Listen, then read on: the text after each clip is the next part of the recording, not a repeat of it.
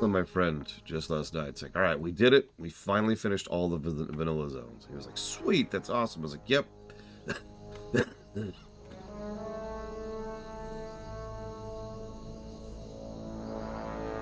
And my reward for doing that is I get to do wetlands. And there was this pause, and he's like, that's your reward?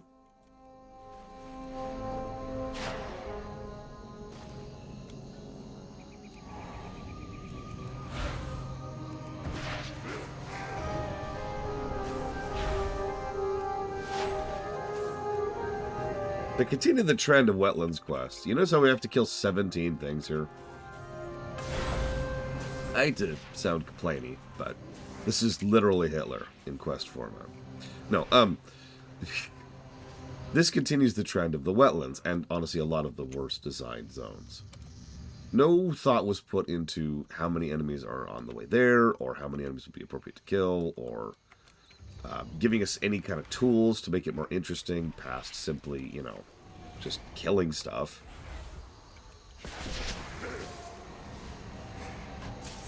Instead, it is quite literally just kill 16 enemies and then a named. That's the quest. Oh, me too, Magister. Me too. The good news is that wetlands is probably the top of the hill, right? Like, this is probably as bad as it's getting, right here. Badlands is probably going to be pretty decent. Fingers crossed. And I don't remember Searing Gorge particularly badly, so I'm pretty sure, you know, Searing Gorge will be good too. So wetlands is like our last hurdle. And some other players already killed this guy. God dang it! Good morning, Yura. Good morning, Act 5, Connects Cow, Creamy, Magister, Takoida.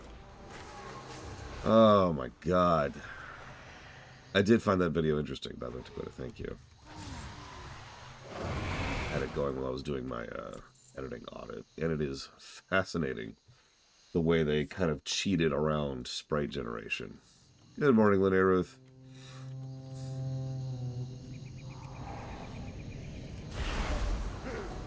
Hopefully not good morning as you spelled it, but hopefully something like more positively inclined. If not, well, that sucks, but, you know. What do we do? I mean, Badlands is probably going to get a plus to story one way or the other. At least 2 pluses to story, actually, and a plus to gameplay. So that's pretty much locked in, right? Good morning, Act. Good morning, Bragwood. See, that's for a different reason, though.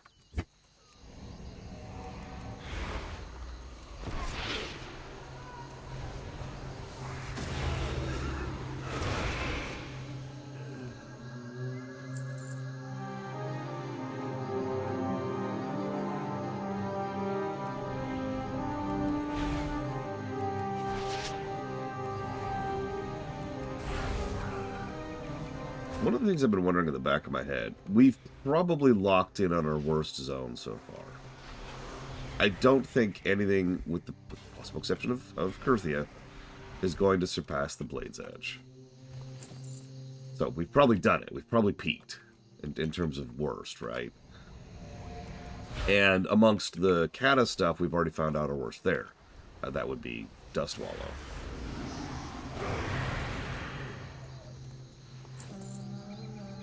So what I'm mostly wondering about, what's going to be our best? What do you think the best zone in the game is going to be?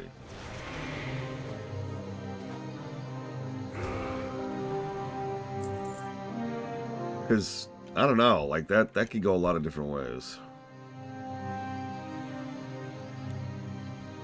It could also be the 4th zone of War Within, which is probably actually going to be it, for being completely honest with ourselves. But I don't know. I find those kind of the discussions or findings or statistics or whatever fascinating. Because, I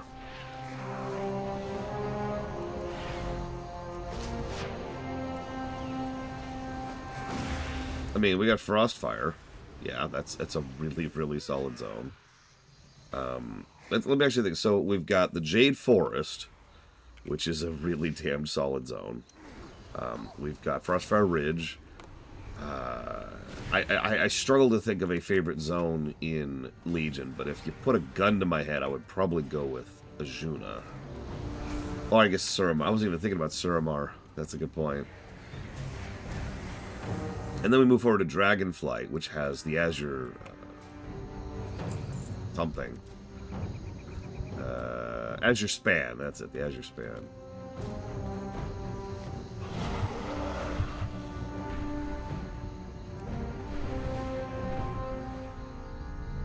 And then over in, hell, even BFA has frickin' Vol'dun.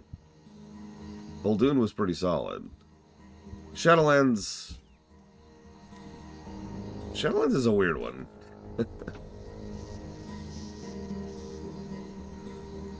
But, contrary to what some people on Discord might think, even Shadowlands has some good quests, good story, and good zones. In fact, it has 3 of them: Maldraxxus, Ardenweald, and Revendreth. What's on your mind? But Dolly and Dot are your best friends, Bragwin. Oh man, my voice gets really weird when I'm like this coffee. Good morning, Hazardous. Good to see you back in one piece. You're quite a piece of work.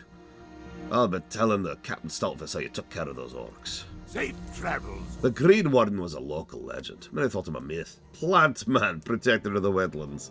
The Night Elves came here just to find him. After they succeeded, they ended up settling down. They've got a whole grave over there to watch over the Green Warden, and I've heard he's been acting up, enraged by the flooding and the damage. The elves are good people. They could use the help of someone like you. That's right. 2 quest hubs left. 2 quest hubs left. We got this. That's true. I'll be able to do Vol'dun with flying for the first time. That's true for several zones, actually, now that I'm thinking about it.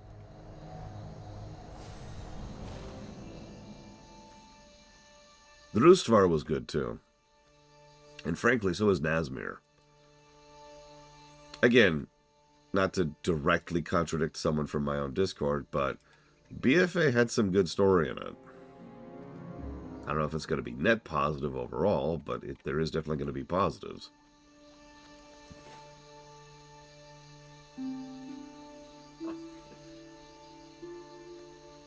I am honored. Welcome to the Green Warden's Grove. I am glad Welgar told you of us. If you're able to lend us your assistance, I would be most grateful. May the stars guide you. Hello. The Dragonmaw orcs nearby are fast becoming a nuisance.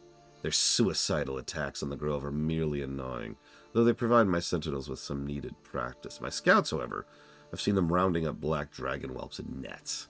The last thing these lands need is a crude revival of dragon taming. Strike out to the east and cut down the whelp stealers. Good luck, friend. The mire beasts.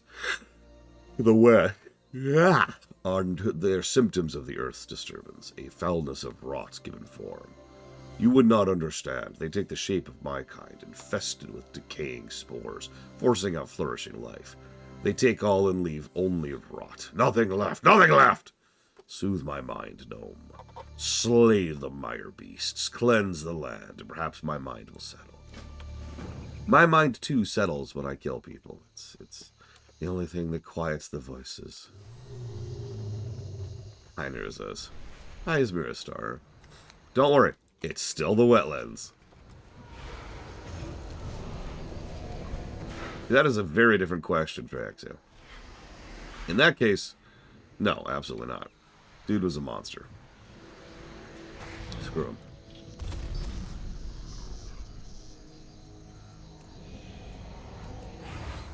Extra Hexia, do you ever feel bad for Stalin and the millions and millions of people he ordered brutally executed? I don't know.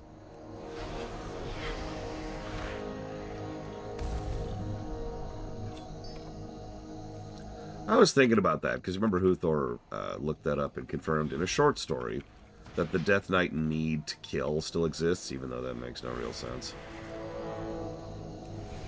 Well, okay. we at this point in Warcraft's history have nearly unprecedented levels of cooperation and coordination amongst the various races, and a lot of expertise in every field of magical study. Surely we can have cured that by now, right? Like, if we can make a perfect undead, which we raised through light energies, I feel like we could manage to cure the hunger for killing, right? Is that just me?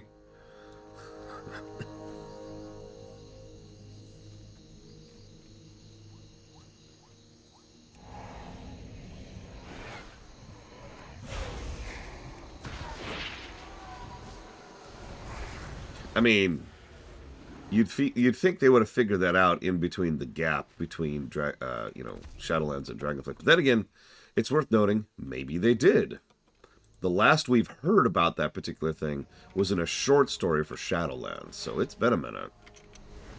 In lore and out.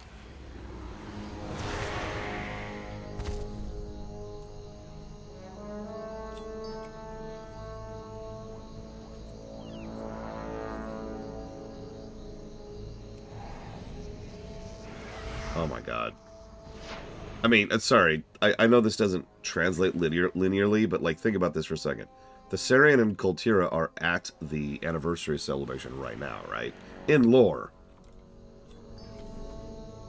So, imagine if they lost themselves to the killing hunger while they're there. Did anything good came out of Shadowlands? Several good things came out of Shadowlands. Everything that's going on with Anduin right now has been pretty solid. Honestly, I kind of like where they took Sylvanas, weirdly enough. Let's see, what else? I'm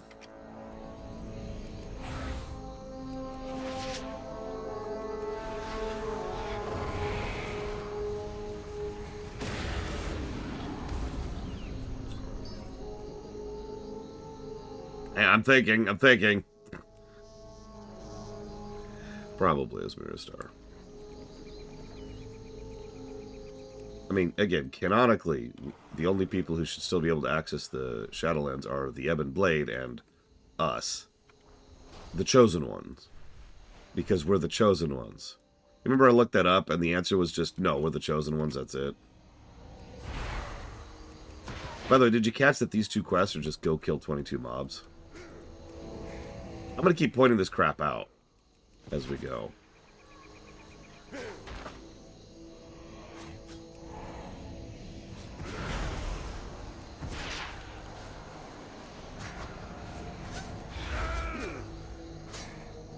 Yep, best kind of quest.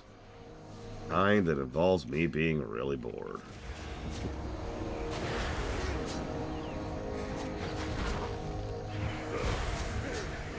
I was actually thinking about that, though. Because Yura's like, Lore, you're dumb, and your entire review system's wrong. I need to change the entire review system to reflect my view. Oh, sorry. What I meant by that is, I was actually thinking about, why it is that I tend to review these particular types of quests so negatively. Like, in my brain, it's so easy and obvious. They're boring. Like, there's nothing to them. There's no design here. Go kill 15 mobs, the end. And all of the quests that have been interesting have had some kind of design to them, other than just go kill 15 random mobs, right? So in my head, it's easy to explain why these quests are either neutral or negative, depending. But then Yura was like, but those are my favorite quests. And so that forced me to be like, okay, hang on. Now I gotta think like Yura. Okay. So I only care about how his own looks and not the gameplay in it. No, I'm kidding Yura. But for real, I was actually thinking about it, because it's like, what's the specifics of why this doesn't work for me? And yeah, the problem is, I think the primary issue is, in addition to the lack of variety, there is a lack of pacing here. Gameplay pacing, specifically. Nothing changes about an X of Y, with no variance and no design to it. All you're doing is killing, 22 things, like I'm doing right now. So if you're killing 5 things, and then you go back and you turn in, and then you go and you do a walkthrough quest, and you go back and turn in, and then you go do like a vehicle quest, that's pacing, right? There's some variety and design to it, so you don't get to be doing the same thing too much. And it's that too much part, right? I think that's really the biggest thing that pushes out. You know, it is also a form of gameplay padding. Good morning, Valerian. Or to quote Lednerith, good morning. Or to quote Bregwin, good morning. I know, it was actually act. Some of the better quests will do things with these kind of X of Ys. Again, sometimes there'll be relatively less kills.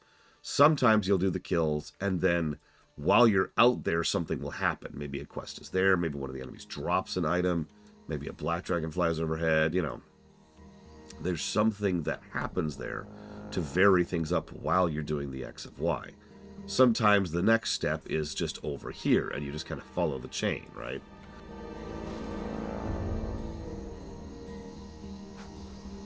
Sometimes they give you an NPC to help you. Sometimes they give you an item to help you. Sometimes they give you a vehicle to help you. Sometimes there's a buff.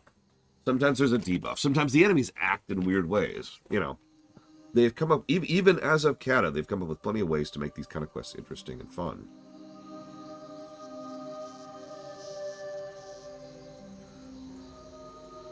But a basic X of Y, there's no design to that. And what I mean by that, in addition to what I just mentioned, is there's no work, right? If I sat down and was like, all right, I'm going to go ahead and say, okay, this person tells you to kill 15 of mob with ID tag. Boom. Done. I have made a quest. Probably took me 10 minutes to make that quest. Which is, of course, one of the 2 biggest reasons why there's so many of those quests, is because they are extraordinarily easy and quick to make. Ah, yes, the swamp suffers less now. More threats, though. More lurk. I can see them. The flame has threatened me for far too long. Far too long. But it's no longer the little ones. No longer mere gnats. The fields burn. The hills and highlands scream. They scream. The elementals brought here consume all life in their wake. They cannot stand. Stop them. Stop them. Destroy the bringers of flay.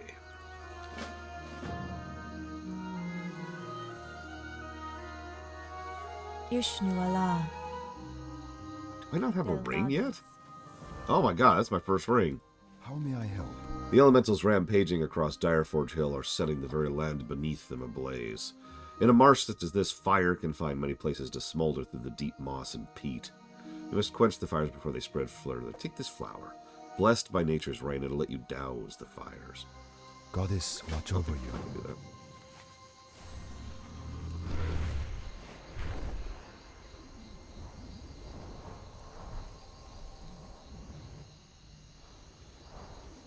A trap quest where they tell you to go somewhere to save people and it's actually an ambush. I feel like that has happened, yes. I couldn't tell you where.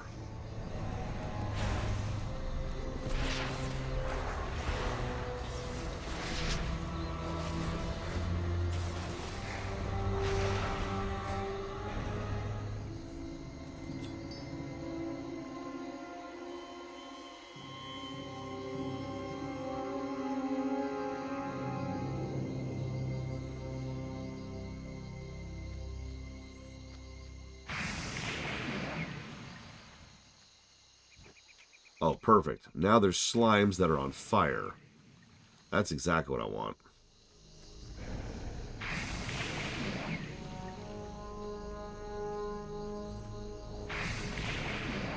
I will say that Modern WoW is, in my opinion, in a good place when it comes to its quest design, but that's not what I'm reviewing right now. Or Kata. The endless hellscape that is Kata. I'm being facetious. Obviously, Cataclysm is still way better than, you know, Wrath. Which is better than BC. Never forget the nightmare that was the Blade's Edge. This is when you're like, you know, my favorite zone in BC was the Blade's Edge.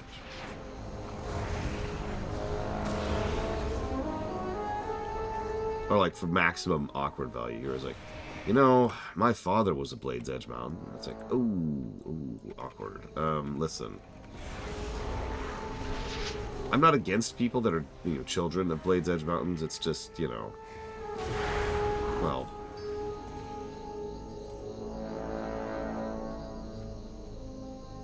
Honestly, I'd love to see a modern take on Blade's Edge.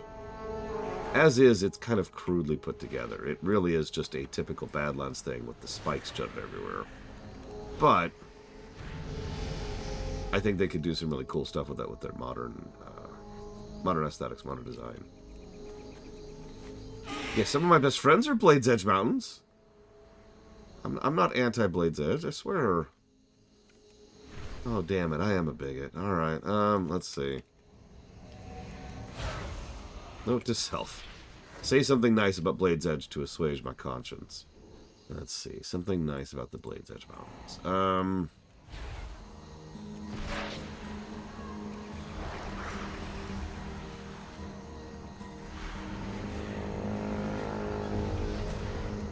Listen, as we all know, Yura, nostalgia is incredibly invalid of a reason to like something.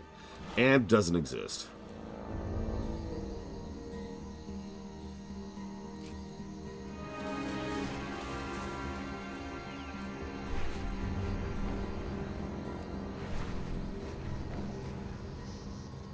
We've got Sibelian right there. We've got a reason to go back.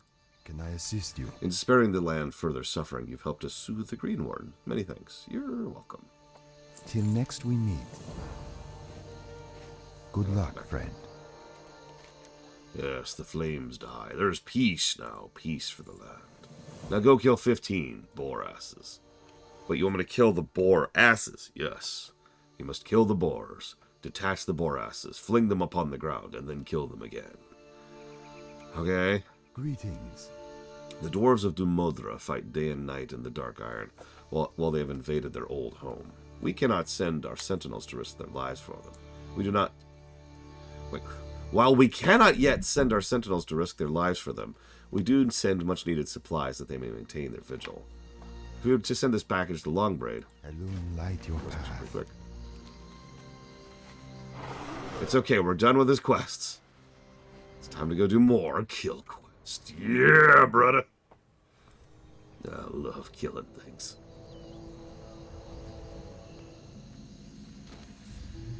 You got my attention. If there's one thing time has taught me, it's no assignment is a dull one. Protecting the Thandal span should have been an easy task. With the brunt of the army fighting alongside the Alliance, we were overwhelmed and Dun Modra has fallen. Also, Warcraft 2 reference. Be good. What you got for me? Watch your back. Supplies from Fairlawn. Oh, bless his heart. We're good on food, but we're running out of bullets. Off with you. We don't want to waste your time talking to me right now. Thorgus Anvilmar himself is on the other side of the wagons. Surely you heard of him. He fought to defend the Thandal span from the Dark Iron alongside the King of Stormwind. Is one of the finest heroes of Ironforge. Right now, though, he's in the thick of it. Be good. Go talk to him. Just keep your distance. He swings wide. So yeah, this guy's from the comic, I believe. What's on your mind? Helmet, if you got a weapon on you, I'll take any help I can in clearing out this crazy fools. Off with you. I and everyone else thought these fools were just Dark Iron, up to no good, but these nutters are full-blown cultists. Ugh, the Twilight's Hammer wants nothing short of the destruction of the entire world. They've thrown their lot in with Deathwing and Ragnaros, and they've got a history with the Dark Iron. But it doesn't matter who they are. What matters is they're in Dun Modra, and they need to get out. All that lot any past in here. You'll get in there and crack some skulls. Watch your back. Wait, they made an action figure of him? Really? Agreed, Yura. We got a couple of those, but only a couple.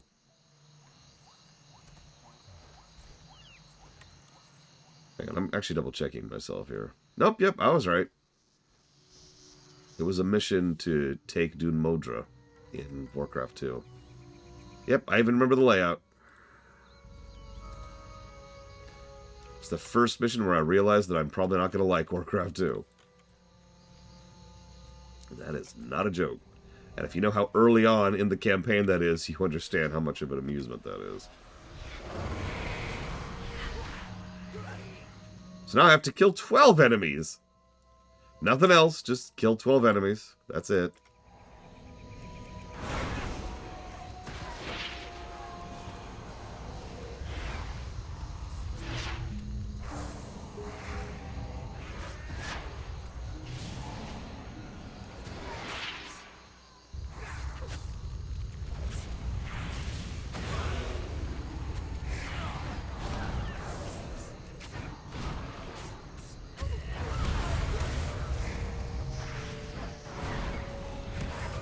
No, I usually don't do sweeping runs of Mega Man.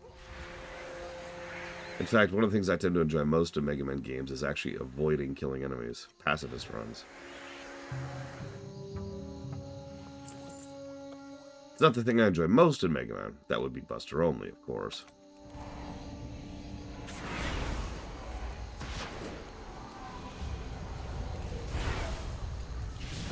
Should probably refill my health a little bit. Let me turn your soul into a health stone really quick here. There we go.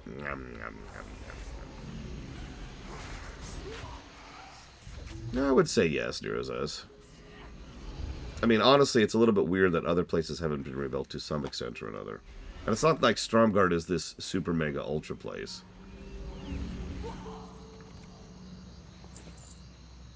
Like, it's not a fully fleshed out city, it's a fort at this point.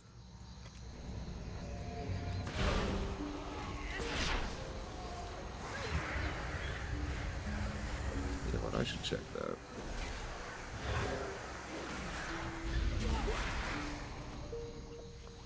Let's see.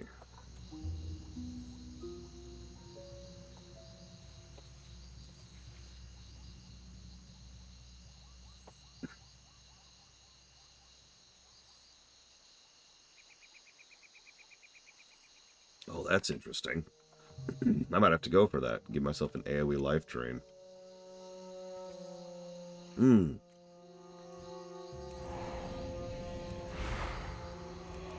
don't know, now I'm questioning myself, Nerozaz. Maybe you're right.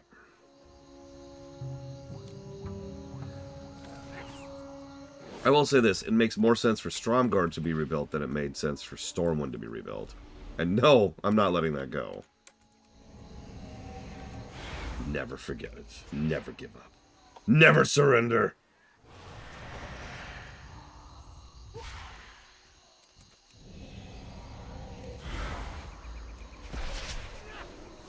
You know what this reminds me of? And I'd love to hear your thoughts on this here if you've seen this movie. There's a part of Star Trek the Motion Picture. Well, there is no Stromgarde anymore, of course, Nero says. That's the problem. Remember, it's the Alliance, the monolithic Alliance. All members are part of the same state, and all shall serve the state. Anyways, have you ever seen Star Trek the Motion Picture, Yura?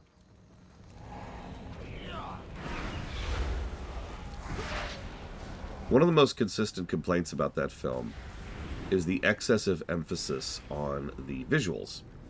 You know, non-stop panning shots of the ship, and then of, like, the other ship, and then of them traveling, and then the ship again.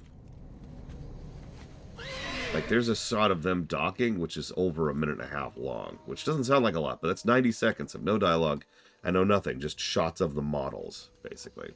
And then there's the shot where the ship actually takes off, which itself is like 2.5 minutes long. Like, they spend tons and tons of time on it. The argument, of course, is that they're good visuals, and they're decent, I'll give you that.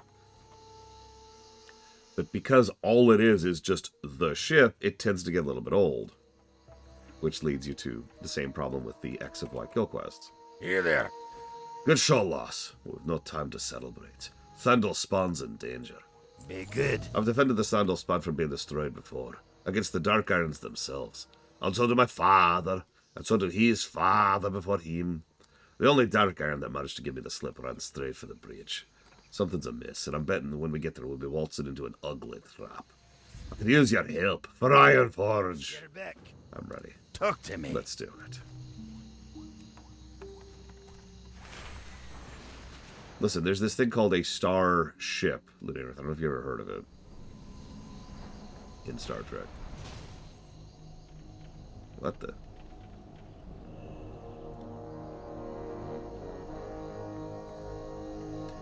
Belgaris. You are all dead. What foul trick is this? Your petty triumphs have been futile. The power of the Twilight's hammer is absolute. Rejoice, for you'll be the first to die. We'll sweep across Cosmodon and burn all to ash. I don't care how many times I have to kill you. Hey, look, it's the lady we helped earlier, and the guy we helped earlier. This is completely unearned.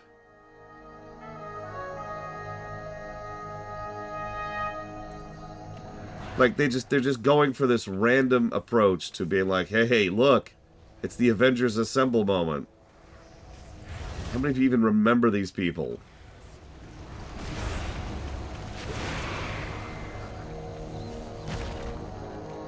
And good riddance. Thundel's span is safe thanks to you.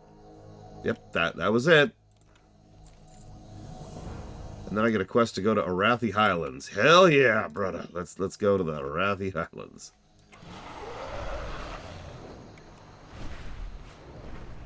I mean, I'll admit I always assumed it wasn't fully finished, that they just finished the military fortifications, but that is presumption.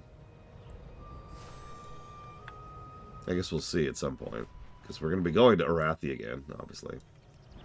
Yeah, you like how that's it, by the way? It's just, yep, you did it! Alright, go to Arathi. It's like, okay. Can I help you? Have a good one. And as we've already discussed, we've already done Arathi. The worst zone in the game.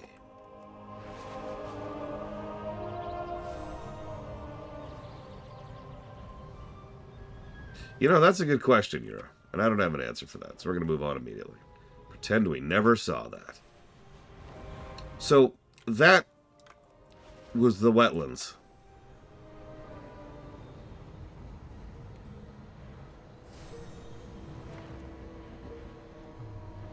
I'm going to give another story negative for that complete wet flop of an ending.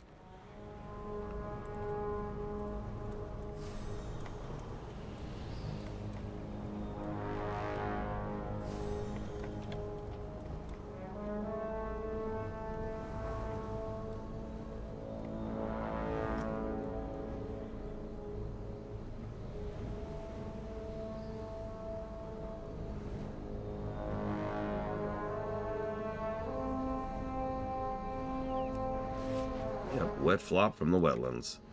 I don't know what I was expecting.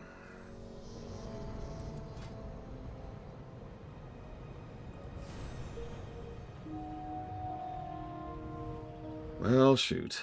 If I'm going over here...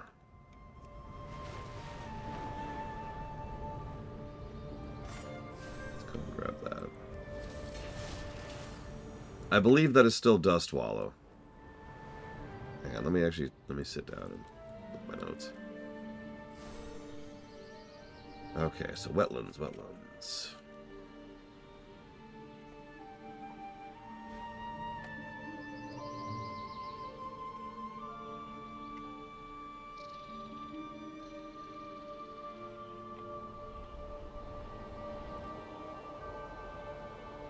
How to reach Badlands without flying? So, there's a gnome... no, wrong. There's a goblin, sorry, in the Eastern Plaguelands Light's Hope Chapel who gives you a flight path to there. And by flight path, I mean, like, he'll give you a vehicle that sends you there. It's been weird, Fife. Like, for example, I could spend soul shards on doing AoE, but for the most part, I'm reliant on just spreading dots.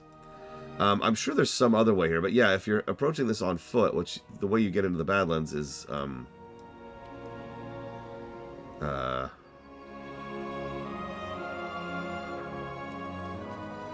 you don't. See, what you're supposed to do as a dwarf, this is actually true. You know, you start off in Dun Morog, you go to Loch Modan, you go to the wetlands, you go to Arathi. Arathi leads you up to west. West leads you to east. East leads you to the Badlands. And I'm not actually joking. That is the actual intended path. If you're doing all this without flying. There's Oldemon, by the way. So here's the Badlands. Yeah, that's who I'm referencing, 5. I will be honest, I think this is one of the better looking Badlands tile sets of WoW. That is to say, of vanilla WoW.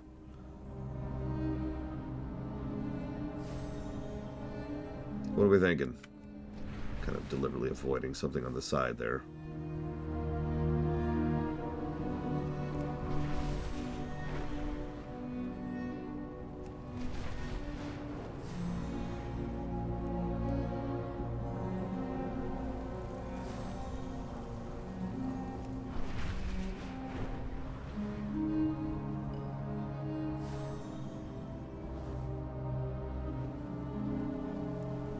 I don't know, I'll chew on it some more. But regardless of the brickwork, we do have to talk about the visual storytelling. Because Deathwing buzzed the Badlands, and that created that.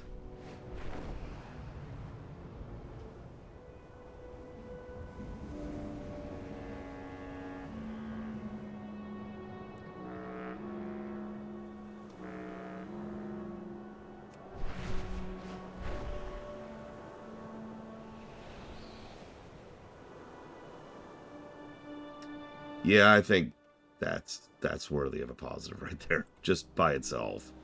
I'm sorry. It's one of the better visual indicators of what Deathwing did in his passing. Yeah, Badlands itself we could debate, but the scar... Good morning, Evo. Good morning, Luthor.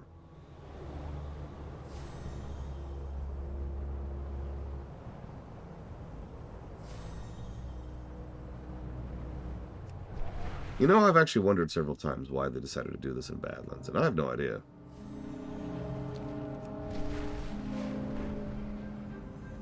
Well, since Evo's here, I'm going to skip doing the quests in order. We're going to skip ahead a little bit. Just for you.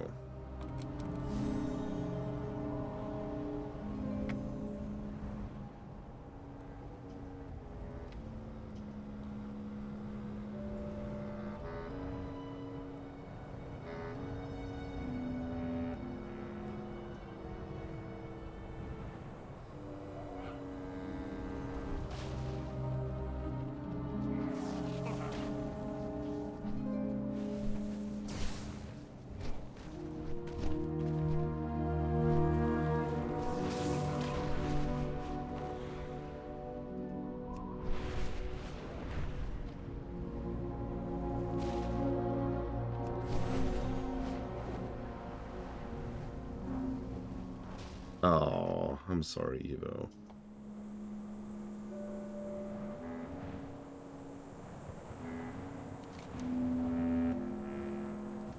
What's really funny, pursuant to Luthor's complaint, is yeah, there's the scar, which we were just standing in. And then it just kind of stops here, right? And then that's just the burning steps.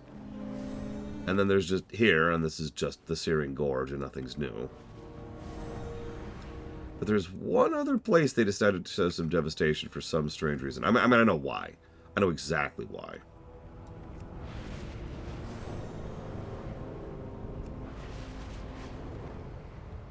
It's because they needed to fill in the space here. So instead, what we have is just, come on, get rid of this fog so I can see. Thank you. This entire section, which used to essentially not even be here. They had to fill it in with something, so they kind of fleshed out the scarring, which also leads to here, which is the new divide. And this is new, too. This massive chasm in between Dun Morogh and the Searing Gorge. This is as close as they've come to actually continuing that.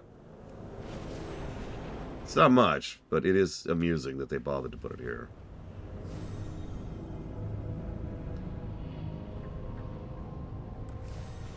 You think that's weird, Luthor? Think about this. He was heading north across the dam when the dam broke in Loch Madan.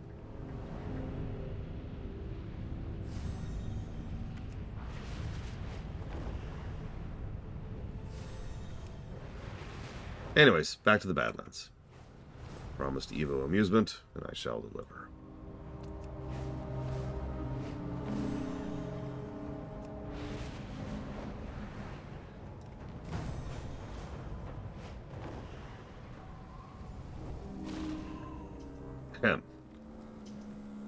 You got my attention. Deathwing made quite a mess when he passed through these parts. If it weren't for me, he'd probably still be here, laying waste to all the good people of the Badlands. What, you don't believe me? Oh, fine. Let me tell you the whole story. Watch your back. I remember it well. It was a bright, shiny day. I was just minding my own business when all of a sudden Deathwing appeared. I said to myself, I'm going to punch that dragon in the face. Unfortunately, the Cataclysm had locked loose a bunch of angry elementals.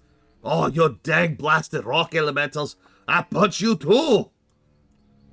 Now we gotta go punch the elementals.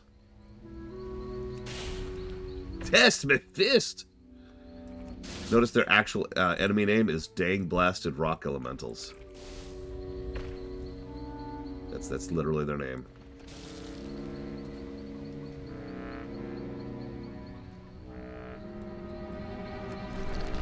Take that, dangerous enemy.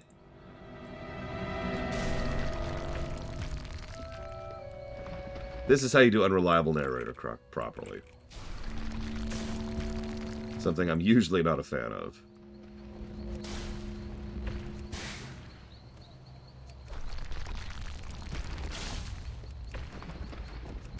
Your attack's actually a cleave. You don't even have to target anything.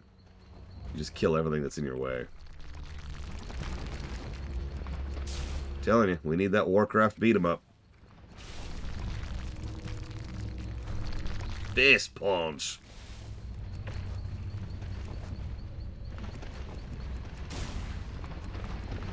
Oh, sorry, I should probably not die.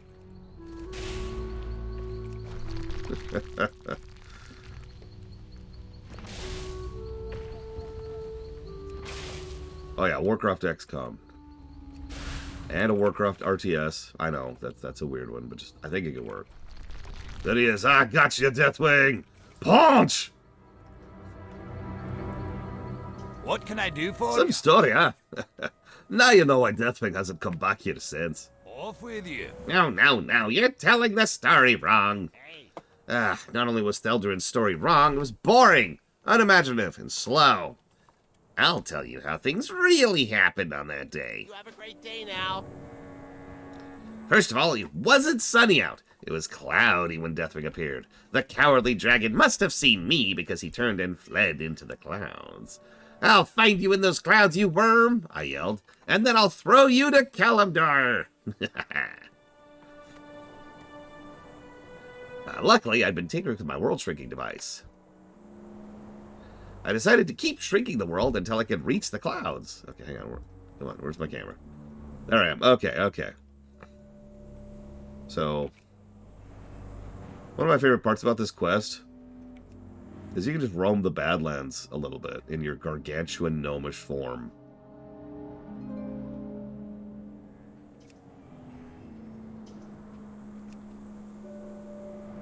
Alright, let's go find this guy.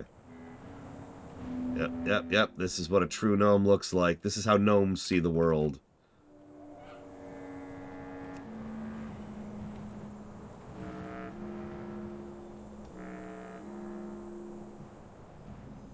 Let's see here. Think about how well designed this quest is, too. They had to increase your movement speed to ludicrous amounts in order to make it so you didn't seem like you were crawling around when you're this size. Like we're almost moving around at dragon riding speed here. I had searched every cloud, but I couldn't find Deathwing. It was then I realized he was hiding in the sun. I looked up. Ha! The sun burned me pretty badly, but I got my hands around his slimy neck, and then I threw him to Kalimdor!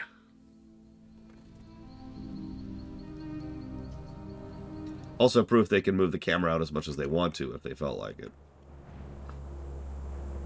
Greetings. The end. No moral. Daylight's burning. Oh, Lucian, you need to stop drinking right now. McGraw. These two have no idea how to tell a story. Theldurin's story was too short, and Lucian's tale was a little too tall, if you catch my drift. Neither of the stories had action and fans admiring my awesomeness in them. Sit back. I'll tell you what really happened that day. Be safe. The day Deathwing rain came, blood rained from the skies. I believe I was showing my motorcycle to some fans of mine at the time. And Deathwing appeared. They became quite frightened, but I only had room for one of them. Okay. Do we get the Orc woman, the Night Elf woman, the Human woman, or the Blood Elf guy? Pick one.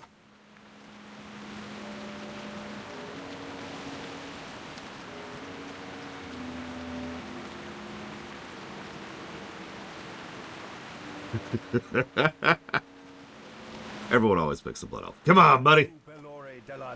Hop in. Obviously, I picked the Blood Elf. I loved you, Martek. Why are you leaving me? I'm just happy to have known you while I lived, Martek. We rode down the canyon, careful to avoid the falling rocks. Well, it rained blood.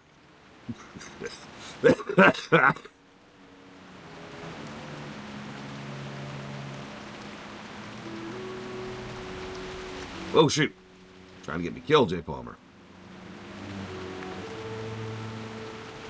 Don't worry. I punched that dragon in the face.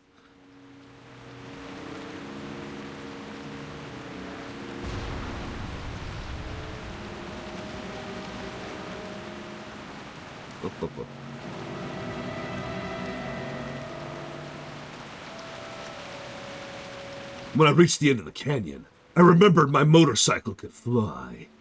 That would have been helpful to know earlier. I flew to the top of the pillar, just north of the canyon. During the flight, I shared a tender moment with the strapping Blood Elf.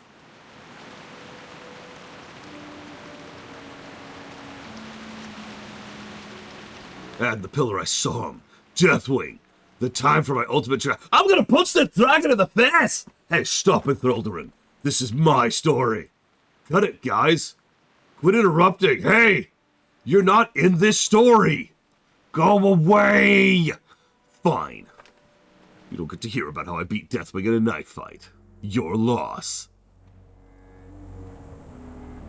Loktar. I can't believe the guys would interrupt me like that. My story was going so well, too. Anyhow, thanks for sticking around so long. I'm gonna get Martek's stick of truthiness. For the Horde. Sorry about the interruption, Martek. You gotta admit, though, I made your story about 50 times better. Next drink's on me.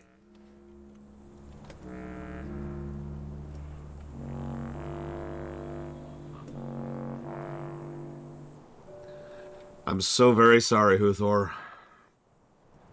Lost a story.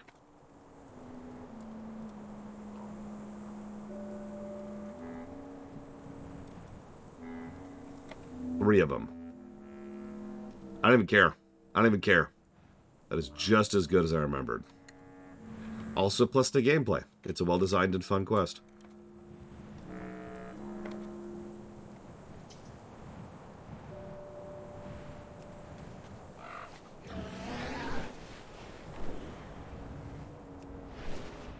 Which is my favorite? I mean, the last one, obviously. It's literally the culmination one. Of course it's going to be my favorite. It's the one where I got to punch that dragon in the face. How could it not be my favorite?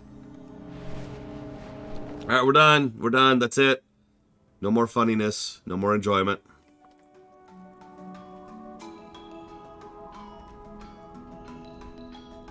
Back to Misery Guts. It's time to join the Huthor side here and give in to the terribleness. I'm kidding. This is Badlands. We're probably going to have some decent stuff here.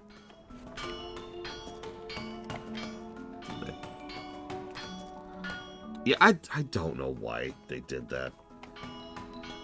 I mean, I guess logically speaking, there's no real reason for Deathwing to be in his human form. Because he's kind of insane at this point in time. But it's still kind of a waste of the model, you know?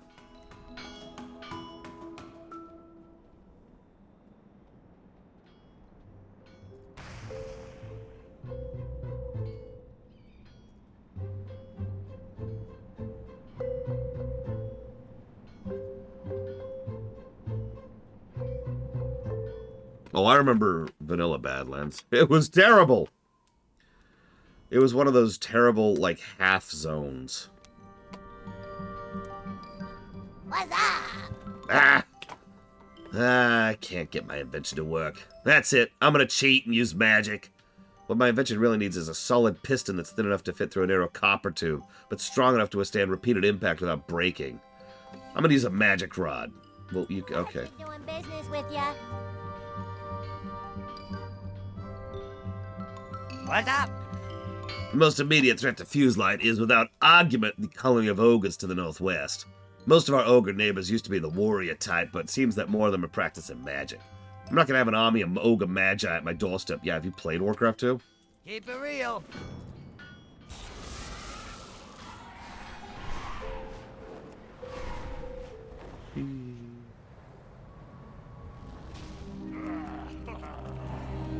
So trying to remember which class I'm playing all of a sudden. Look, I can't be the only one who has that problem periodically, right? Like, oh god, what class am I on? What buttons should I be hitting? Right, Warlock. Okay, I'm found. We're good, everyone. False alarm.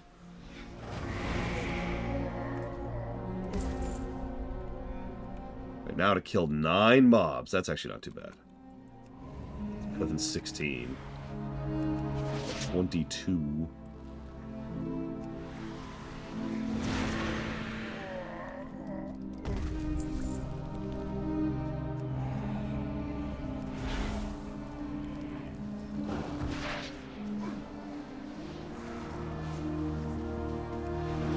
You see why I pushed it ahead in the zone there, in the zone order.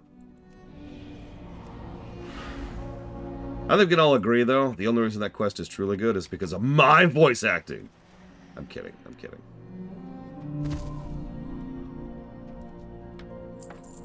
Although I will admit, I've used that line as a way to practice my Dwarven, like to reset my Dwarven accent several times. Like, there's just such a particular way it needs to be said. I'm gonna punch that dragon in the face! You gotta get the A's around just the right way. Also, it was raining blood, for some reason. I'm so happy to have known you. Ah.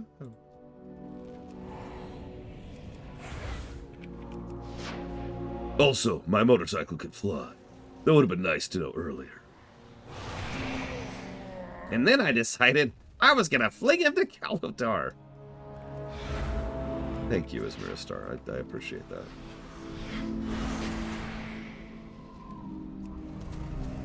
I sometimes wonder, you know, if I'm just doing the voice acting for my own sake, you know. If everyone's just thinking, oh my god, would he stop with the frickin' voice acting? Just read the quests. Tell you what, just for you, I'm gonna read the quest the old-fashioned way. Time is money, friend. I don't like to stoop to using magic on my inventions, but this is somewhat of an emergency. Glad I could help. A perfect fit. My goat puncher, is finally finished. Be good. What's a goat puncher? We got a little bit of a problem here, in case you hadn't noticed. Goats! They'll eat anything. They seem to have taken a liking to the piles of cogs and gears we leave lying around. It's getting really annoying. You'll find most of the billy goats at the end of the town. Use this device. Give them a little, nudge. Hurry back. What are you talking about, Ismira Star? I'm not going to do any of these goats.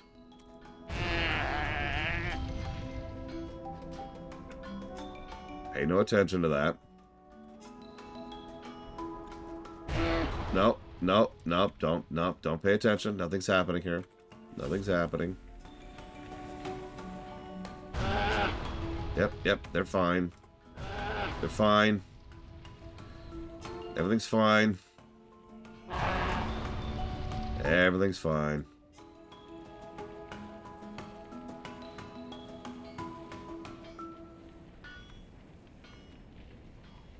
There's so many of these things. My god. Why are there so many goats?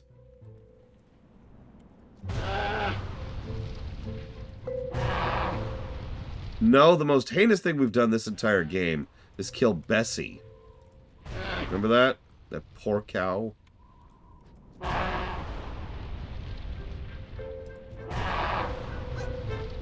almost died from that.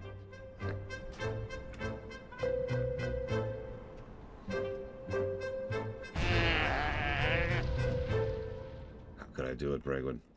Oh no. Oh no! Listen, I don't know what you're talking about. I didn't summon that Cthulhu.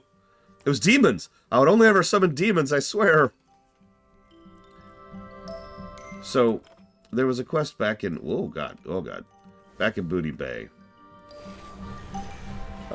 We were trying to convince a pirate that we had killed a Tauren. So we then went to the Tauren and was like, hey, he wants me to kill you. And the Tauren's like, no problem. Go kill the cow. And we walk up to Cow, and there's two dialogue options, one of which is Murr, and the other which is Bessie. Actually, her name's Bossy. Excuse me, Bossy. I'm sorry. I don't want to do this, but the safety of all of Booty Bay involves me infiltrating the pirates. I need to get in there and get in good with the blood sales, and that means I'm going to need to ask of you a terrible sacrifice. And then Bossy lowers her head in acceptance, understanding her fate. And I'm just sitting here like, what? Welcome, friend. Then we ate her. If you ever need anything, Time is money, friend. I wonder where all those ogre magi are coming from. Curious times Be indeed. good. And other matters. I got a package that needs delivering. Young lady came by our town looking for compressed blasting powder, tempered mithril bomb casing, and some safety goggles. Naturally, we had plenty of blasting powder bomb casings, but safety goggles were a little harder to find. Yeah, how do you find safety goggles in a goblin town? Long story short, I got the goggles, but she's already returned to her studies. Will you bring those down to her? Have a good one. Sure, I can do that. Yes, never forget. Never forget for what Bossy gave for us. I'm actually going to not do this quest chain yet. I want to finish on that quest chain. Let's scooch over here instead. Here I want to say? Yep, there they are. Great to meet you. Are you drunk? I can appreciate a good digging as much as any other dwarf. Don't get me wrong. It's just that, well, we don't do so much digging and so little drigging that sometimes I wonder if I should just hang up my shovel and head back to Ironforge. But not today. I've got some digging in me yet. Those dark-eyed dwarfs just north here make some fine, powerful beer here in the desert. You think you could pick some up for me? See you soon. Sure.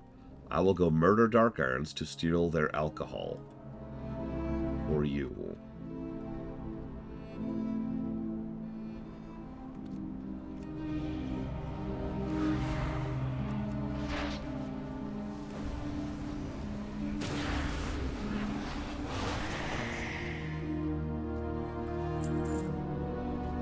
We really are. We're just murdering these people. For beer. I'm gonna need all your beer. We'd rather die. Don't worry. That's on the agenda, too. What?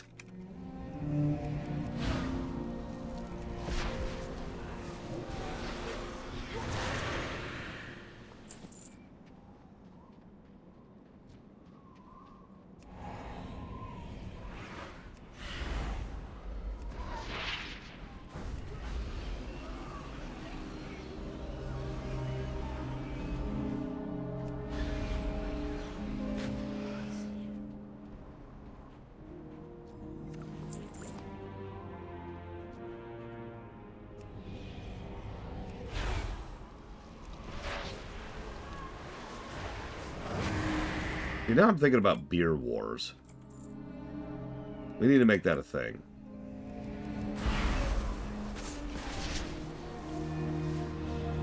Actually, has there ever been a beer war in real life?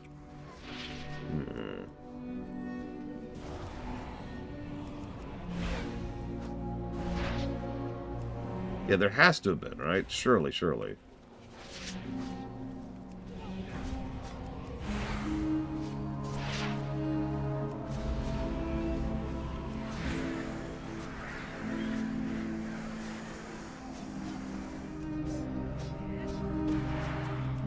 They did. Spirit Star, that's true.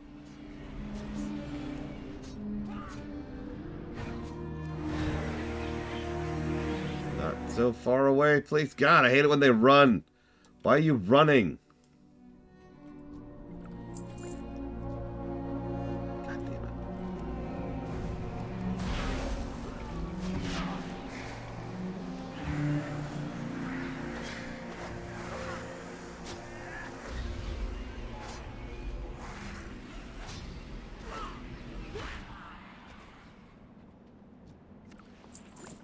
The 1380. I'm not going to pronounce that. Beer war, huh? Between whom and whom, dare I ask?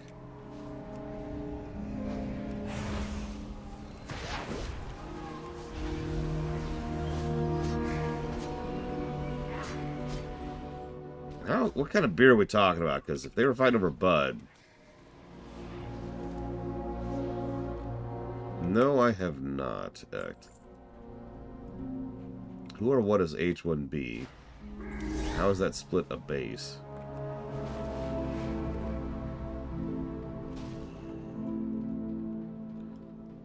Hi.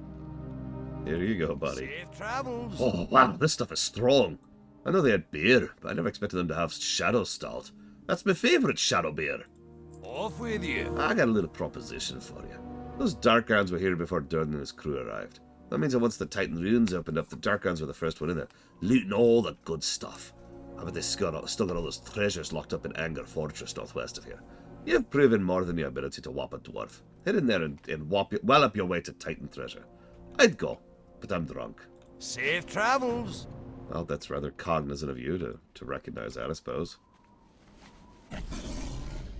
Oh, God.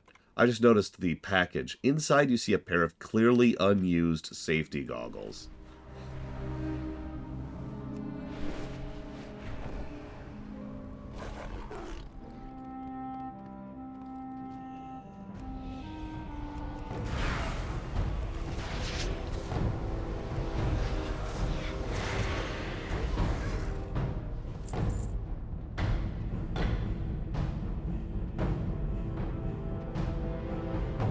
Between a bishop and a city in Poland, huh? Yeah. That makes a weirdly large amount of sense.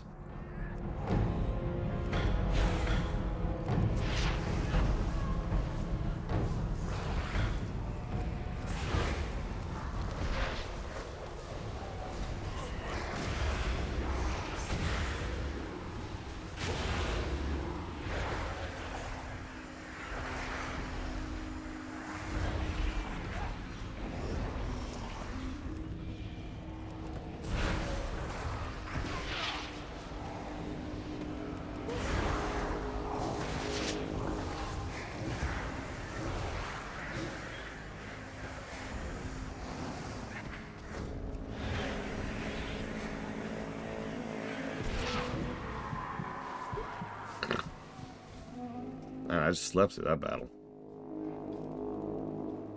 Yeah, I don't know why the leopards are eating my face. I never thought they would eat my face before.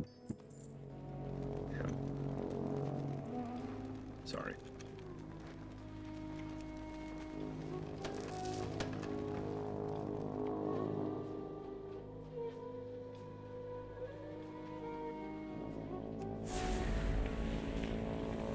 Run!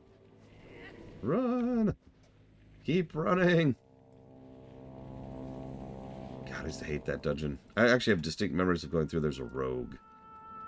Or a friend of mine who was leveling her character.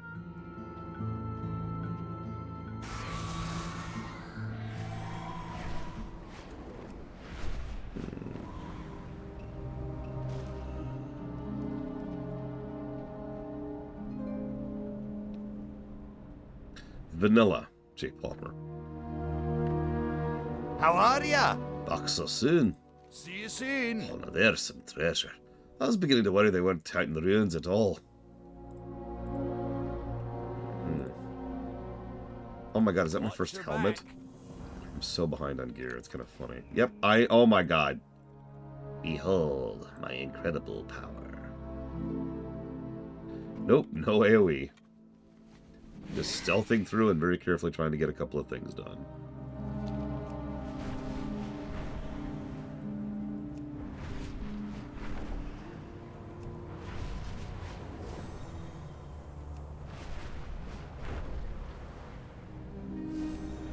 Alright, I'm Alliance. Just going straight for the Horde town out of pure muscle memory and habit. Druid, I think. Well, no, Druids had Hurricane. No? Did Hurricane exist in Vanilla? Or did they have that in BC? Because they've really overhauled druids in BC.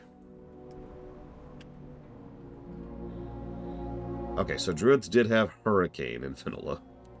10-minute cooldown. Hey there. I'd say we have a dragon problem, but it seems more like they're a little more interested in New Kargath than they are our small encampment. Nevertheless, I've got top men focused on keeping the dragons at bay. One problem that's gone unchecked, however, is a small ogre camp to the southwest. A small army of combatants appears to have appeared outside the hovel. We can't sit and let them wait for them to flank us. Thin their ranks before they thin ours. See you later. Yeah, a minute cooldown for an AoE is insane. Especially if it's your only AoE. Oh yeah, so here's Eric and Olaf. We're just gonna ignore that. Well met. Dragon's Mouth was established to give the Alliance their first real foothold in the Badlands. Despite its position between Stormland and Dute Rogue, the Badlands have traditionally been Horde territory. Farewell. We're hard up for supplies, stranger. With the Black Dragons raining destruction on what would have been our hunting grounds, we have no way to get food. The ogres to the southwest, however, have exactly what they need. Within their grotto, you'll find meat and crafting supplies. Go rob them. See you around. Have you ever heard of this concept called trade? Be careful. Safe travels. Just random thought. Yeah, back in vanilla, spell pushback was actually different. Because it could be infinite. Explain that slightly. If you...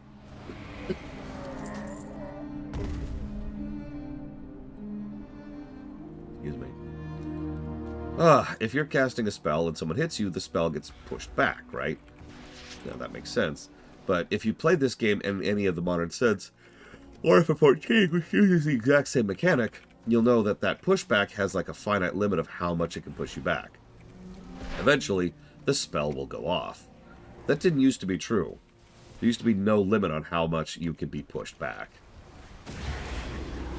So you could just sit there and be ready to cast infinitely under the right circumstances. Just constantly. And your spell would never go off. That sucked.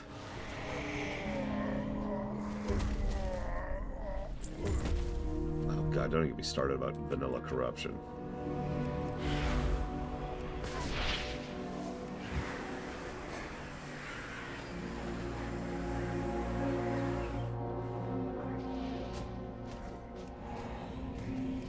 And what I was trying to say is that vanilla is the greatest expansion ever made. Anybody who wants to play a real video game, something a little bit better than this nonsense, go play Classic, which is not vanilla, and therefore is worse by definition. But it's closer, right? Like, you're getting a step closer to the perfection, the joy, the sheer unmitigated angelic supremacy, the divine that is true vanilla at launch. Nothing compares to 1.01, or 1.1, excuse me. I think it's 1.01. The launch patch. Nothing compares to the launch patch. Nothing!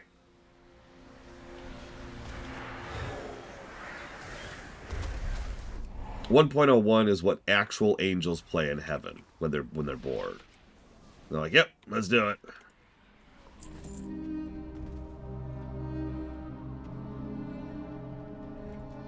But do they charge for them, J. Palmer?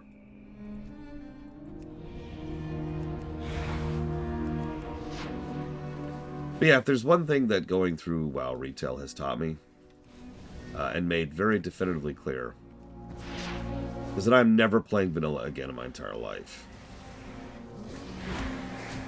My tolerance and acceptability for catazones, well, that's not quite true. Catazones that are effectively vanilla zones. So, vanilla zones is at an all-time low. The only way it could ever be acceptable, I think, is if, like... Hang on. Hang on. So what we would do, right, is like we'd have the game, we'd have vanilla over there, and nobody'd be watching it, so it'd be like this. And then we'd have something that you'd actually be watching there. I don't know what, but like, you know, just hang on, let me come up with something here really quick.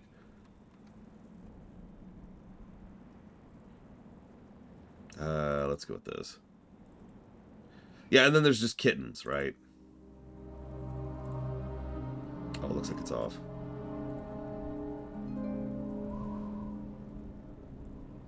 Hello? Oh, it's behind the Hyperion. There we go. And so this is kind of what a WoW vanilla playthrough would look like. Is I'd just be over here in the corner. Very, very, very slowly grinding my way across over a month through the sloggiest zone in the known universe, which is the Badlands, as it happens. And there'd just be Pokemon or something, right? We'll come up with something. We just straight up rob. We really are just robbing these people. These people are 100% in the right to try and push back against us. They're defending their homes as we are breaking and entering with intent to rob. What is wrong with us? Now here's the funny thing. I've actually seen a few WoW vanilla streamers. And what I'm describing here is exactly what they actually do.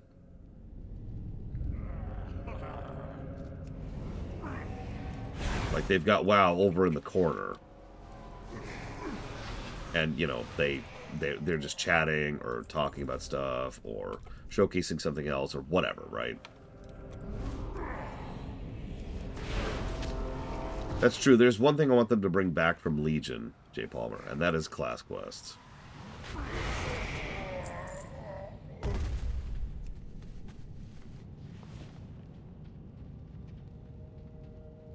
I mean, vanilla is such a have a movie up on the second monitor kind of a game, you know what I mean? Like, yep. Alright, time to auto-attack and then watch the film.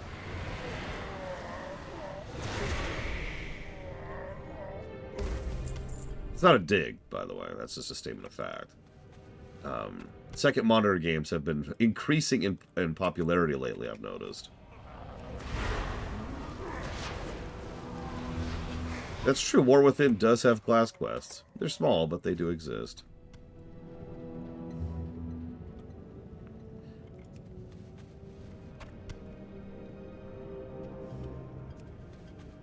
Oh my god.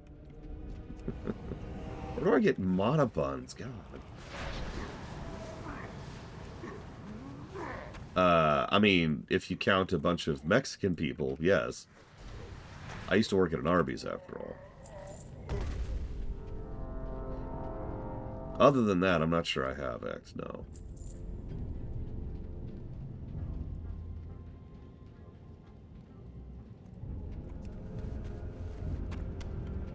No, I'm pretty sure they were legal.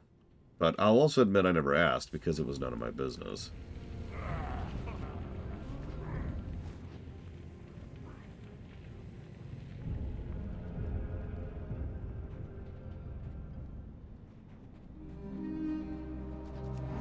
I mean, I too remember having to divvy up the books from Encourage 20 rack in order to be able to get our better spells.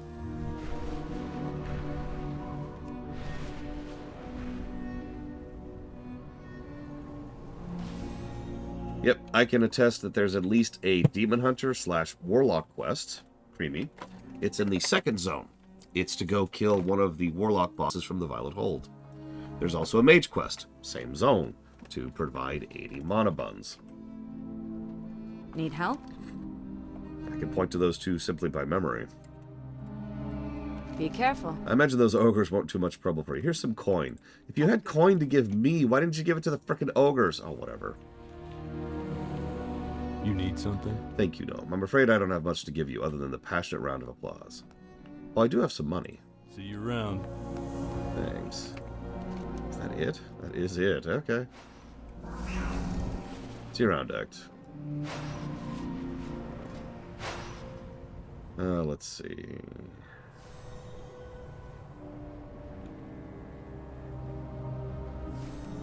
Hey, D20. My goodness, 2 years. Why are you still watching me? God. Go watch a real streamer who's going to sit there and, like, try and rip more money out of you. And play horn sound effects. And have her boobs constantly showing. I'm kidding, of course. Booby streamers or whatever. The real plague is the very, very, very generic guy people. You know what I'm talking about, right? It's mostly a plague on YouTube more than Twitch, but man, there are some very generic people who go out of their way to make themselves more generic so that they are as inoffensive as possible and can reach as large of an audience as possible. It's like if you picture human being, it's just, and that's what you get. It's just terrible. Thank you for the sub, D20. Oh yeah, they're also usually reaction streamers, because of course they are. Or they focus on stuff that everyone cares about, like food. Or they do both. Big, obvious reactions about food.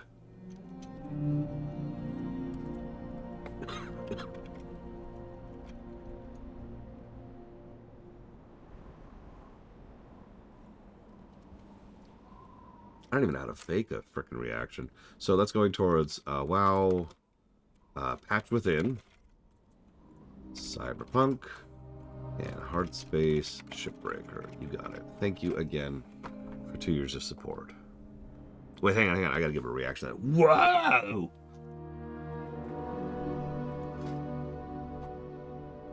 Let's see. Fog!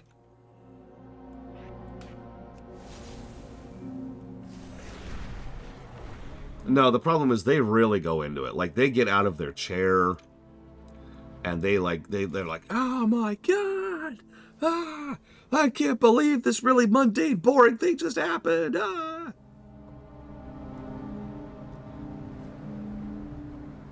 I hate all of them. I just admit that. Screw them all. They're a plague. Moving on. Ah, you found me. Good. Thank you, Gnome. You may keep the goggles, as they have already served their purpose. They brought you to me. Wait, what? Okay, let me use the safety goggles then.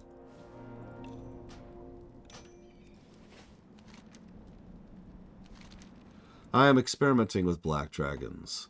Specifically, I am interested in how they procreate. My current experiments... God damn it, Jay Palmer. Require plenty of black dragon eggs, which is why I am in Lethlor Ravine. I'd gather the eggs myself, but I think you will benefit from helping me out. You will find them along the edges of the ravine. Beware the guardians that circle above. They do not appreciate stolen eggs. I need another favor from you. I need you to obtain the bodies of the black dragon whelplings that fly nearby. Slay them and bring the corpses to me. If you asked my opinion, Riker's-Beard, I would say 100% of it, at least now, is crafted. You know, it's designed to algorithm chase. We've been able to reverse engineer the algorithm of YouTube years and years and years ago at this point. Isn't that already on the list?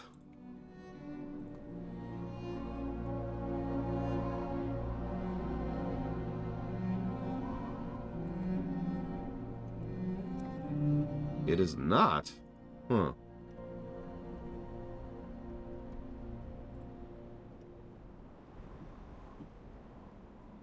I understand why they don't do class quests, and I kind of don't care.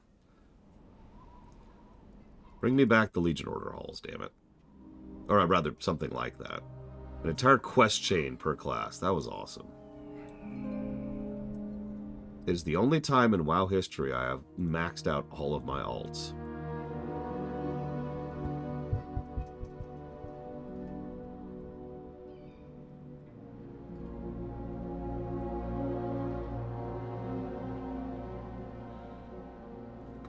Sorry, I'm double checking something really quick. Please give me a moment.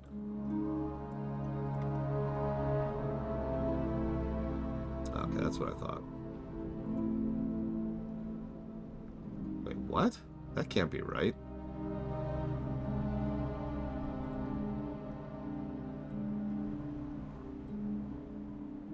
Alright, I'm going to leave that going in the background. For now, I will say thank you, J. Palmer. And I'm going to look into that while we're doing this.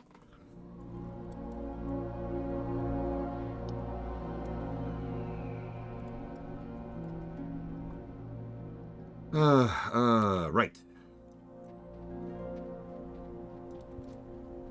Time to kill baby dragons.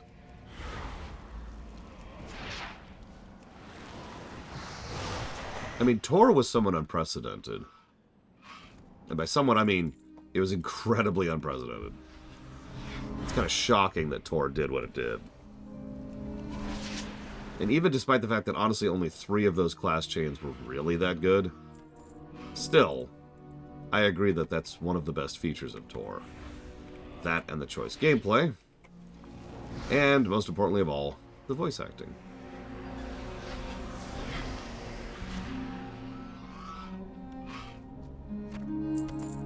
But what about the gameplay, Lore? There was gameplay in Tor?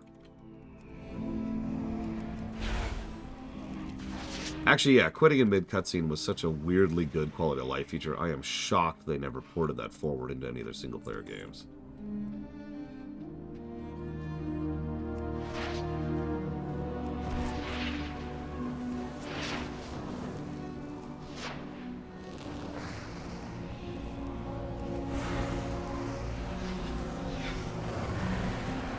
Yeah, that was a great feature for anybody who likes to see options, and as a way to fight, ironically, Tor effect.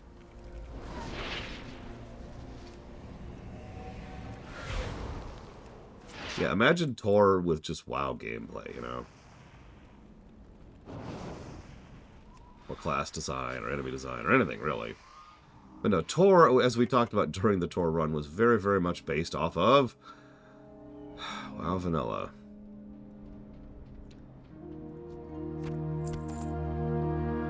And one other game, which brings me to Yura's question. EverQuest. The nightmarish hell that is EverQuest. So I was asked if I would ever review EverQuest. No. 100% no. If I won the lottery, still no. Colossal waste of time. However, if you remember, there was a series of streams I wanted to do that I'm probably never actually going to get to do, which is essentially to find the quit point of a game. And I've actually been curious how far I could last into something like EverQuest before I can't deal with it, and I just Alt F4 the game. The last time I played EverQuest, that was level 8. And if that sounds pathetic, that was several hours of effort to get there. EverQuest 2? Same overall problem. Honestly, EverQuest 1 is probably arguably a better game than EverQuest 2 at this point in time.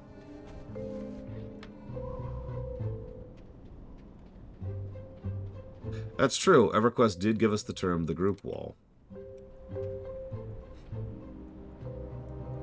Why is that? Because they're still supporting EverQuest 1. EverQuest 2 has more or less been left to rot on the vine.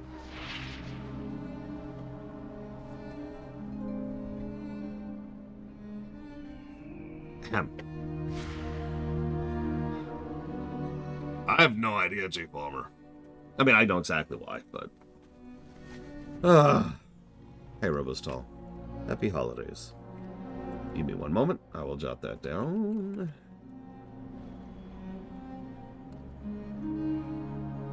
Or it's Dealer's Choice and AC Valhalla. The eternal game of eternalness.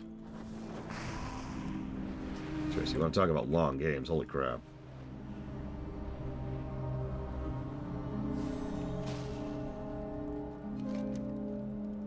Have you brought the eggs? Thank you for gathering these so quickly. Have you done as I asked? This grisly task was necessary. All will be revealed to you soon. For now, know this. I am no ordinary goblin. You can tell because Lore is voice acting me differently. I serve a mistress of unimaginable power, and her motives here are not as dark as they might seem. Are you sure? The Black Dragonflight was once noble. They were the Earth Warders, protecting the very land itself. How ironic they would become the worst menace this land has ever known. I believe there remains a sliver of hope, however, and so does my mistress. The Black Dragonflight will live beyond Deathwing's treachery and will soar as noble Earth Warders again. Don't be ridiculous! There will never again be a Black Dragonflight! I wish to show you something. Close your eyes, and I will reveal to you the final part of my studies. Okay. And that is a captive Black Dragon woman. We will find a shred of good within these dragons. Whether it's in the wild eggs you found, the bodies of the whelplings, or the eggs we have encouraged Nysandra to lay, we will find an untainted Black Dragon. Nysandra is being held against her will. She is hidden from her brood right in the middle of her breeding grounds. She lays eggs, but they'll be taken away before she can see them hatch. Cruel? Perhaps. But not nearly as cruel as the treatment their dragonflight showed my mistress. Show me that I can trust you. Take her eggs and bring them to me. You'll need to beat her into submission before you can take them.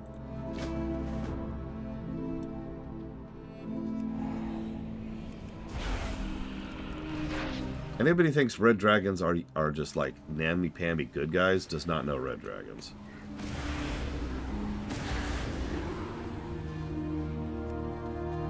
I'm just gonna steal your eggs here.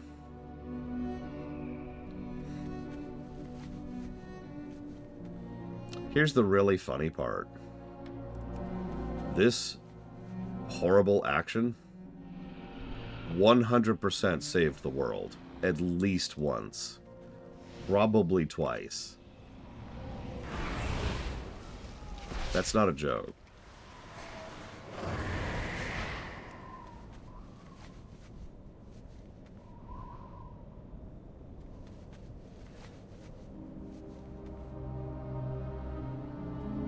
Sorry, I shouldn't bear the lead on that, but this is a quest chain that has some very long-term consequences.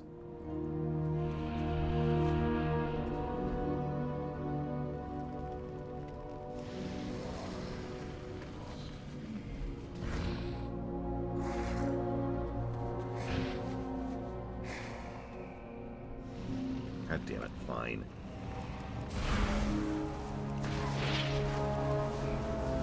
As of this exact moment in time, we are stealing a Black Dragon woman's eggs.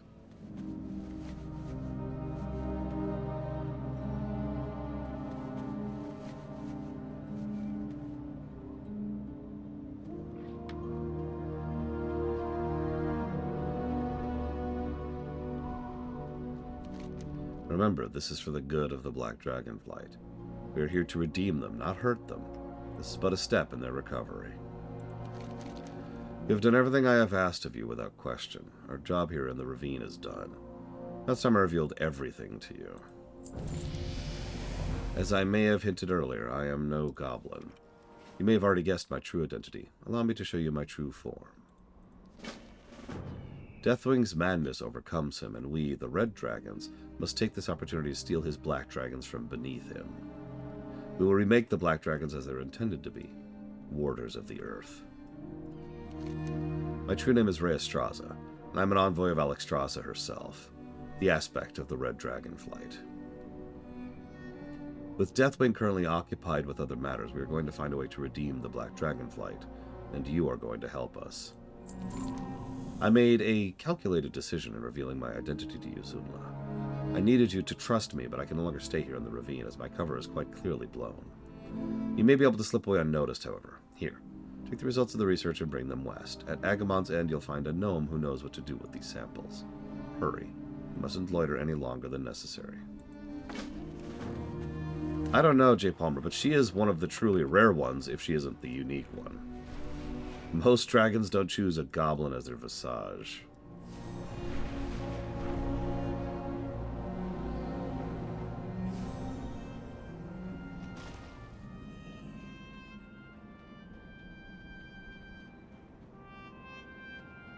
Hi, how are you? Dr. H. Blam, at your service. How can I be of assistance to you today? You have a great day Ooh, now. science stuff. What do you got here? Wild eggs? Ugh, useless. These are never any good. Some sort of pre-engineered egg. Well, that looks promising, but I don't know what Rhea had to do to get to it. Yeah, nice corpses. Very nice. All right, I'll see what I can do. Be seen. Yeah, the overwhelming majority of dragons were elves or humans. Bromy, however, was introduced in vanilla.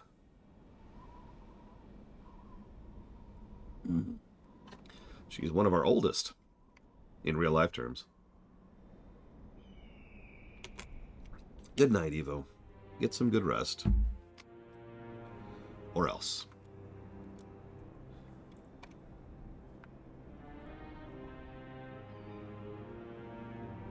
Yeah, no, she was in the Western Plaguelands as part of the Darrowshire chain in the Eastern Plaguelands.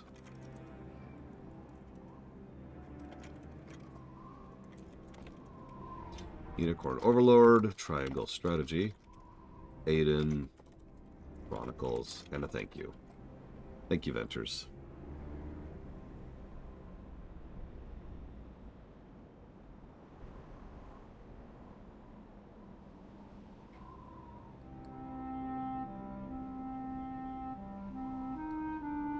Happy holidays and Merry Christmas. Thank you.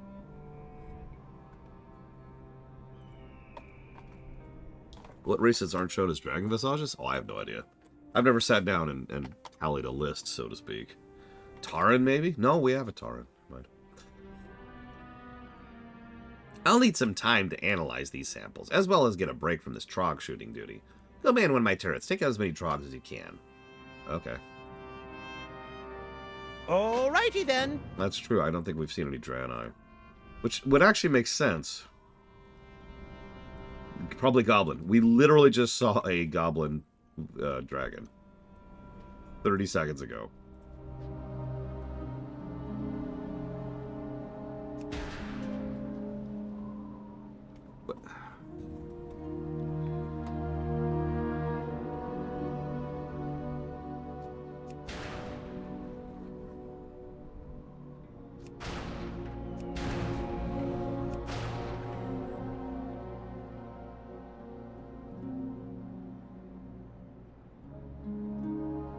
Oh, never mind. There is one Draenei, apparently.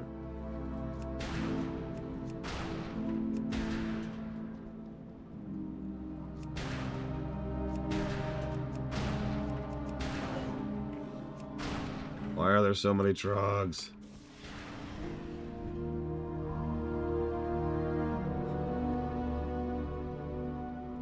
Listen, High Mountain Torton, regular Tauren.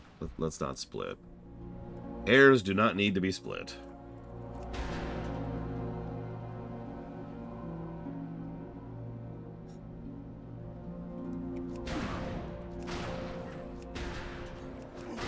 Also, I can't tell if you were joking earlier, Smiristar. Oh, you mean about Nysandra. We'll get to it. I gotta keep killing trogs first. Forsaken Visage? You said you couldn't tell about what you didn't... Oh my god, you said... I wonder what happened to this one black dragon in the end. And then I realized you were probably talking about Nysandra.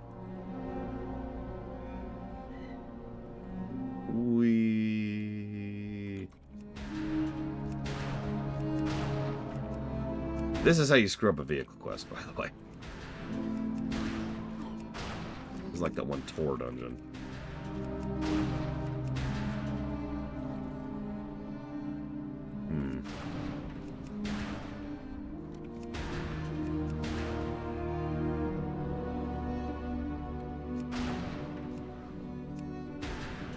Here's an interesting question. Is it possible for them to take a Forsaken Visage? Considering Forsaken aren't actually a species.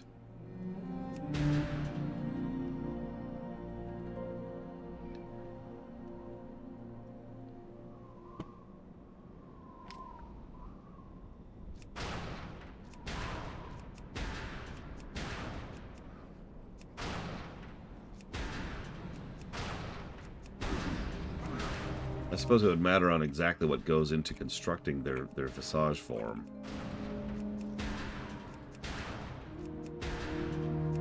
Yeah, I suppose we never see a Drakthir visage for some reason.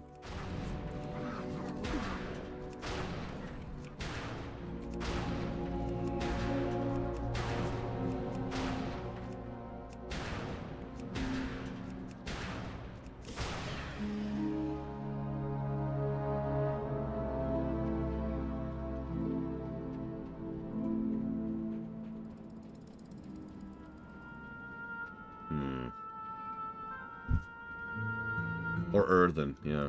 Need assistance? Results are in. I've identified traces of corruption in all 3 samples you brought me. Rhea will be quite disappointed. Off and away.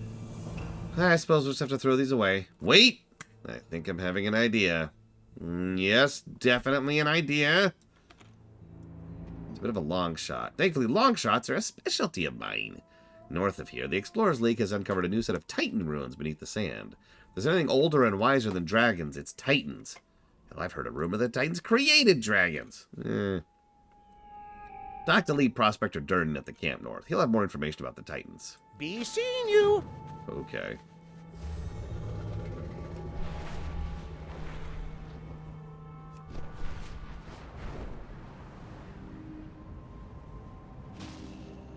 What's on your mind? Titans. You want to know about Titans?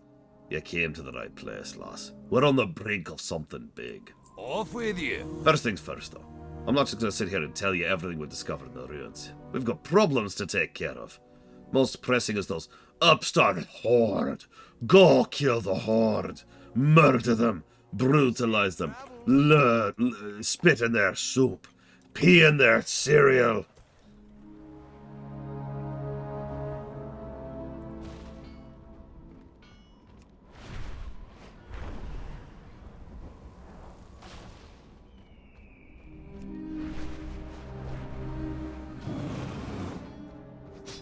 Ooh, there. Whoa, whoa, whoa, whoa. Yeah. What? Wow, yeah, okay. I just got killed by PvP mobs. That's cool.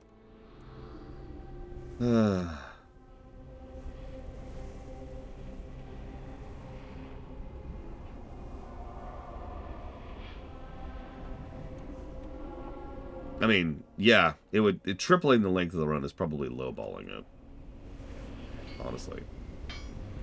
I'm sorry, Venters. If it makes you feel any better, there's still several mounts I've never gotten.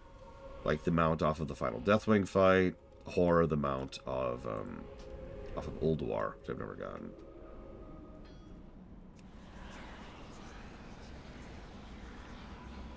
Thank you, Jesse's Mask.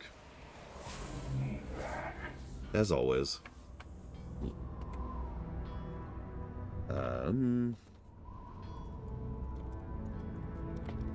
I will jot that down for 9 souls. The darkness, 2. And little kitty, big city. So anyways, time to murder Horde for absolutely no reason. One of my favorite things to do, personally. I was thinking, you know, it's been a long time since I've brutally murdered the other faction by virtue of them existing. Like, I think the last time we did that was all the way back in Silverpine. By the way, we are specifically robbing these people, too. That is our goal and point and purpose. It is to rob these people. So we are quite literally marauders right now. It's okay. The Horde have the exact same quest to kill the to loot the exact same things off of almost the exact same mobs. They just kill dwarves over there instead of, you know, Tarans.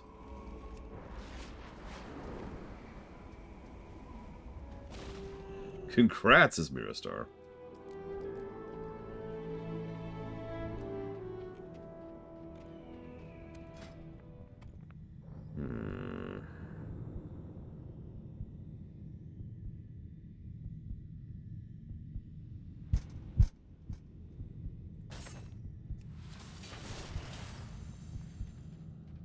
It's okay. Bragwin's just showing off Oh my god, that is absolutely terrifying.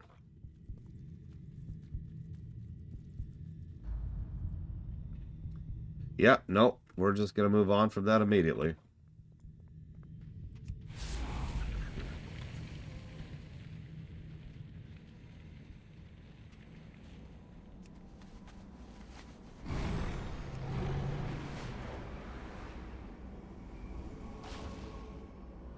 Yeah, who knew? Mr. T actually knows how to code. Color me shocked.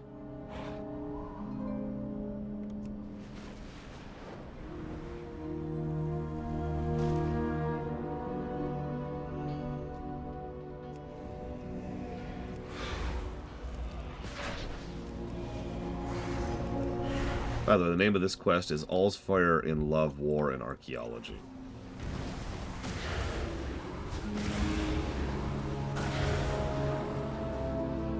I wouldn't say useless here. Obviously, there's still interior zones like Zul'Farrak.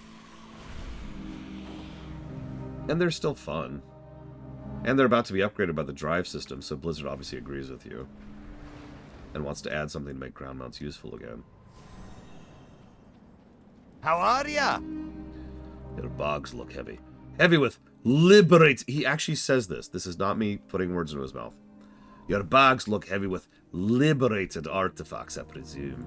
Watch your back. Chalice, worthless. Vase, counterfeit. Hieroglyph, interesting but common. What's this? I've never seen Trog craftsmanship of this caliber. Wait. Sorry. See you soon. So to be clear about that, the broken chalice has gemstones. The dusty vase is cracked, chipped, and old. The hieroglyph, but the Trog tool is literally just a rock. Off with you. Safe And travel. that's the thing he was super excited about, was the rock.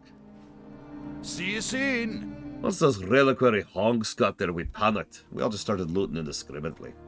A lot of bad archaeology happened that day. Luckily, Olga happened upon this small jade statue. We thought it to be a key of some sort, but I can't figure out what it opens. Maybe you'll have better luck with it. Watch your back. We very nearly had the statue stolen from us by one of the Blood Watcher's reliquary stooges. We managed to catch him in the act. We've retrieved the statue, but it hasn't paid off. Appears to be a key of sorts, but I can't find the lock. Safe travels. Alright, let's see what we can find.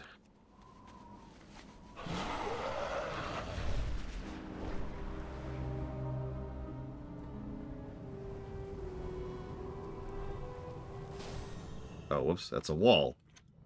Oh well.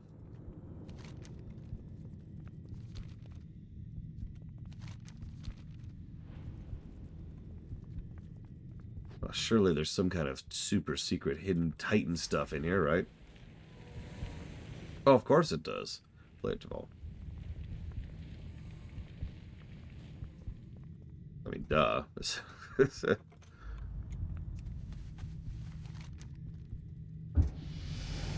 Alright, you see the statue split into 2 and then 4, and then 8 identical statues. A true warden does not face outward. Searching for signs of danger, a true warden keeps his gaze inward. Okay.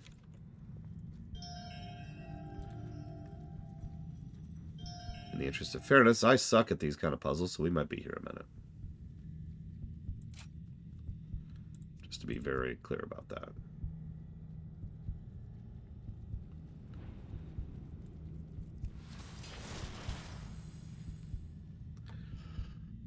Okay,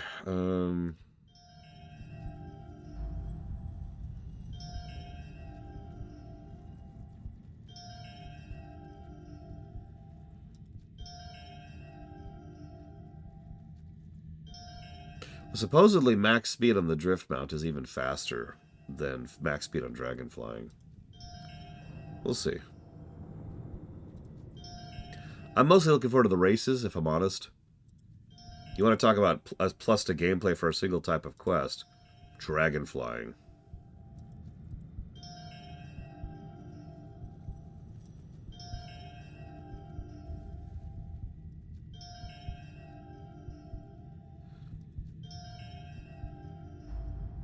Okay, lack of music is killing me. Hang on. We need to have very appropriate music for this kind of a thing here. Let's get some Titan music going on. There we go.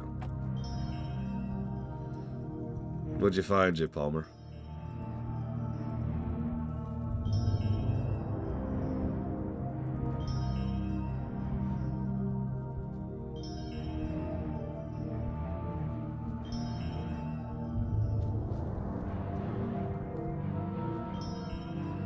Oh, I see what you mean, Huthor.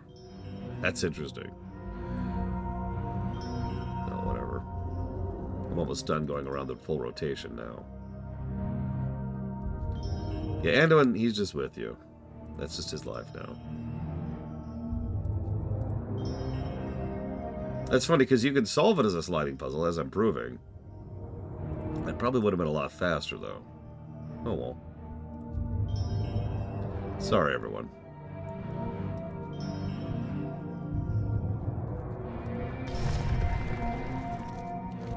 The jade statue becomes one once again and places it in your pocket. You hear a shifting noise in the central chamber. Weird. In Kata? Oh, I don't know. Like 14 or something?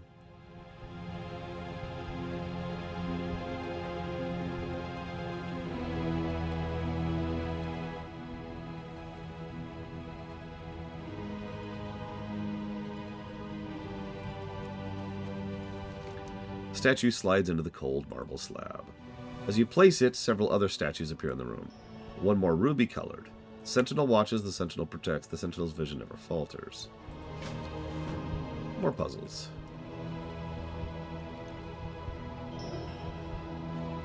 It's fine, J. Palmer. He's getting curious about that kind of thing at that age anyways, you know?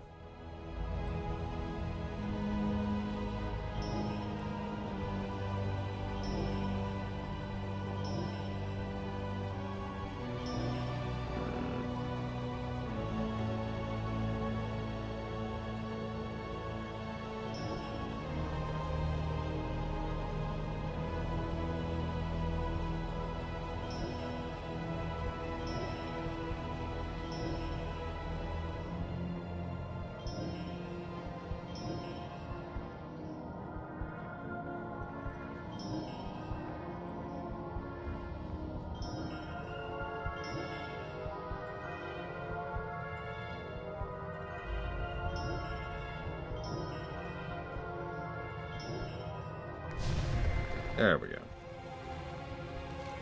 The red statue falls over and you hear it. You place it in your bags. You hear a rumbling noise in the central chamber. A good amount of rumbling. You hear a good amount of rumbling, and those two statues did look awfully suspicious. We'll put the pawn in there. Okay, hello. Oh my god, please don't kill me. Look, this character hasn't fought Titan creations. Oh god! Time to fight Titan creations.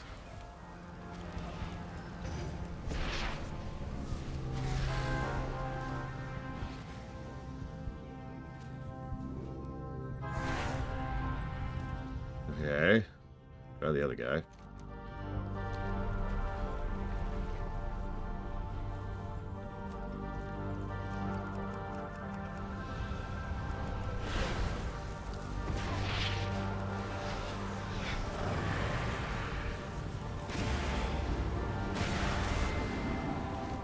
The inspection's complete, the statue's returned. Something seems different in the room, however.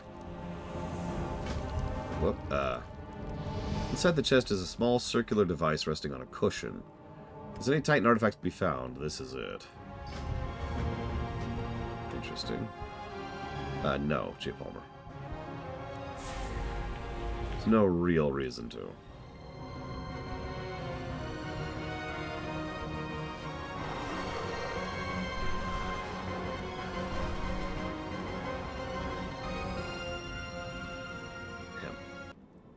Hey! Well, has our long shot paid off? Alrighty then. This one tiny little device? I never did understand those Titans. Very well, let's see what this peeper can do. Off and away. Hey look, it's flying. Boot up protocol completed. Scanning for objective. Objective identified. Scanning. Anomaly detected. Probable source Azerothian Old God. Attempting to excise anomaly. Anomaly excised. Repeating sub-protocol. Anomaly excised. Repeating. Sub-protocol. Reassembling existent material. Viable subject compiled. No anomalies detected. User objective protocol complete. Status protocol re-enabled. So, for those of you who missed that, what just happened was actually something of a sea change. A Titan artifact just purified a black dragon egg, actually several black dragon eggs, of the old god curse. To explain this briefly, Deathwing was originally a black dragon. They actually already mentioned that. And they were originally the Earth Warders. They were corrupted by the old gods. So the entire line, all the way up and down to the ones in Outland, are corrupted by the same curse, which is just, it's literally just old god corruption. There's nothing else to it. Void corruption, if you want to be specific. So Arcane actually happens to be pretty good at excising void. So Titan device removes the void corruption from the eggs, and then combines the eggs, what's left of the eggs, into one. Now, essentially what that means is that, if you think about it, Raytheon is 3 separate people. But let's not get into that. So, yeah, no, now we have a fully purified black dragon egg, which hasn't happened in literal millennia at this point. There are a couple of other asterisk-y things out in Outland, which we've actually already covered. But this is the first truly purified black dragon egg we've seen in a very long time. It is also the first one we've seen from our perspective. Pleased to meet you. He stares at the egg in awed silence. Did you see that? Incredible! Oh, my Titan thing idea worked! With your help, of course. We want to get this back to Rhea. She's not the Ravine anymore. It sounds like she blew her cover pretty well when she transformed into her true form in front of all those whelps. She's now at the west, staying at the Alliance camp. She'll be waiting for you. You have a great day now. So let's take this black dragon egg with us.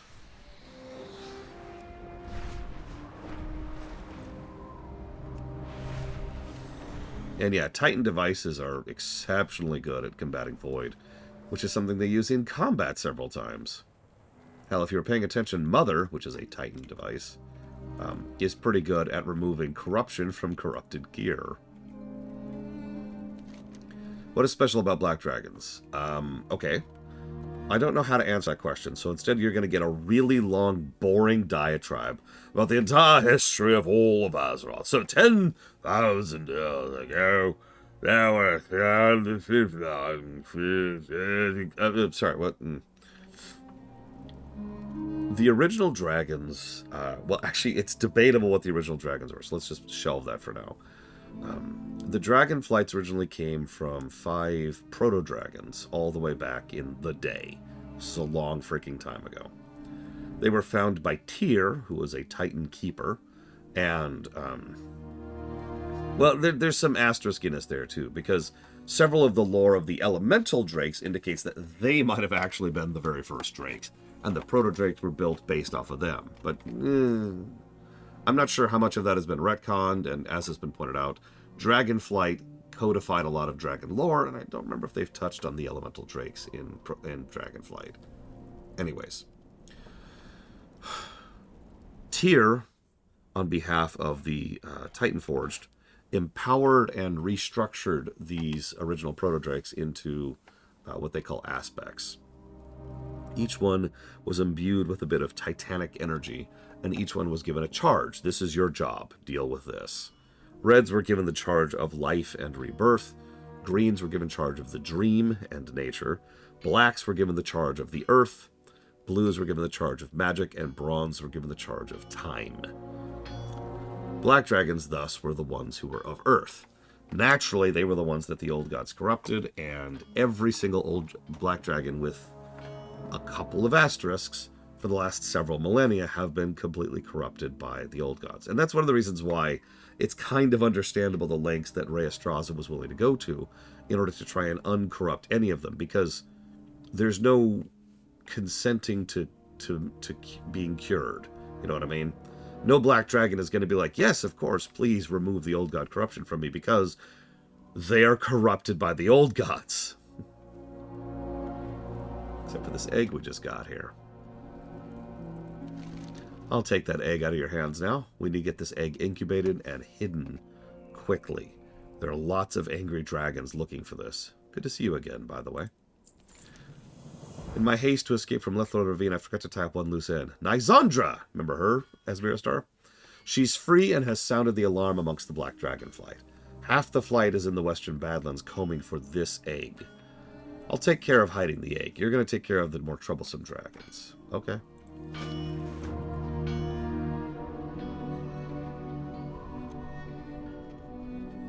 Hi? You're the gnome we've been waiting for. What time you get here?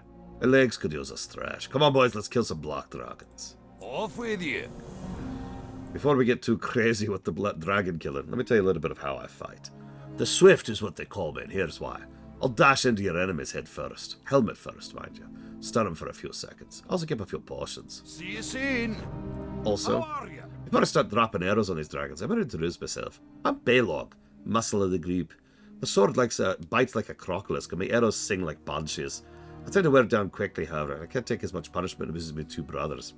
You give the word, I'll send an aimed arrow right at your target's heart. And also cheer my brothers on, sending them into a battlefield frenzy. See you soon. As you may have noticed, I'm pretty big, as far as dwarves go. I'll make sure my two brothers here don't get in too much trouble. They're small, and they don't have a big shield like me.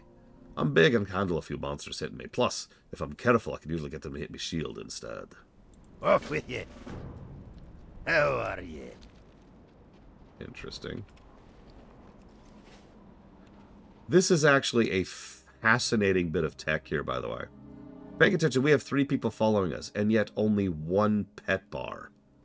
That may sound like a minor thing, but this was actually something of a tech test for stuff they would do in the future, and they have used this tech since then. So, we'll go and use that.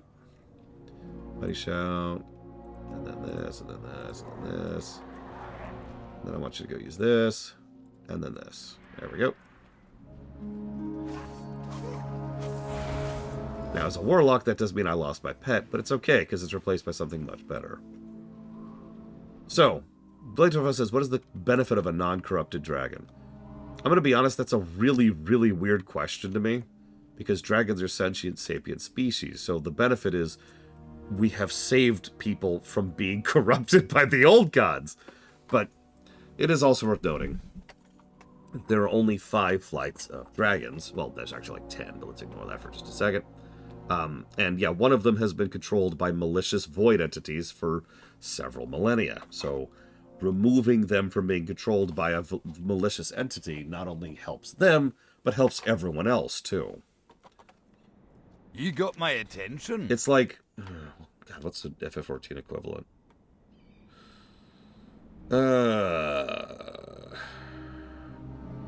It's like you're asking me, what's the point of removing, oh God, what do they call it? The mental branding that primals do. Yeah, black dragons are also everywhere. Tempering, thank you. It's like you're asking me what's the benefit of removing tempering from anything or anyone, because it's a very similar kind of concept. In fact, I wouldn't be surprised if tempering was based off of that.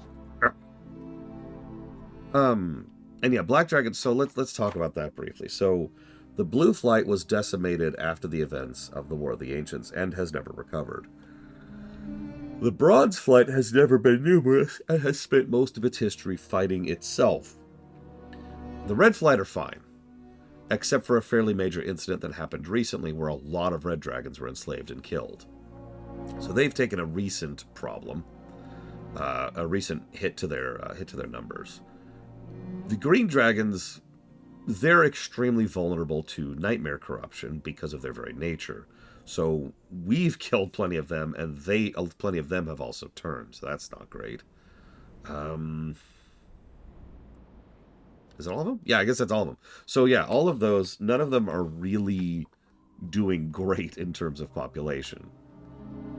Except for the blacks, who have had no real issues other than just constantly breeding everywhere. Although, I'm actually being facetious. There is actually an asterisk to that, but let's not go into that right now. Watch your back. Watch your Getting back. too far into the weeds. Be good. All right. Hello, Zunla. Looks like you have acquainted yourselves. I have my first assignment for you. Kalaran, an ancient black dragon of considerable power, has joined in the hunt for the egg. We need to stop him before he gets too close. You'll find him and his minions in the Dust Bowl. See you soon. Speaking of which, plus 2 gameplay while we're here.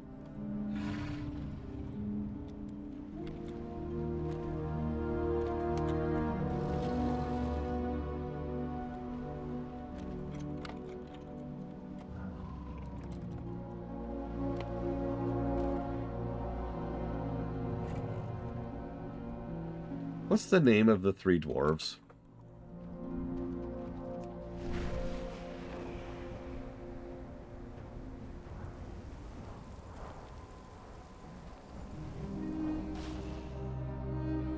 Not their names. What's the name? The name for the 3 dwarves.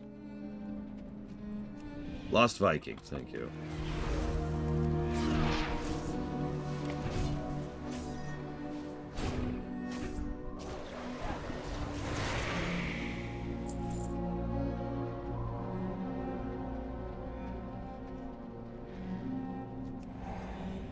The Black Dragons, in addition to being the most numerous, are also, ironically, probably the most coordinated. Despite their corruption, they're all pretty unified in their desire to be horribly, horribly evil.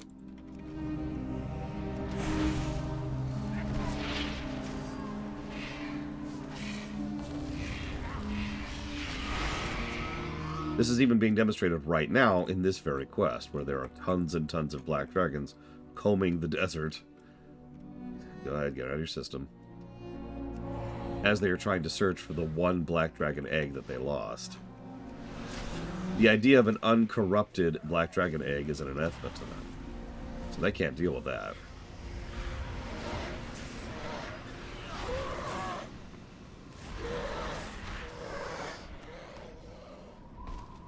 Again, tempering is not a bad parallel. Imagine the tempered being like, how dare you have someone who isn't tempered? How dare you try to fix tempering? We will re-temper you immediately.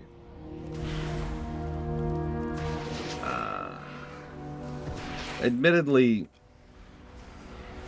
we won't see some of the payoff of this immediately, Blade of all, but this is the very, very, very first step in a very long chain that is still going, arguably, but paid off in a big way in Dragonflight, which, as a reminder, is the second most recent expansion. Yeah, how dare you untemper our unborn children? That's a good point. This is actually worse than tempering, isn't it? Because they're doing this to whelps in eggs. One less dragon to worry about. Onward, my soldiers. The Black Dragonflight means business. They've taken over large portions of New Kargath, the large horde settlement northwest of Dragon's Mouth. Their troops are under the command of General Juraka and his champion Moldar, and they must be stopped.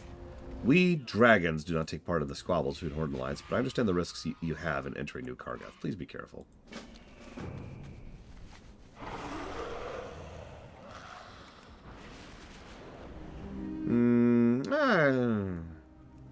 I suppose, Huthor. And by Huthor, I mean Loke. Okay, hang on. Gotta be a little careful here. Let's do this first. Oh, Jesus. Oh, Jesus. Oh, Jesus. I'm dead. I'm dead. Yeah, I'm dead. I'm dead. No hope.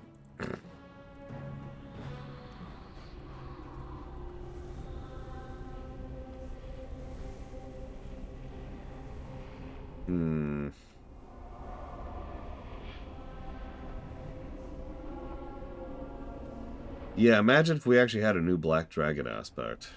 Can dragonflights interbreed? So that's a fascinating question. Nothing I've seen whatsoever indicates that they can't, and yet, to my knowledge, they never have. In fact, it took alchemy and necromancy in order to force a chromatic flight into existence. And even then, that was very clearly being labeled as an abomination. So, I'm going to assume that there's something in their patterning, probably as a result of the Titan energy, that makes it so that's not really possible.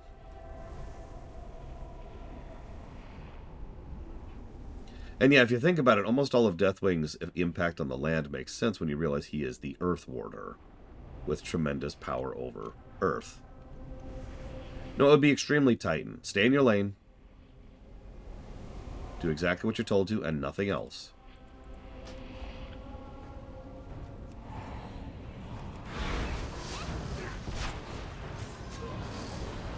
Ow. Ow.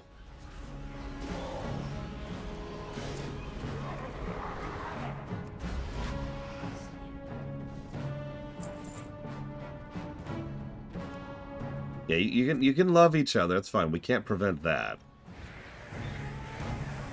No having babies, though. To my knowledge, the Scourge didn't screw over any individual flight, because the Scourge don't discriminate. Jesus. Like, the Scourge just killed every dragon they could see and then raised them up as dead. So they got red dragons, they got black dragons, they got blue dragons. They don't care. They'll die the same.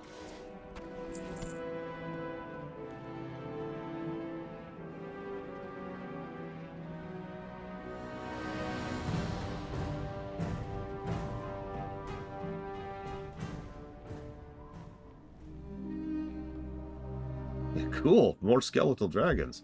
I don't know why I did the bloodlust sound effect, but I'm sticking with it.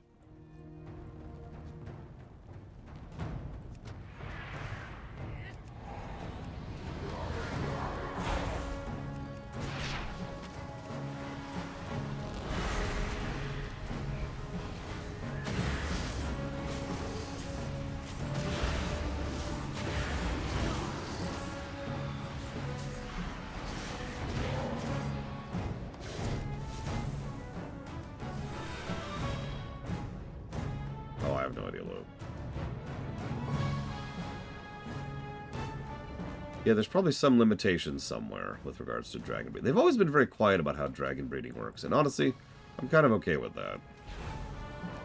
Like, for example, we know that Deathwing himself has only ever successfully mated with one person, and she was quite literally driven insane by the action.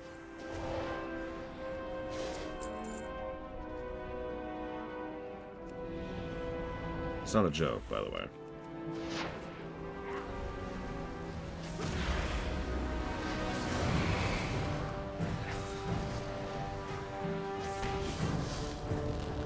All I'm saying, Uthor, is I don't feel like listening to how dragons have sex, okay? Not interested. There's some biological properties that need to be solved there. Damn it.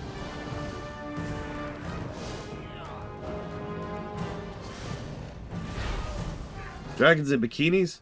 100% okay with that. Like, for example, okay, you want to go down this rabbit hole, Uthor? Here's the thing. Visages are a part of the actual dragon themselves. That is their body. Which means there's nothing preventing a dragon from having sex in their visage form. Which also means there's nothing preventing them from getting pregnant in their visage form. Unless the biology doesn't exist to support that. So does it? 2 more dangerous black dragons have been removed from the egg hunt. Your greatest task, however, still awaits. My greatest regret is the treatment that I gave Nysandra. I forced her to lay eggs and performed experiments on them over and over and over again. Even as a mother myself, I can only imagine her sorrow. But I mustn't be weak. Our work is for the benefit of future generations of black dragons. Her sacrifice was necessary. She circles the ruins of Kargath, insane with fury. So anyways, Asmira Star, here is the fate of Nysandra.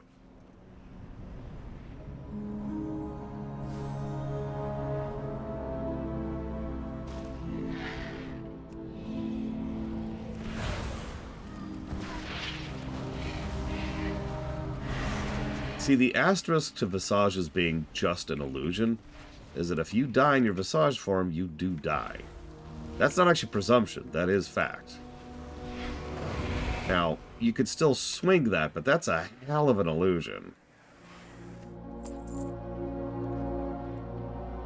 I always like to think of it as they just have a second body. And since you want me to answer the sex question, here you go. If you asked me, I would say that their second body is not fully developed. In fact, for all intents and purposes, it's probably not fully a body in the traditional sense of the word. It is instead a construct. So, kind of similar to the Doctor over in Voyager, he simply quite literally does not have certain equipment because it was not programmed in. And because most dragons have no real particular reason to try and edit the formula, they don't. It is substantially easier to come up with a simulacra that emulates a form rather than to get all of the biology all the way down to the cells.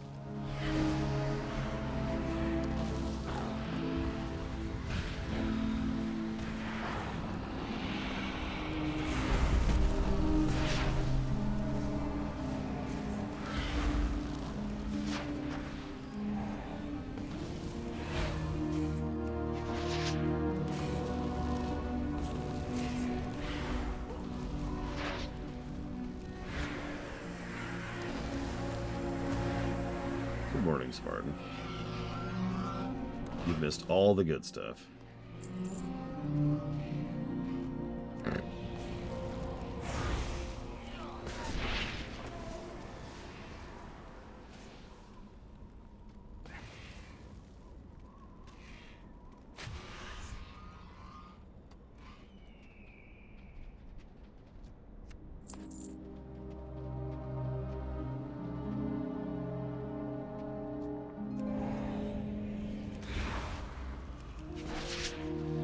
Also, frankly, given the rather magical nature of dragons.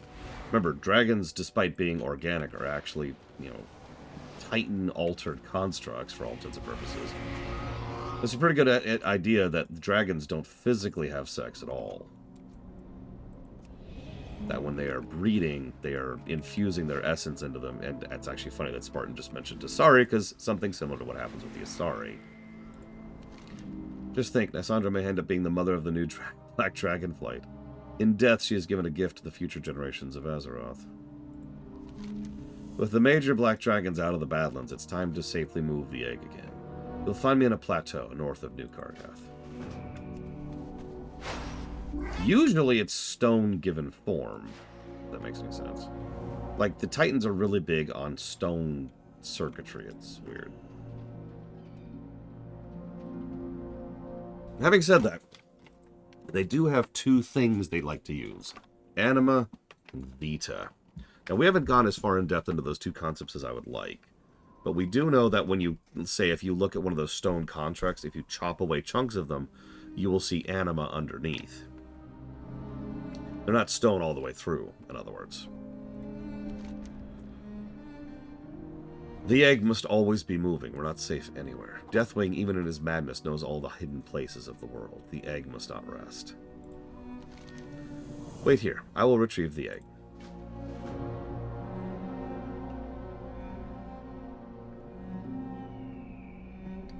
This is a nice scene.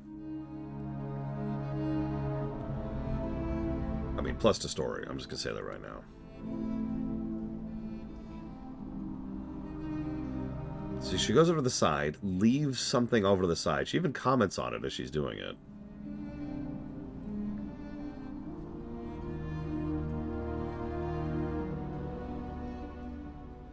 How's my little baby doing?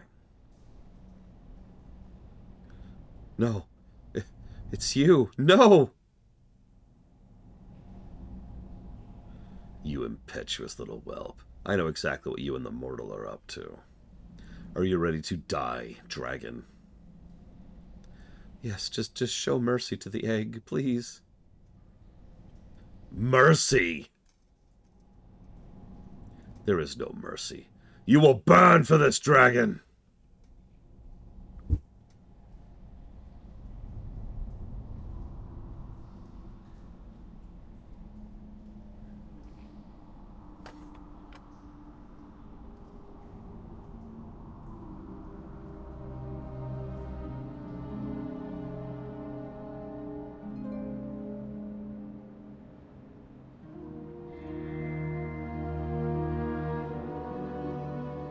we're over here hiding in the bushes, by the way.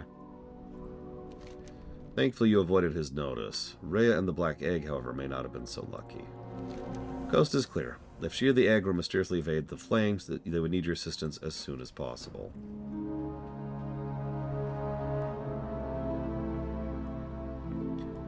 Remember that little note she left on the side?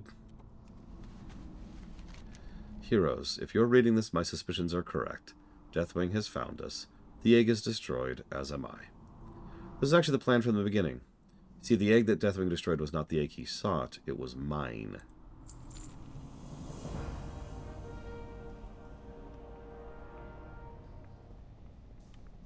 My, you're a tall one. You were not the only mortal that Rhea Straza confided in. I too earned the dragon's trust. Already moved the real purified egg to a safer location, away from the Badlands. It'll continue to grow, out of Deathwing's sight. The red dragonflight is as benevolent as it is powerful. It was Rhea Straza's final wish. I give this to you. And I have never gotten rid of this. And I will not get rid of this one, too. The quote on... I love that. The quote on the last egg says, please take care of him for me. Off and away. So we're just going to move that over to the side to be there. And we will take care of that poor little thing forever. And that was the Badlands.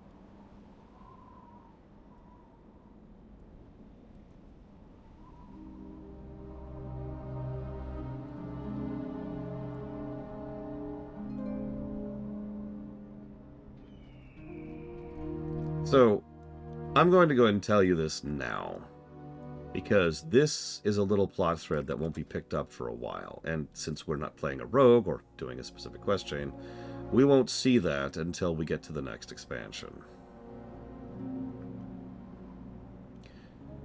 That egg was Raytheon.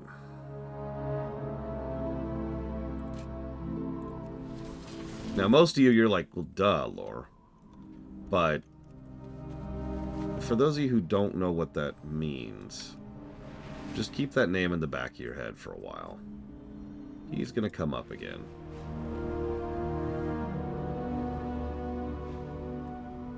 A lot. I've always found something vaguely funny about the fact that one of the most major characters of multiple expansions... What in the world?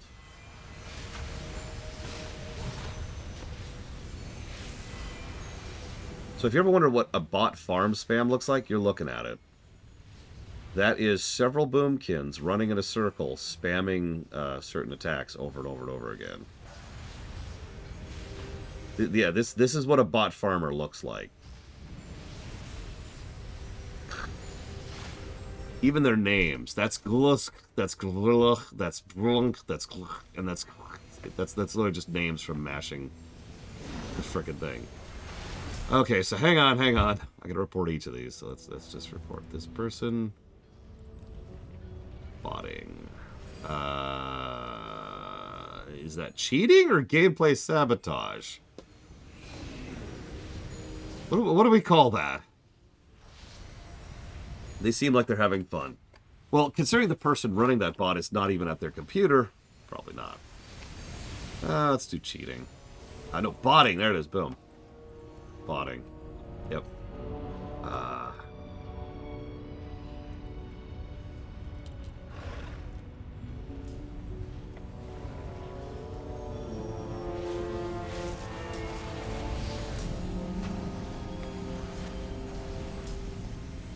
Copy paste that. So that was Blng. Let's go ahead and get one of the next ones here. Let's get cheating, botting, boop. And then let's get There we go. This is one of the only times I've ever actually run into a bot farm. I know exactly what it was as soon as I saw it. But this is actually pretty rare. By the way, do remember, I'm also in time walking. That's probably how they've gotten away with it for so long, is because most people, like you've seen how few players you interact with. They're doing this in a time walking so that less people actually see that they're doing this. So they can get away with it for longer. Yeah, how many people are time walking in Kata, for God's sakes? Yeah, someone clip this, please, just so we have some kind of visual evidence. Just for the hell of it. It's also kind of cool looking, if I'm being very honest with myself. That's a good question. Oh my gosh. Do you see that result, Uthor? Yeah, by the way, these are from the Illidan server. These are not my server. So, the only person from my server who is in the Searing Gorge is me! I am the only player here. I don't remember who I've reported already, so I'm just going to assume I've reported enough of them at this point. Oh, wow.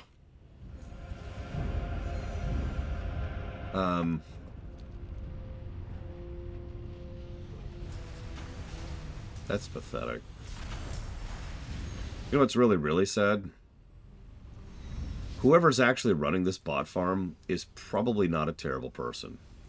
I know that's kind of a weird way to phrase that, but what I mean by that is, at least historically speaking, most bot farms are being run by people who do not actually want to be doing that job, to put that as nicely as I can. And they are working off their debt, or they're just straight up enslaved. So the people actually running the whole thing, yeah, those people can go straight to hell.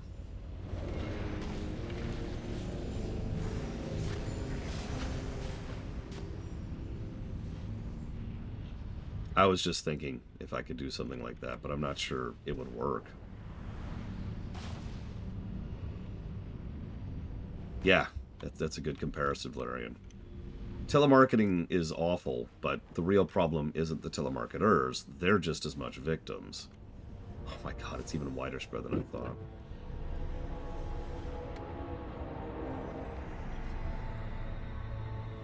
Yeah, they also screw with the in-game economy and real life money, if you think about it.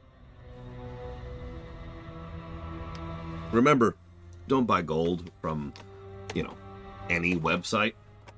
You are supporting this crap. Yeah, no, this is one of the biggest farms I've seen in a while.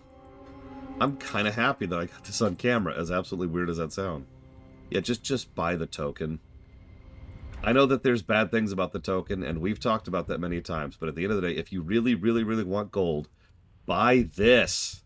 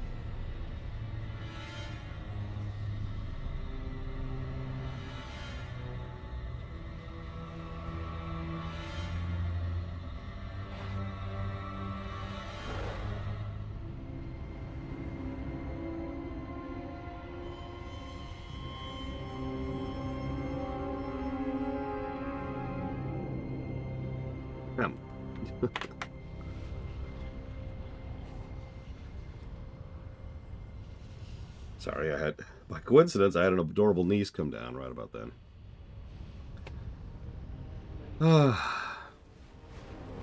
Moving on.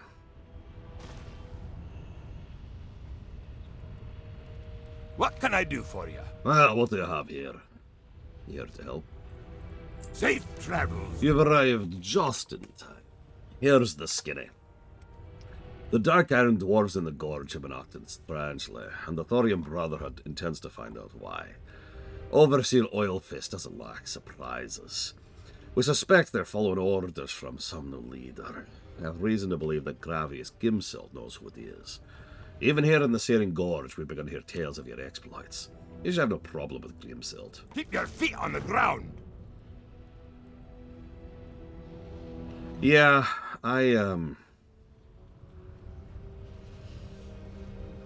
probably not at all, Triaxia. I will never forget when I was playing Modern Warfare 3 multiplayer, and aimbots were so common that we ended up quitting. Like, that's... If you don't understand the significance of that statement, Modern Warfare 3 is not a new game. Came out about 13 years ago, actually. Lunk came from Badlands. Other ogres tried to make Lunk fight. Lunk hate fighting. Lunk want to learn. Lunk sees machines to the south. Machines made of gears. Oh god, I have to go get things in that farm area, don't I? What can I do for you? Safe travels. You ever hear of the Thorium Brotherhood? Sure, we didn't look like a lot of those dwarves in the Gorge, or in the depths, but trust me, we're nothing like them. Those scoundrels dug too deep. Now they serve a darker force, Ragnaros the Fire Lord. We're happy to be more independent of will and purpose, though most of the time our purpose ends up being the prevention of whatever trouble they're causing. Watch your back. I am not much of a fighter. I'm more of a mining dwarf. Same for Jack and Bree. And Lunk, well, they'd think me a big fighter, but he's the biggest wimp of us all. What I'm saying is, it's a good thing you came when you did. It seems the Thorium Brotherhood are going to be fighting the other Iron Dwarves soon. I'm thinking we should pick off some of their finest. And by Iron Dwarves, I mean Dark Iron Dwarves. Sorry. So, go kill the people in that farm spot. Cool. Oh, man. Yeah, Halo's multiplayer was pretty... Yeah, I've even heard about that, and I don't do their multiplayer at all. Okay, so, this is admittedly a problem.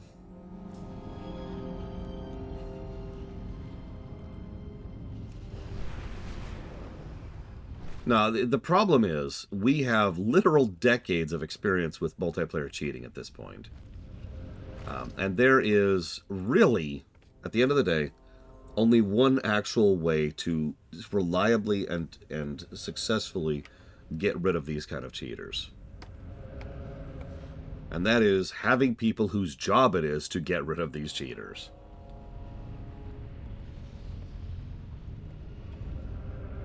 You know, active defense, having a maintenance crew, having an admin whose job it is to stare at them and say, yeah, boop, ban.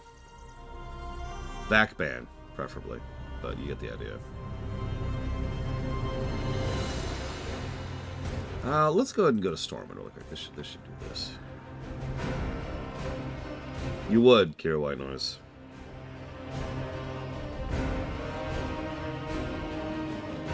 Yeah, any kind of automatic cheat thing is, frankly, a scam.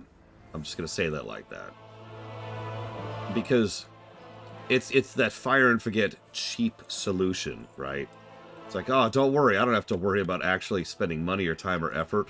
I just have to hit go on a machine and it'll take care of the cheating for me. No, not even close.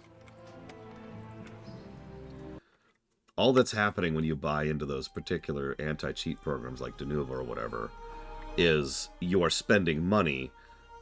End statement. Like, that's all you've accomplished, is you've spent some more money. You have also pissed off some of your players, too. No, not the cheaters. Damn. Okay, alright.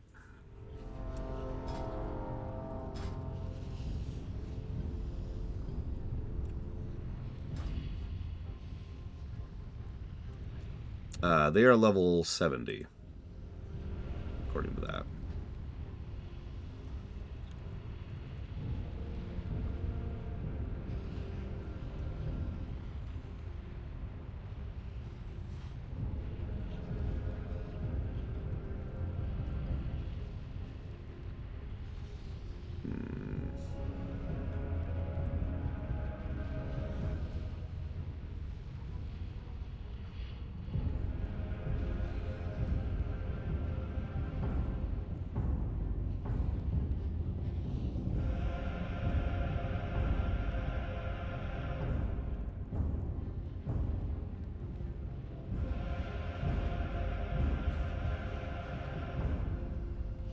One moment, I need to look up something.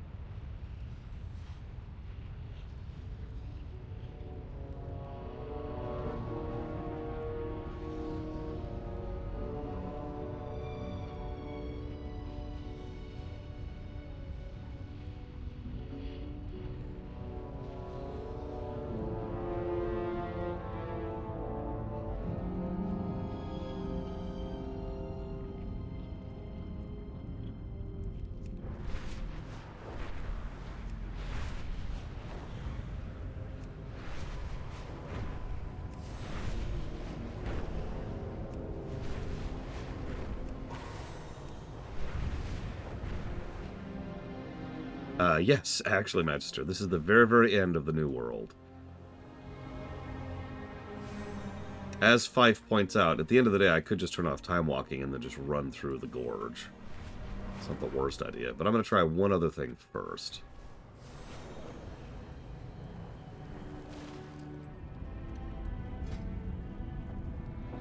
What? Okay.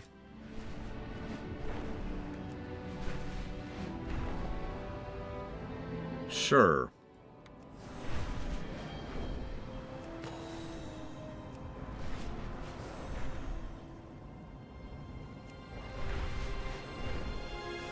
You can't change into war mode in a capital city. You have to do it in the capital city.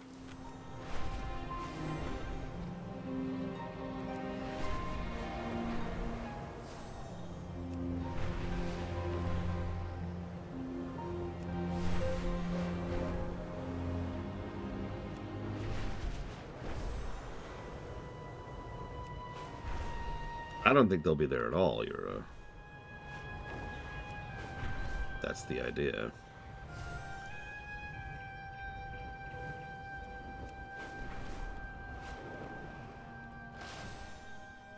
For the Alliance!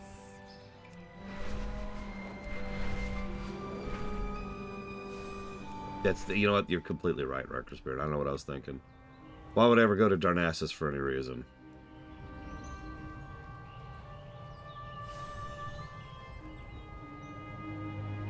Yeah, allowing you to swap in a rested zone is something they already have the code for.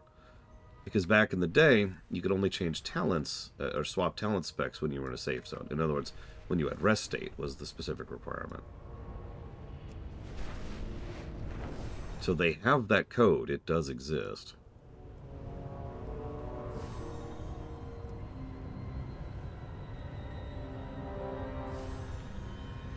Wow, they are still there. That didn't change my shard at all. Huh.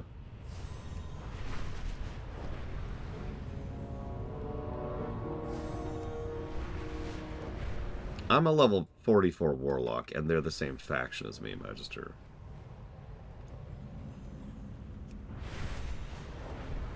Although it would be funny to go out there on my level 80 Demon Hunter. But I doubt I'd even find them.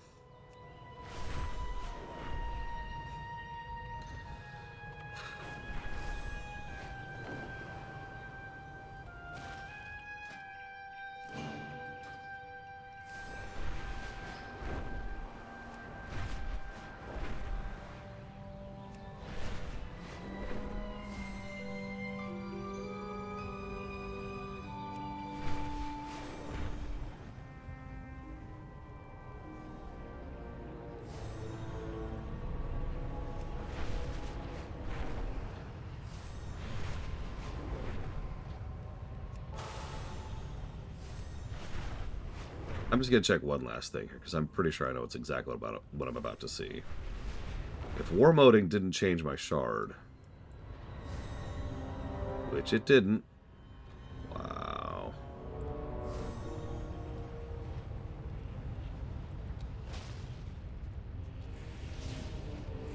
Oh, yep, they are actually attacking me now.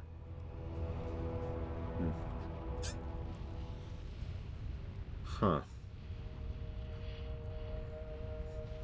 Automatically, of course.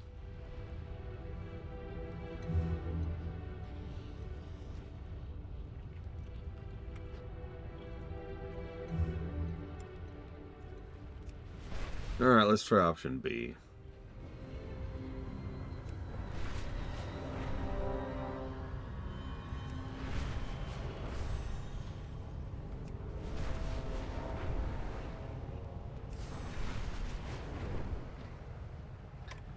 Actually, you know what?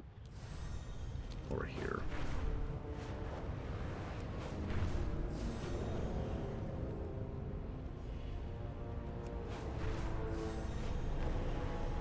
I don't think I have an 80 at in this range, or at this level, or whatever. Interest you on a pint? Very good.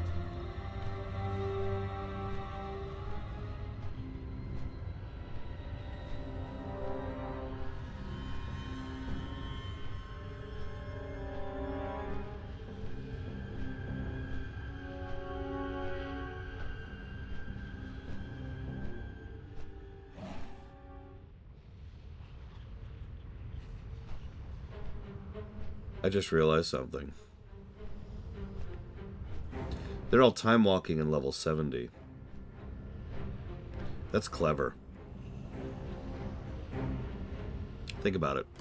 I am physically incapable of taking an 80 to go deal with them. An 80 can't time walk. In fact, if they were to go back to town, they would leave time walking. So they're stuck there.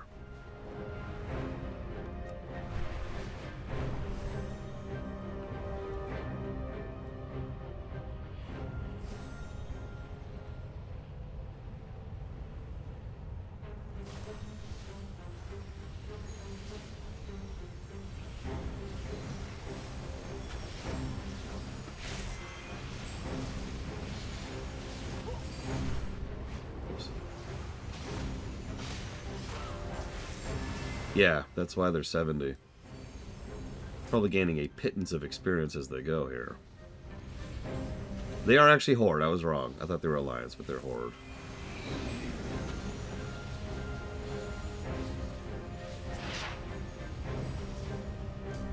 That's what I thought.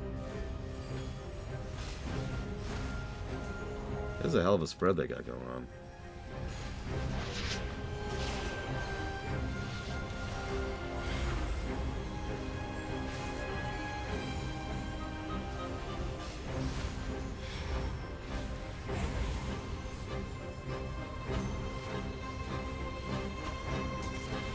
GMs do exist. I did report them. Who knows how active they are? I've actually had really good experience with WoW GMs in my life. That may be purely anecdotal or coincidental, but it's still true.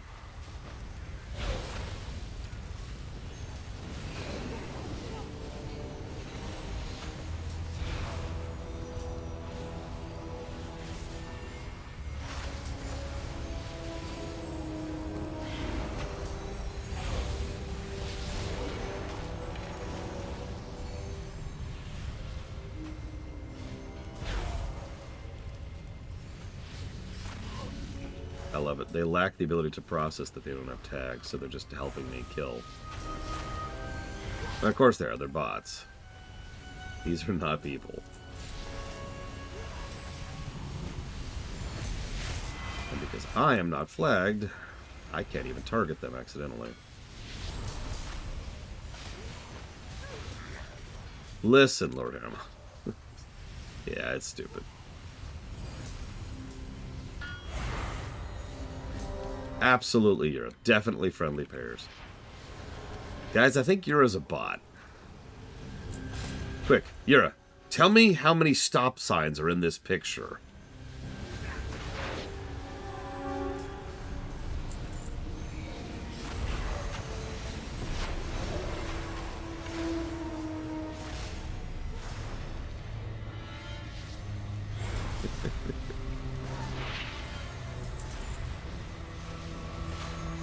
Well, that's the kills I needed.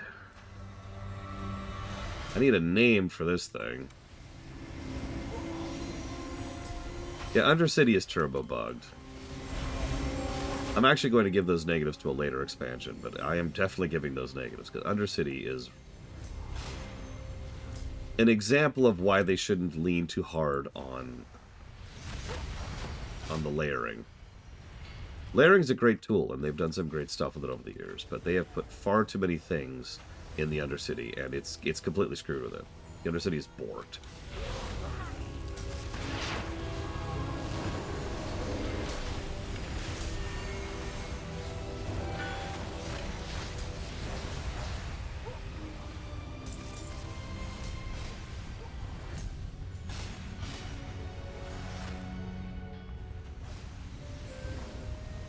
Yeah, the switch twice thing is the weird thing. My friend Pax discovered that, incidentally, or I guess, independently. For those of you not aware, if you go to Undercity and you go talk to Zora Dormi in order to change your timeline, even though it says the exact same option, talk to her twice and be like, "Tell me, take me to the past," and then there'll be a fade to black, and then do it a second time. That will actually put you in the past. I don't know why it requires the two things. Don't ask me, but it does.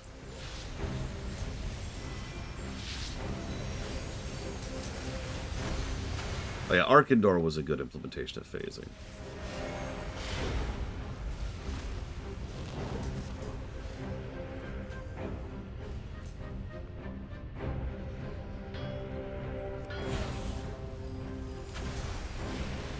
I should figure out where the name spawns so I can be ready for them.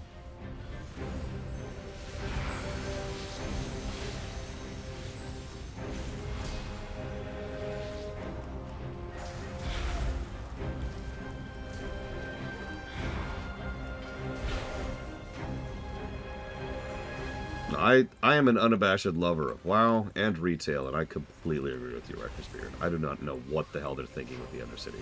They can't be ignorant of it, right? There's no way they are ignorant of such a widespread and well-known bug. It's also extraordinarily easy to replicate. I'm shocked it hasn't happened on camera for us yet, although we haven't gone through the Undercity much. That might be why. There he is.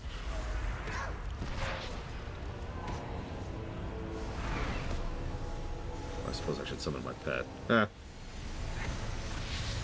Hey, bot chain, could you kill this mob for me? Thanks. The simple to fix thing is what I am presuming. But who knows? Now I need to go out here and start stealing their war golems.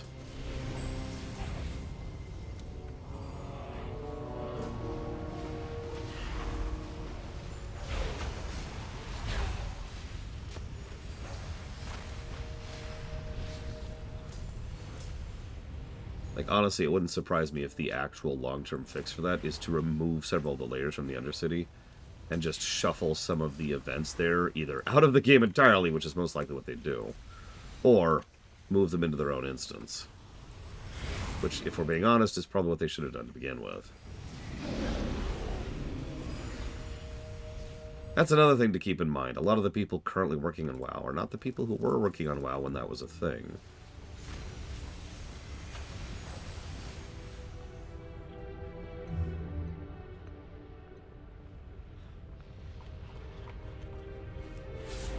There's been some shuffling since BFA. Still, again, no excuse. Fix it. Fix that, fix Fashir. You get gears? How you get them? You didn't kill the machines to get these, right? He looks upset. Right? It's okay, Lunk. A bunch of bots killed the machines instead of me. No, you are the same as Thorium.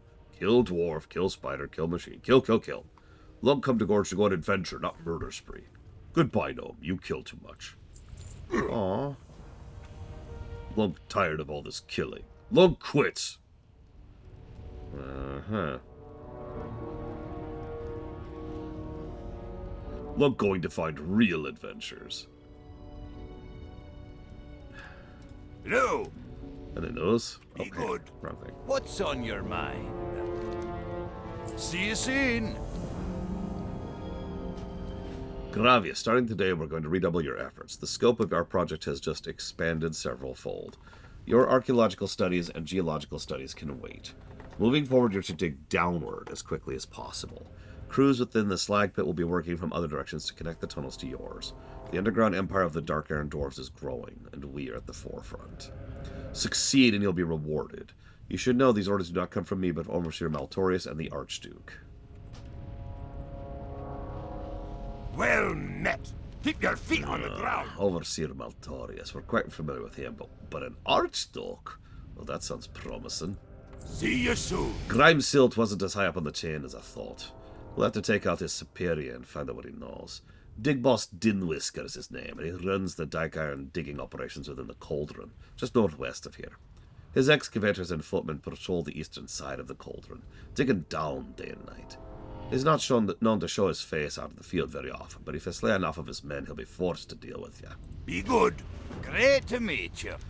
The Gorge is an unforgiving place. We don't get a lot of fuzzy wildlife wandering around here. We tried bringing him some wild game, but they haven't fared well at all. There's just no food for them to eat. And the nearby spiders, which were already dangerous, are getting big and fat on chicken meat. We'll never get rid of the spiders, but we can salvage the chickens. Not only will we be feeding the Brotherhood, but you'll saving them a painful death. Watch your back. Off with you. Margal the Rager's an old thunder lizard seen around these parts. Legend has it he's been in the Gorge since before it was even a gorge. Legend also has it he ate me brother Barnabas. I don't care how old he is or what kind of magic he shoots from his nose. I just want him dead. Safe travels. What's on your mind? Shame that Lunk left. I was beginning to enjoy his company. Oh well, back to work. I'm the closest thing this expedition has to a medical officer, and I'm running low on antivenom. The key to proper antivenom is to kill the venom. See you soon. Take the venom and be venom with the venom, so you can antivenom the venom. Well, okay, I guess.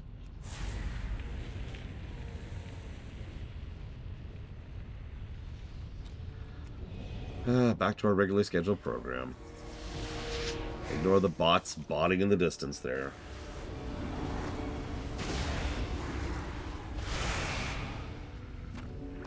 Lunk? Lunk sees you like to kill things. Let Lunk teach you another way. Lunk always wanted to ride on Spider's back. Looks like fun. If you say so. Spiders move too fast, though. Always slip away. We work together. You fight Spider until it gets weak and tired. Then Lunk jump on Spider's back and ride around. Maybe Lunk even gather venom for you. No have to kill. But I like killing. I need to be killing.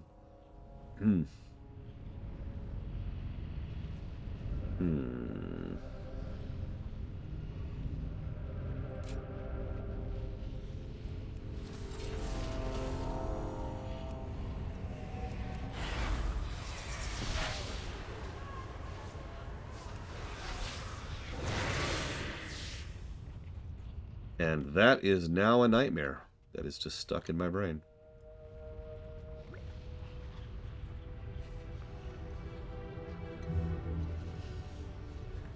It's okay, Loke. Someday I will mass murder every spider. All of them.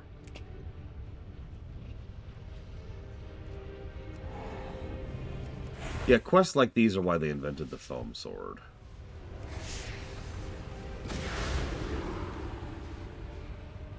Look out, Spider. Here comes Lunk.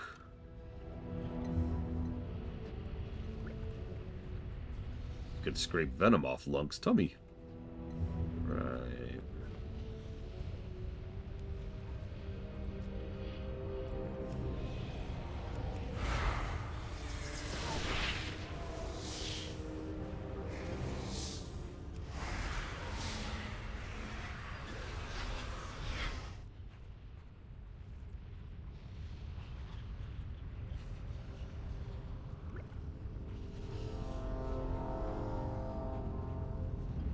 You know, I need more venom than that, Lunk. Sorry. I'm gonna have to kill some spiders. I'm very broken up about this, you can tell. Listen, nobody uses arachnophobia mode. Not even me.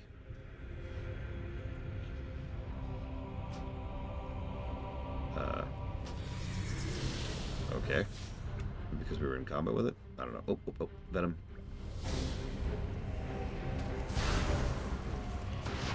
What does it turn them into, out of curiosity?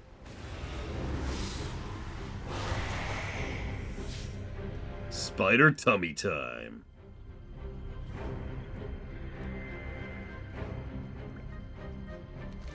Lunk is very happy you let him ride on spiders. Lunk is also happy Zunla was able to do Zunla's adventures without killing anything. Maybe Lunk see you later. Alright, hang on. We're not in combat.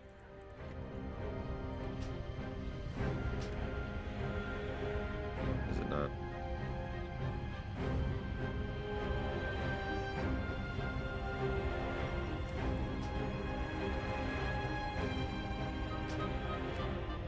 Meh, whatever. Crabs. That sounds hysterical, actually.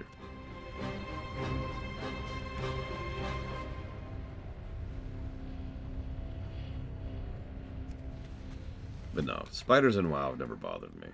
Now, Lotro. There's this one spider. I know I've told this story before, but I don't care. You get to listen to this now. There's this one spider in Lotro. It's actually a boss, end boss of a dungeon. Rather difficult dungeon. It's a cordyceps spider, although we didn't have the word for that at the time. At least I didn't. Oh my god, that's hilarious looking. Oh god, it turns the Nerubians. Oh my god. Yeah, no, it's exactly as terrifying as it sounds, Bragwin. But what really made me being bothered by it wasn't the fungus that was dripping from its thorax to its legs, or the fact that it had like pieces of its chitin ripped off so you could see the innards. None of that really got to me. No, the thing that really bothered me was the way that it moved. I've actually struggled to find a good video to showcase to some people, because I've been asked this question before, like, how does it move? And most people don't record footage of gameplay of a Lotro dungeon from an expansion from like 10 years ago. But the way it moved was very, very wrong. Like, jittery. Like, it could barely... Like, you could just tell that it could barely connect its nerves properly as it's like... Like, it's just... It was the most horrifying looking thing. Oh, I don't know, Rector's Beard. Hang on. Let's see here. Lotro Moria Dungeons. Let's go down the rabbit hole a little bit here, shall we? Let's see. Oh, which one was it? Because see, the thing is, Lotro dungeons are kind of hard to figure out because they've got names like Bazungar or Bolt Mamul Salul or Bekab Faham, not to be confused with Makab Farak.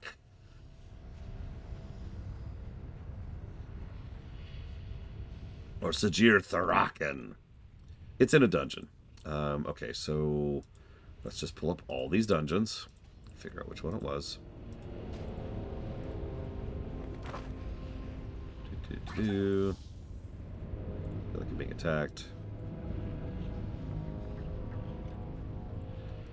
Okay. I don't think this is it.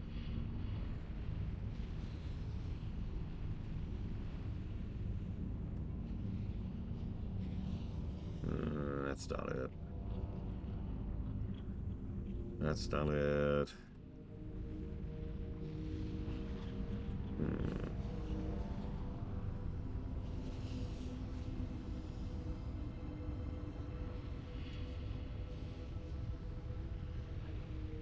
A lot of orcs in Moria for some reason.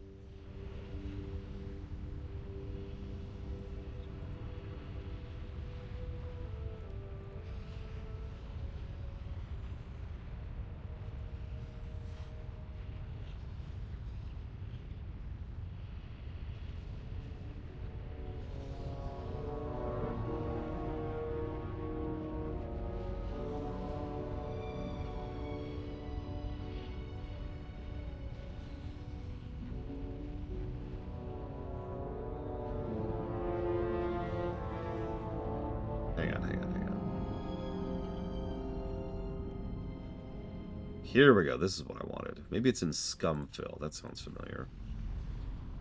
Yeah, this looks familiar. Okay, here we go. Where's our bosses? Where's our bosses? Oh my god, why are there so many bosses in here? Yeah, Lotro dungeons were wild, by the way. Lotro dungeons were like, alright, here's 1, 2, 3, 4, 5, 6, 7 bosses on one half, and then 8 bosses on the other. And if you beat both halves, then you can fight the final boss.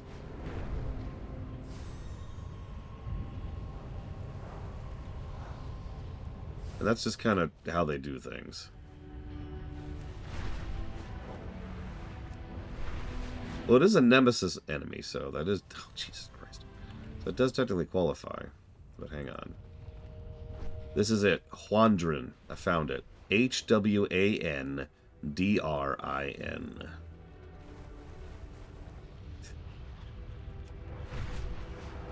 That's the boss.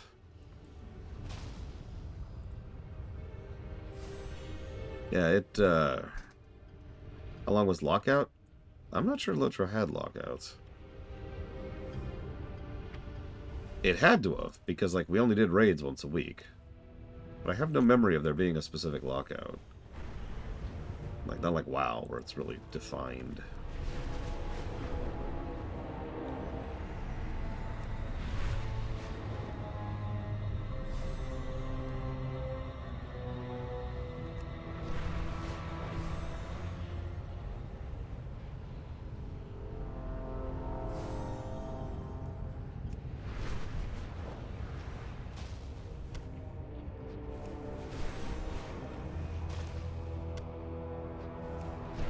Well, people more familiar with Lord of the Rings mythos could answer this more clearly, but from my understanding, in Lord of the Rings, spiders are sentient. Which, as a direct consequence, means that they tend to be all over the place, especially in the for services of evil. So...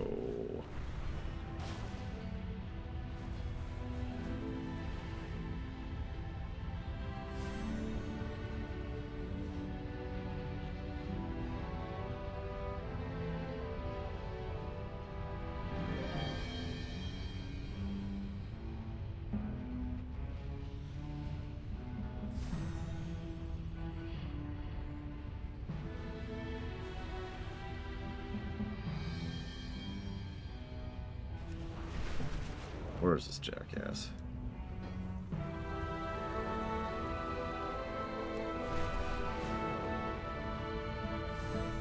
Hang on, I just found a YouTube video. It's from 9 months ago, so it's pretty recent.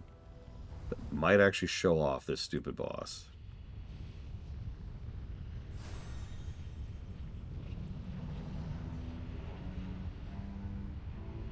If it would ever load. God. Fungal webbing. Oh my god. Yeah, they're spiders, Brigwood. Of course they're evil. I'm gonna laugh if I finally see the animation and it's gonna be like, oh yeah, that's pretty boring. What do you want to bet?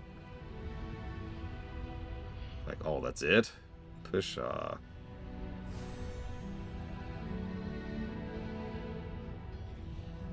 Hang on, the guy in the dungeon's lost.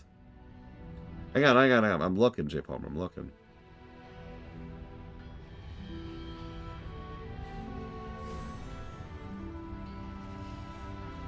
Wait, what? I missed the boss. Where's the boss?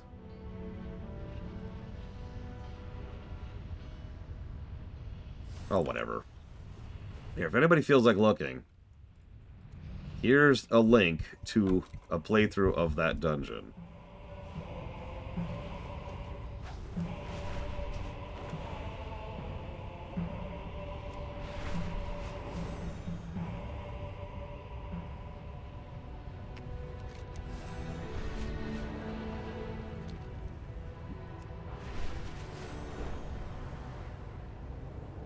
Yeah, I don't want to live in a world with sentient spiders.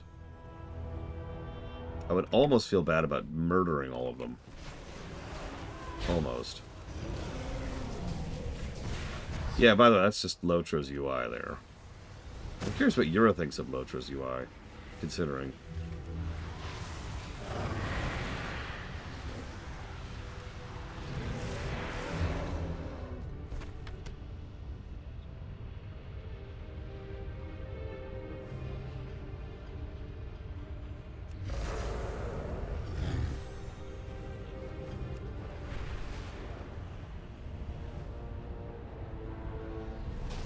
Yeah, Scumfell is kind of a really, really, really gross dungeon anyways.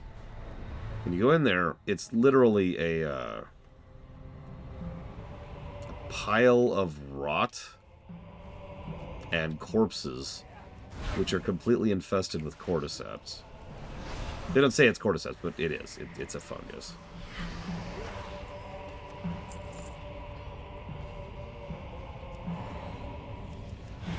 Yeah, it's pretty much at the bottom of Moria.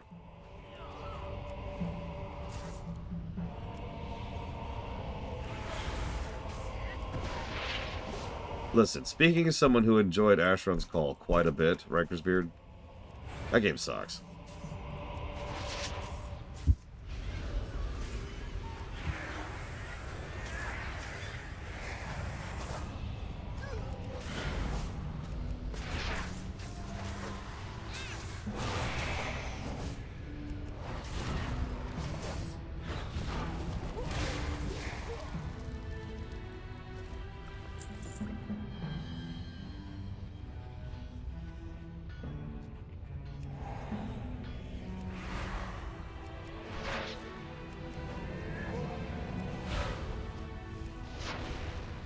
It's funny you say that, because what that means is that you think that WoW has a pretty good interface, Riker's Beard. Because it hasn't changed all that much from back in the day.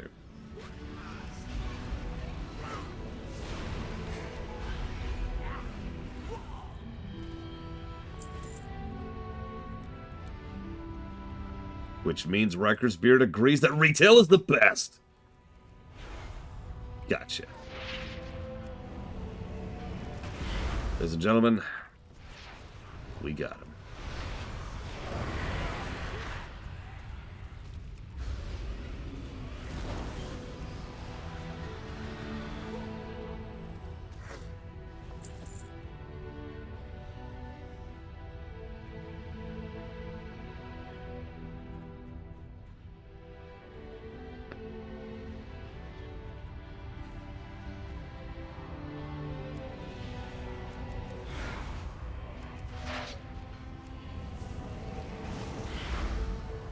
You know what weirds me out the most? This is going to be a weird one. People who keep playing vanilla.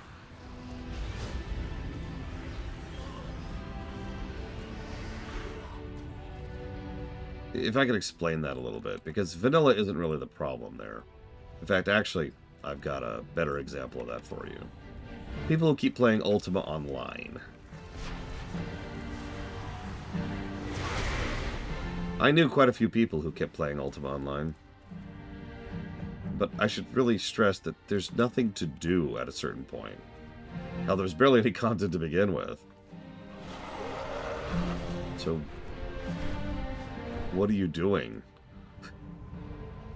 Like, I guess I fail to understand what there is to do at a certain point, you know? What's happening? Well, you certainly operate quickly. You have the venom, right? Watch your back. This is way more than I expected. This will last for months. You're welcome. Safe travel. I guess there is PvP, that's true. And that is kind of the big thing in Ultima Online. Great to meet you. If Din Whisker doesn't have what we seek, I'm not sure what we'll do next. Safe travel. Ember? What is that thing? Keep your feet on the ground. Let's see what this Ember does. Ugh! You dwarves are worthless. You come to Ragnaros seeking ascendance, but you have nothing to offer. Nothing to offer except your backs and your shovels. So you will dig. Dig wide, dig deep. Seek out the places of fire beneath the world. My brothers and sisters yearn to be free. Succeed in me, you may ascend after all. Fail and burn. Hi. See you soon. Those poor animals. They're wiggly and horribly. Safe travels. You got quick hands if you're able to get this many in such a short time. Excellent work. I'll make sure these ones don't go to waste. Off with you. Watch your back. See you soon. Yep, Mrs. Margot's home, all right. No doubt about it. Barnabas was a digger like me. He never stood a chance in combat against the beast. Safe travels. You're welcome. Hey, I'm now honored with the Thorian Brotherhood. Nice. Probably will never matter, but woo! Ow. Oh, that hurts. Thank you, Farmer T-Rock. I'm glad you enjoy the Warcraft 3 run. That's That's the first lore run I've ever done. Well, I am honestly shocked that you can find any enjoyment in it, but I am still happy about it.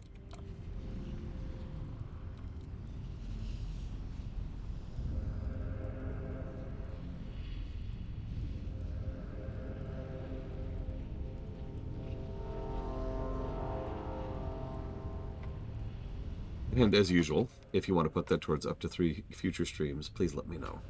Thank you. No! Did you see that? This is the missing piece we've been looking for. I have to take this information back to someone at Thorium Point. The Dark Irons have been known to consort with the Fire Lord in the past, but never before have they brought their kind this far into the Searing Gorge. It's west and north of here. Go look for Pyrox Flax. Be good. I take this to Overseer Oil Fist.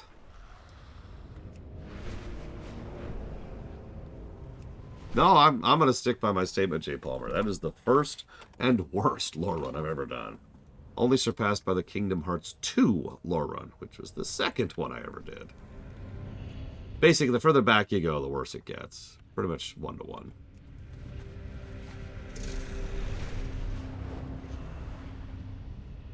Here there. Welcome to Thorium Point. As Overseer, I'm responsible for all activities of the Thorium Brotherhood. Well, that mainly involves mining, smithing, and minor guard duty. We've had a more martial organization lately out of necessity. Off with you. Do I know you? Explain. Oh, sounds like another one of Ragnaros's minions. I don't like the sound of that. Be good. Watch your back. Based on this information, I believe this Archduke's minions may have already turned its eyes towards Thorium Point. His name's Rashkrak. He patrols the lava pools to the south. It looks like the latent fire elementals that rage nearby, except for one difference. The bracers have bindings that circle his wrists. Find him and bring the bracers to me, and they prove that we're in danger before we involve ourselves in elemental wars. Off with you. Watch your back. And there's a Lobra's quest. What's on your mind? And there's a quest to go to Burning Steps, so okay.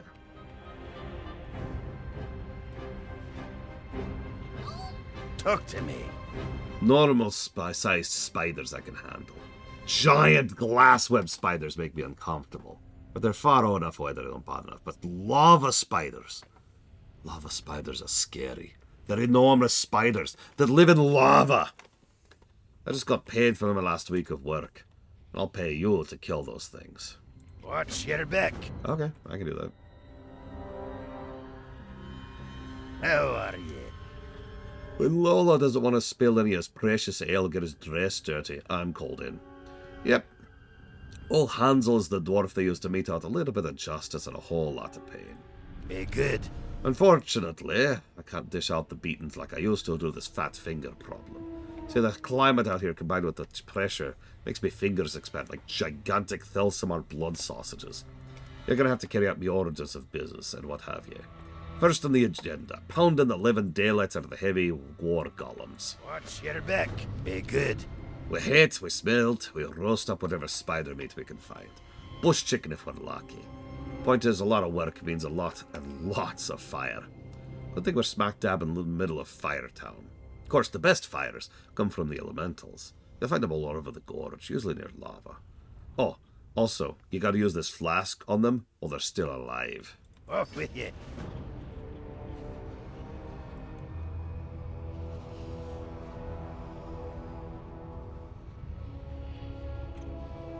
You got my attention.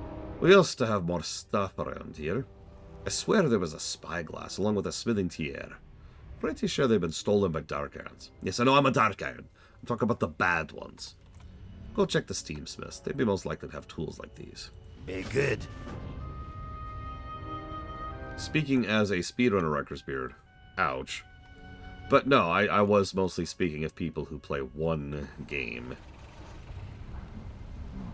too much, for lack of a better way to put that. No judgment. It really is no business of mine. It's just something I don't understand. Like, even I only get to play Super Metroid like once a year.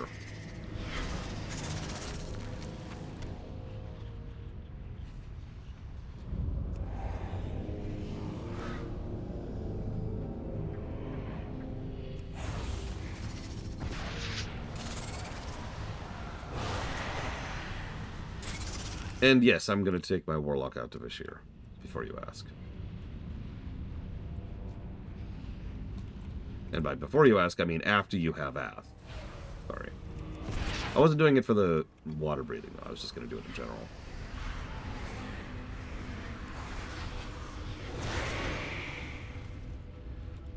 Yes, and have you played Classic obsessively for the last 20 years, Rikersbeard?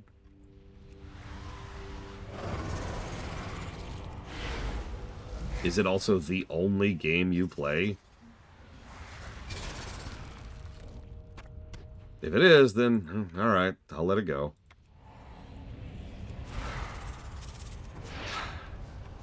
I don't understand that, personally. The idea of... I mean, I talk about this with regard to streaming, right? Some streamers just sit there streaming one game endlessly and forever. Or even a type of game endlessly and forever. Nothing but first-person shooters. Nothing but MOBAs. Nothing but RPGs. Whatever. That just sounds like hell to me. I need variety.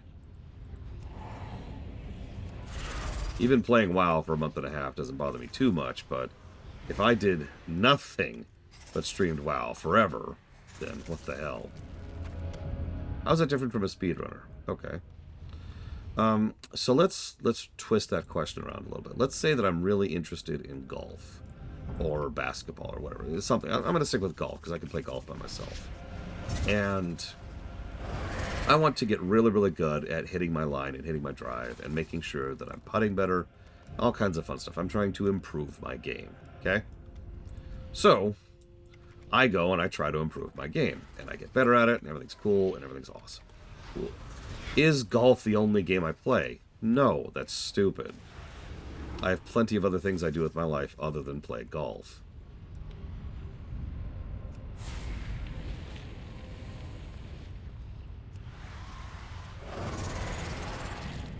How do you even have a 15-year-old YouTube comment era?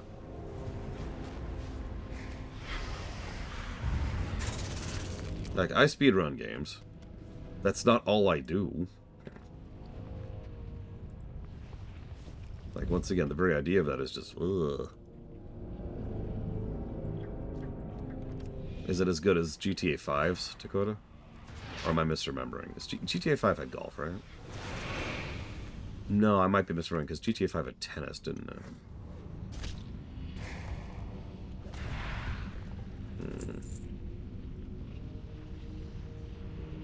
Well, if you say so, Rikersbeard, I'll let it go, because I'm tired of talking about this.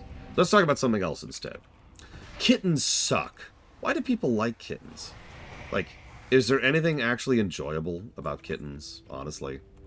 I mean, all they do is meow and meow and meow and purr and run all over you and roll around. It's just ridiculous. I don't even understand what's going on with kittens. It's weird.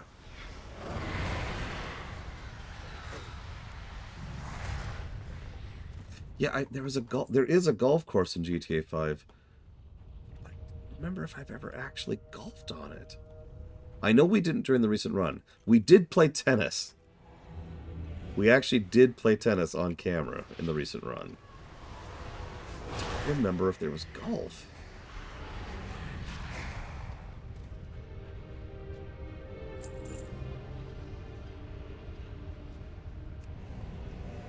Damn it, Asmira Star. That makes perfect sense. I can't argue with that.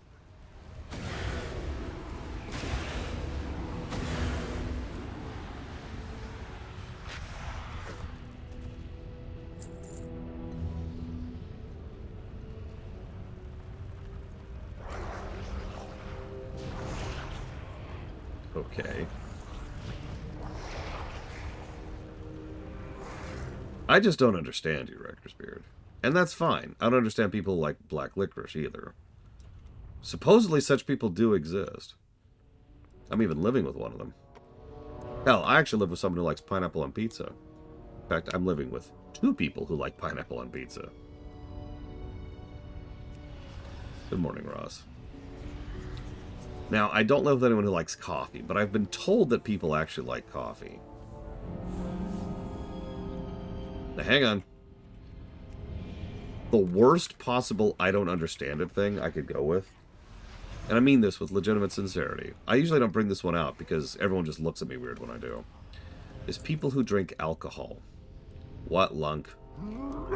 What you doing? Why you kill? Oh, you need get things from dwarves. Ah, Lunk understands. Lunk have a better way. Listen, go fight dwarf, but don't kill.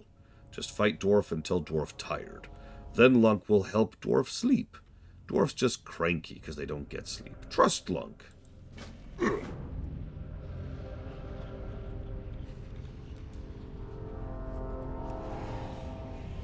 No, I understand. Alcohol is one of the most common drinks in human history. I get it. Like, it's a cultural institution. By the way, the way that he puts them to sleep is he just sits on them. Why did it have to be a smelly ogre?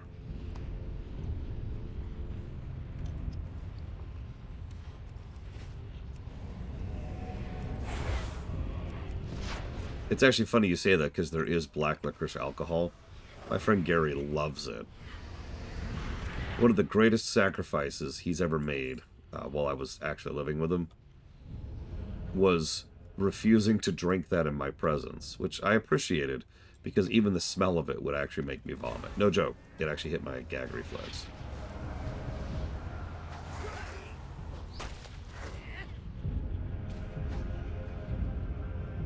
Light fading. Dying? No, just sleeping. He'll be sleepy for a while. Lunk knows.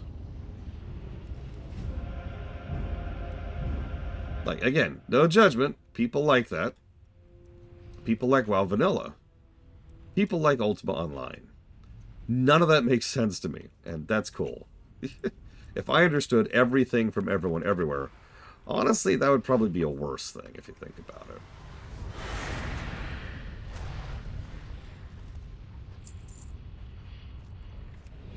Like, can you imagine how deranged you'd have to be to actually understand everyone on Earth?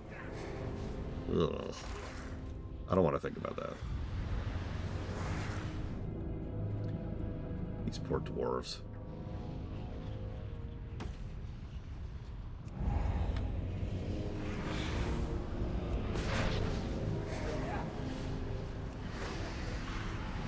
Yep, I won't kill them, Mr. Lunk. I'll just rip out their souls.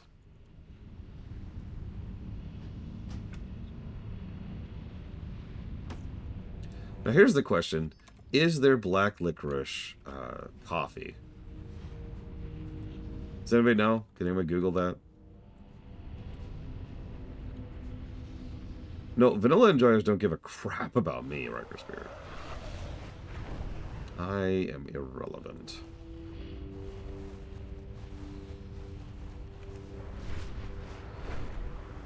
Oh god, don't even get me started on that again, Ross.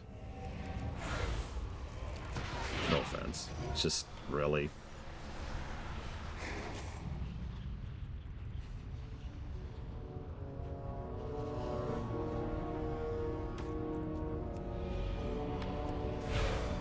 I don't think I can be physically nicer to MMO enjoyers. Because I'm already not horrible towards them, right? Like, what? I guess I'm straight in on. How am I not being nice to MMO enjoyers already?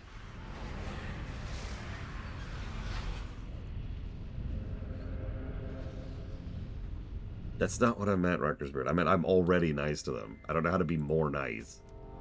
Dwarf is going to sleep good tonight. Lunk hopes you got everything you were looking for. Time to go find other adventures. Bye. Yep, and I'm gonna go kill things in your absence. Because I got other quests to do, buddy.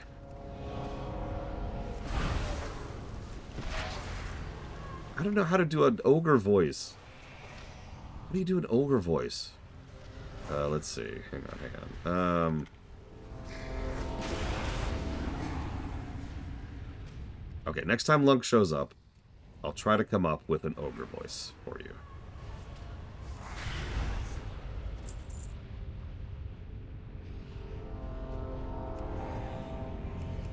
Something need doing? What? Oh, wrong button.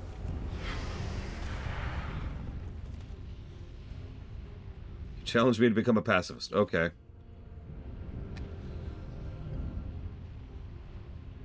Well, run runs over.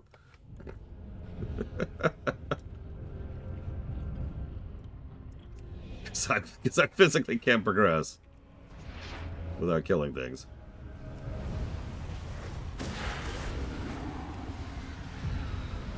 See, the one that weirds me out is people who say they don't like sports. To explain that a little bit, I'm still killing people here. I'm enabling the killing. That's still on me. To explain that a little bit, people not liking soccer or football or baseball or golf or whatever, yeah, sure, that makes perfect sense. People not liking any form of sport whatsoever makes me raise an eyebrow a little bit.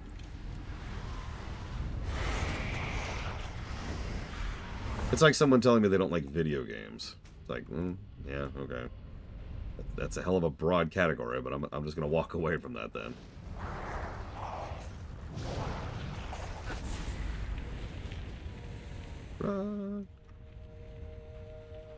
That's true, Valerian. Speaking of which, anime is garbage, and anybody who likes anime is garbage. There we go. Got it out there.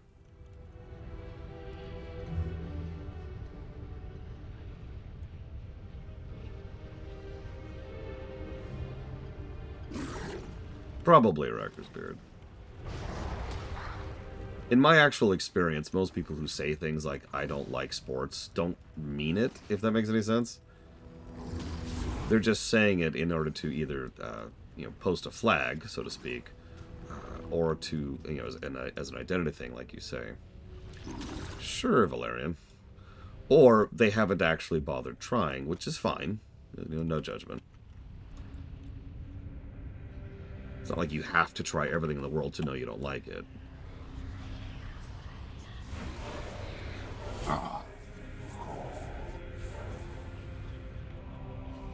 I mean, I'm one to talk, right? I have tried a great deal of sports in my life, or not sports, alcohol in my life, and I have never found an alcohol I like.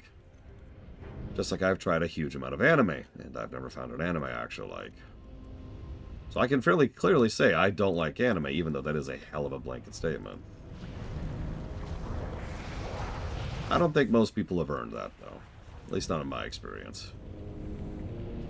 Especially from people who grew up in the 80s. Because, yeah, a sports geek is just a geek. The target of geekdom may have changed, but they're still a geek, just like any other geek. But, of course, when people think geek, they think glasses and pocket protectors and, computery stuff. And those people are wrong.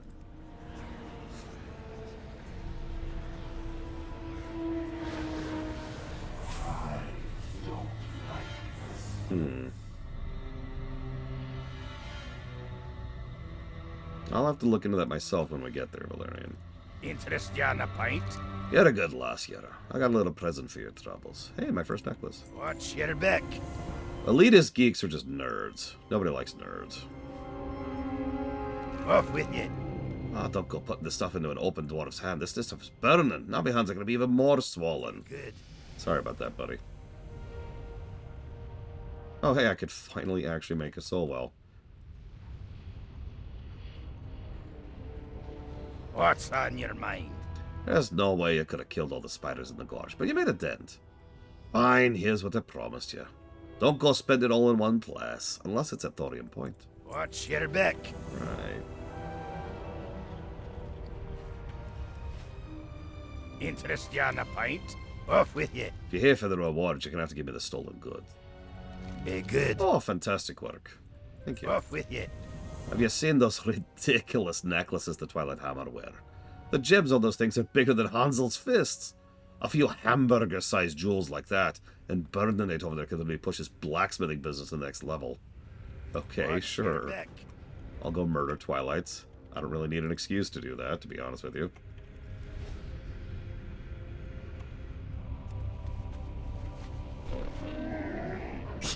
I have many, many wares.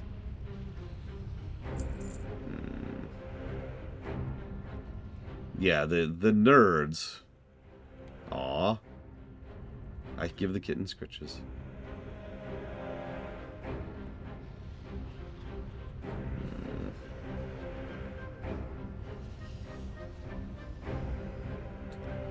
getting kind of full, aren't I? Let's sort this a little bit, shall we? I actually, I enjoy playing baseball more than I enjoy watching it. However, I'd be lying at this point if I said I don't enjoy actually physically going to a baseball match. And, you know, soaking in the ambiance, for lack of a better way to put that. Because that's kind of what's required, right? At least for me. I need the hot dogs. I need the, you know, the nice seats. I need the giant-ass cheap drinks. I know what you're thinking. Cheap drinks? Yeah, I don't go to professional matches. Don't be ridiculous. Farewell, friend of the Grummels. Can video games be considered a sport? Yes. How are you? I got one more assignment for you. This one comes straight down from the overseer himself. Seems he was pretty shook up about that archduke you discovered. He's asked for me to hunt down 3 ministers in work for the raid that work in the ridge over to the west. Here's the names. Each carry a sort of special rock. Combine them and bring them back here. Be good. Sure.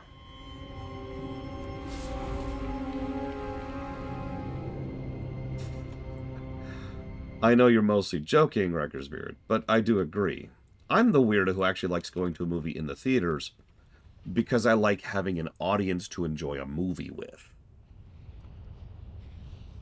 If I was just there to watch the film, I'd just watch it at home, right? Here there. Off with you. Why do you think I like co-op games so much? Watch your back. It is unfortunately as I suspected. These bracers have the indelible mark of the Fire Lord. Very well, if the Horde or Alliance forces anywhere near this godforsaken gorge, it falls upon the Thorium Brotherhood to stop the Archduke before he spreads any more of his evil. Off with you. Be good. Right. Watch your back. I should just pick up these quests so they go away. Be good. So Watch your back. There we go. Really, Ross? That's interesting. Oh, it's so awesome, Uthor. There's nothing quite like, you know, a good moment happens in the theater, and the crowd just goes, you know, there's an audible reaction, right? I'll give you a specific example. When we went to see Deadpool in the theaters, I don't even have words. We had people literally falling out of their chairs, including me, because we were all laughing so hard. And that was an awesome experience.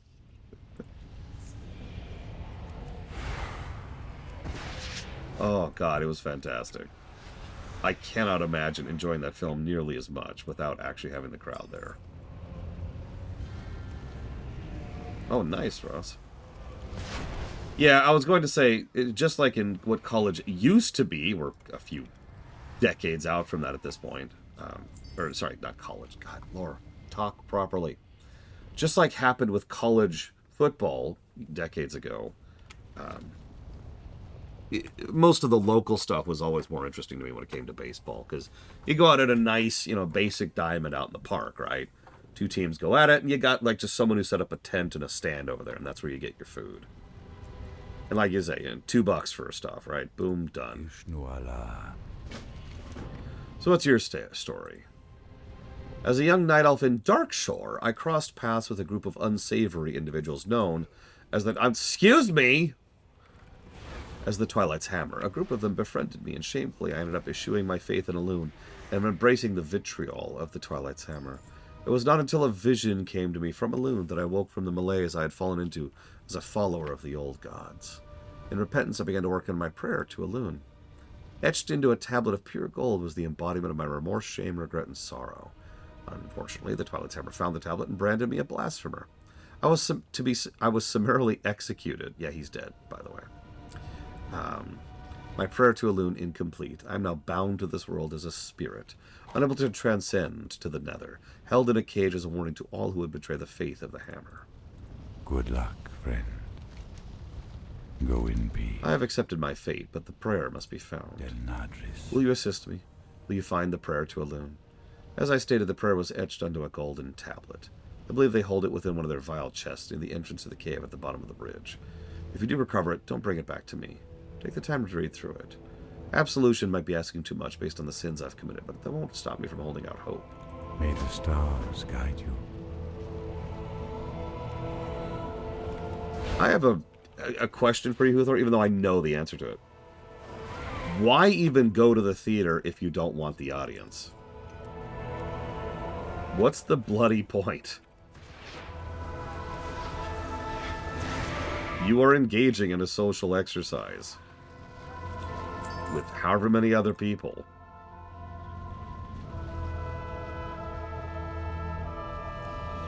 And yeah, I know. The answer is the screen and the sound, and I just roll my eyes at that, to be honest with you.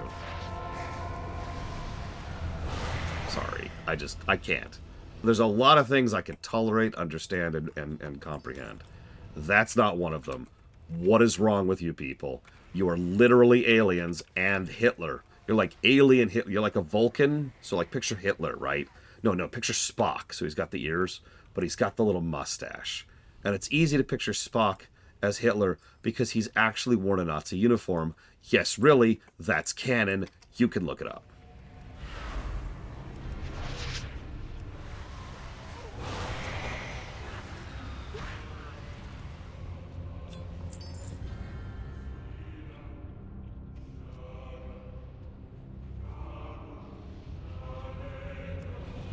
I mean, to this day,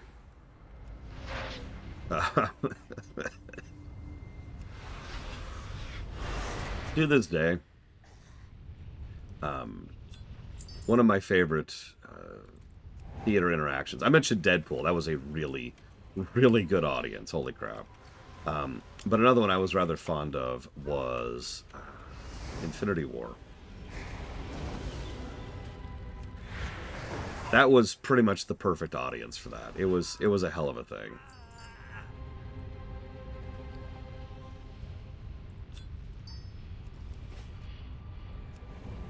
I can't really keep going without spoiling, that film, but you get it.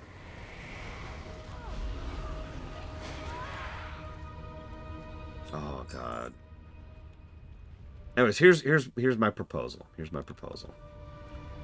We're going to have two types of theaters in the future, okay? There's ones which aren't a theater. It's just a TV in a room so you can enjoy it by yourself like the alien freak that you are. And then there's going to be theaters where you can enjoy it with other freaking people in the theater. Go watch films at home.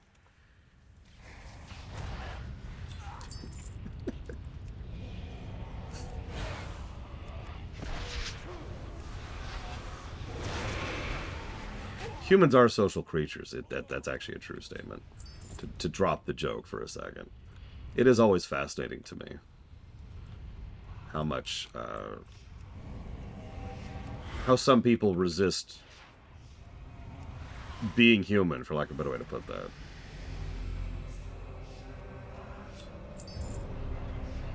Oh God, I'm not sure there is such a thing as a drive-in anymore. Oh, we kicked that guy the hell out, Recker's-Beard. If there's one jackass who's just sitting there like this, yep, oh, that's really this guy's dumb. Why are you even doing this? Get off the screen. That's when someone shows up and says, excuse me, sir, shut up. And that's their one warning. If they do it again, they're kicked the hell out.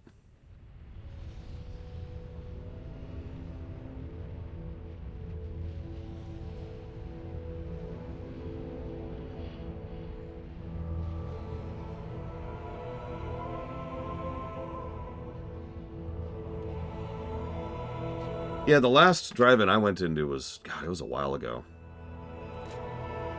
I remember the film I went to see. It was a terrible film. It was the first no.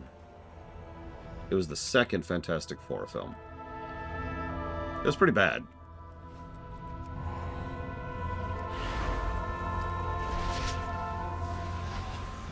Who could be worse than the jackass who won't shut up in a film, Jay Palmer? Because speaking as someone who really enjoys a reactive audience in film, the jackass who won't shut up can go straight to hell. I actually have encountered that once in my life.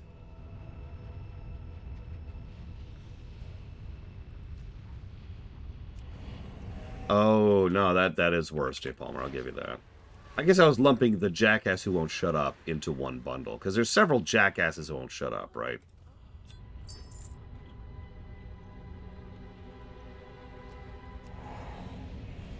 Oh, I would hate that as Miristar.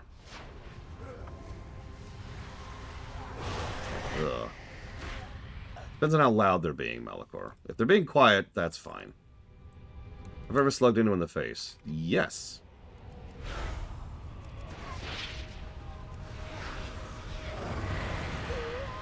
That would have been 4th grade. Oh man, Phantom Menace. I had such a great audience for Phantom Menace. That was probably the single best audience I've ever had. Midnight showing of Phantom Menace. Oh. Yeah, people being on their phones. Basic human courtesy is not asking too much. But, well, I can't really properly demonstrate this, but my phone is cranked when it comes to its brightness. Now, I do that on purpose because that's how I prefer it. Except when I'm in the theaters. Because if for whatever reason I actually need to check my phone, I don't want to immediately blind everyone behind me.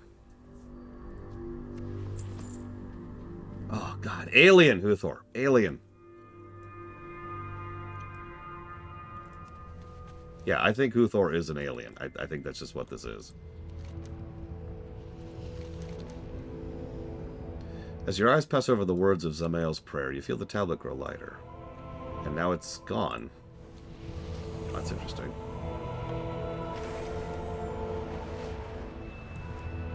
I will admit I stopped going to theaters. Thank you for that, COVID. But, there's actually another kind of unrelated reason why I stopped going to theaters.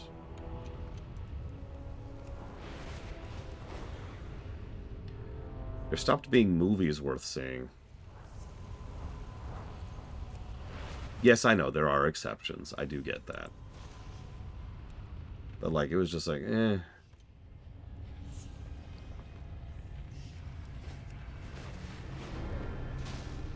Like, Sonic 3 is, by all accounts, a fairly good film. And Dune 2 was a good film. And, I'm trying to remember what else there was, actually, in the last couple of years.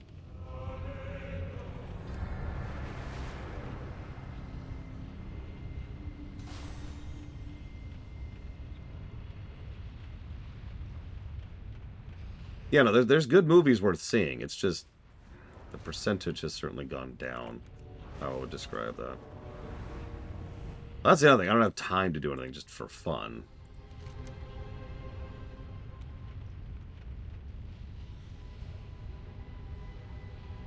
Are they inside? They're inside, aren't they? Oh yeah, Deadpool 3. That was the other one. Although I've heard that it's not as good as the first two films, but that still makes it a good film, I would imagine. Presumably.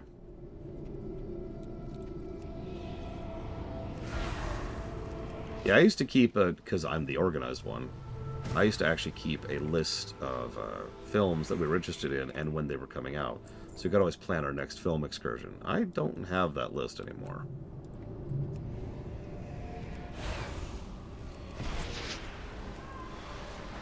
But yes, I did see Maverick in the theaters. I think that might have been my last one. I didn't see Dune 1 in the theaters. I saw that at home.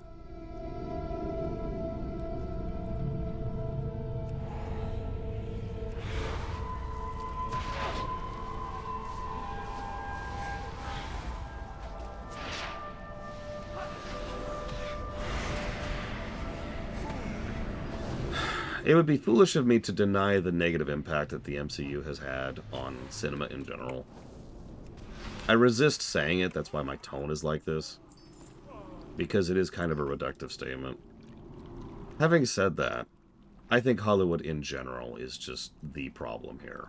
I have done too much research on too much of the underpinning industry and economics of Hollywood to think it's anything other than just Hollywood. Hollywood has been circling the drain for several years at this point.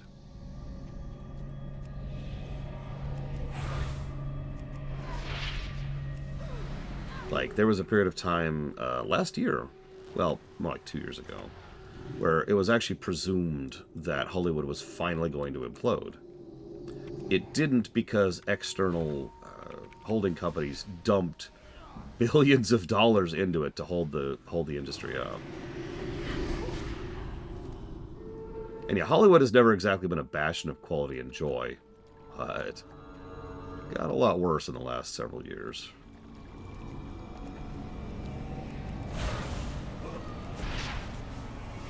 Actually, yeah, Ross. No, exactly, Riker's Beard. Do I think Hollywood should die? Yes.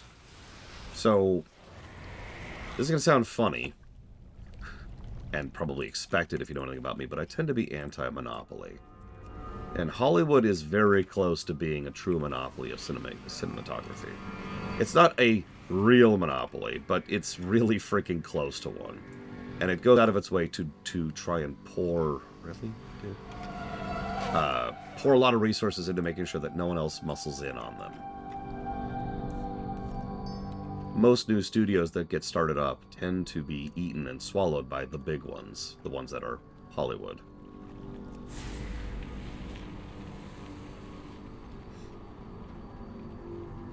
I think if we had, for lack of a better way to put it, a better indie scene for films, I think cinematography in general, cinema in general, would actually be in a better place. I know what you're about to say, and you're right. There is actually a very, very light, burgeoning indie scene for films. Obviously, there's the film festival, but nobody watches that. There's also, ironically, YouTube and things like Nebula.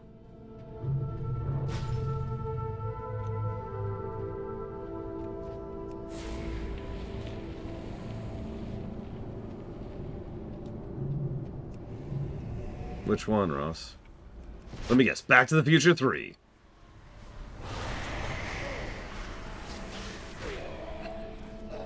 Sorry, inside joke. Dark Knight. Is that the second one or the third one?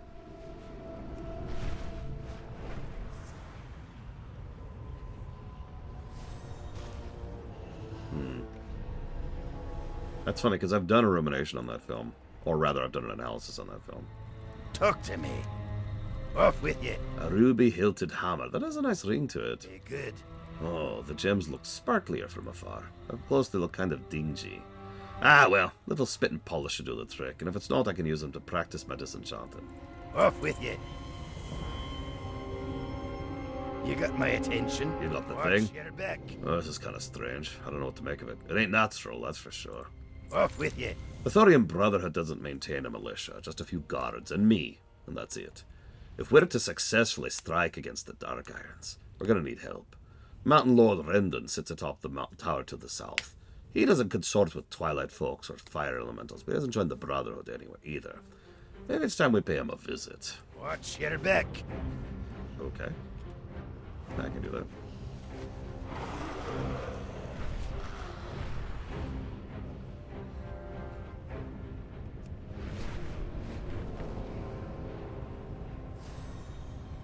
Oh, there are Malachor. I mean, I just said that even.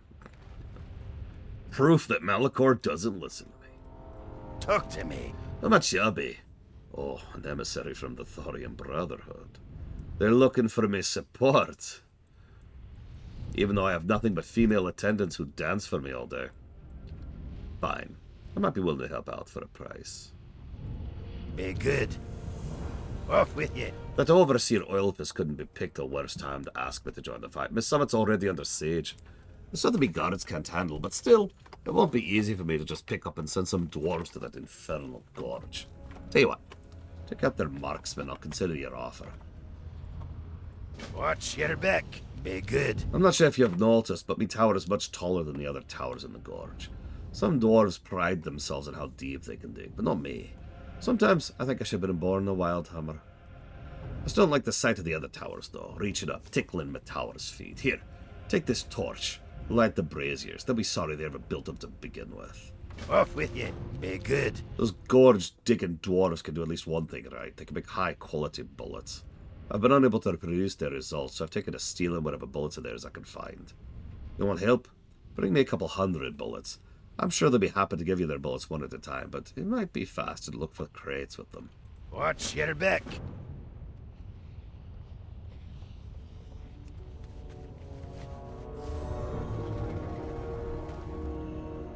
Great to meet ya. There's so much we don't know about the Incendosaurs. Where do they come from? How do they survive in the flats? Why do they taste so bad? The key to understanding these prehistoric beasts, I believe, starts with the fire gizzard. Every Incendosaur has one. I'd like a few for study. Off with ya. Sure.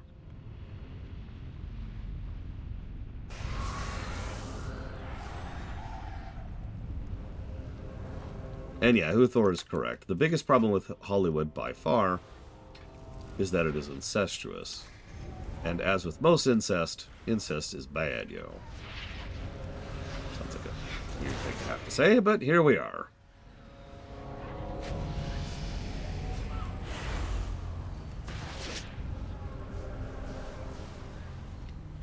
Listen, there was one bit of incest that was good. It was me banging my aunt in CK3. Oh yeah, I can't wait to trash a game that people love. That's one of my favorite things to do as a reviewer.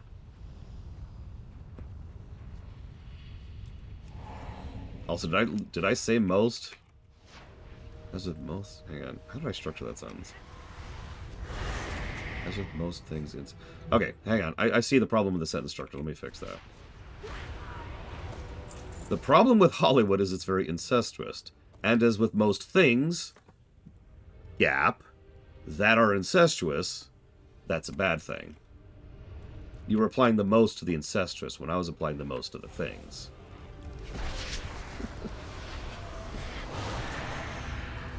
I had to think about that, because I was trying to figure out where I said most with regards to an incest. I was like, wait, what? Oh god, that's a good question, Melikor. Who knows?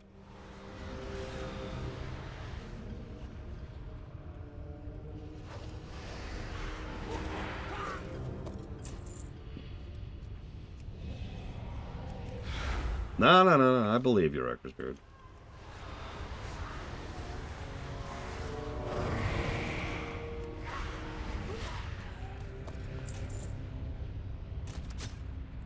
You know, I love how they've just got bullets just everywhere. Just bullets.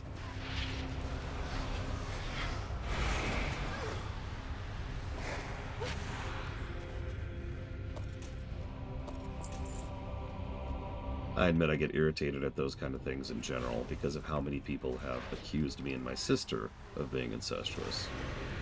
Legitimately. It's the kind of thing you'll find on, you know, some unpleasant parts of the internet. And I will not repeat most of the things they say in public. It's really gross, though. Yeah, me too, Spear Star. Every time they shoot me, I get a bullet. Or I can go loot them.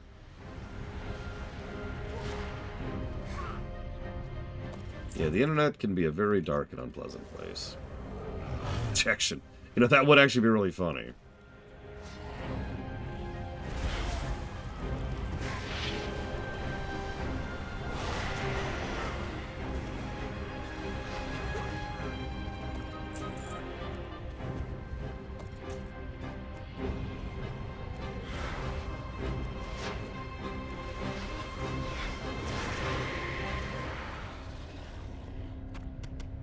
Yeah, the internet stopped surprising me back in high school. That's not a joke. I even remember the exact incident.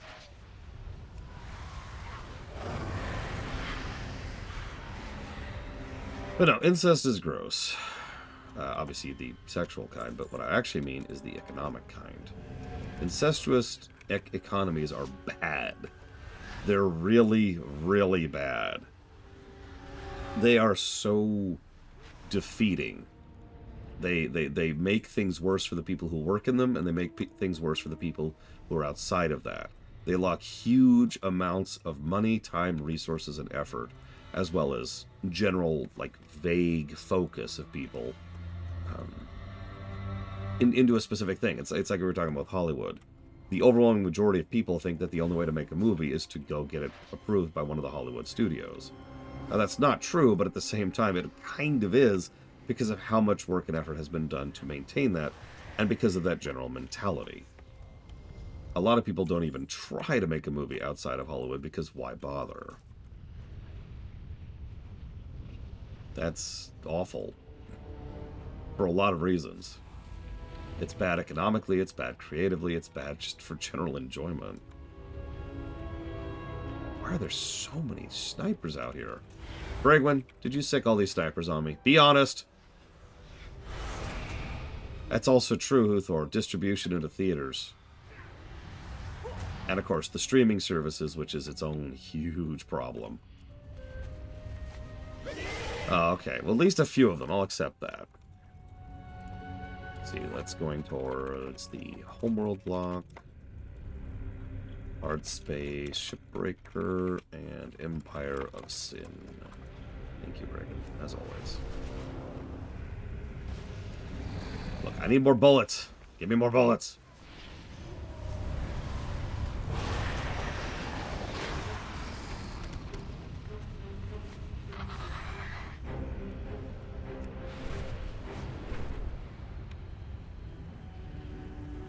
Whoop. I just miss horribly here. Don't mind me.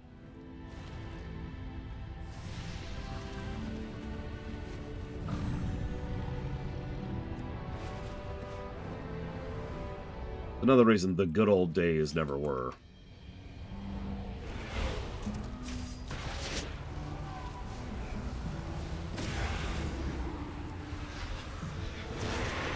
I mean, I don't want to get into that. I don't want to get into that. That's just going to make me depressed. Did you just shoot me? You jackass.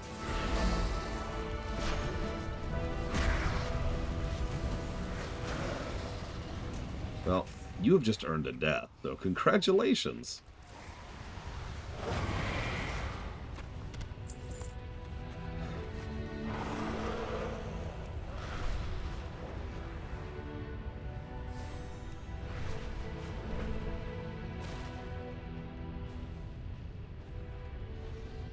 I'm curious how Kingdom Hearts 1 will review.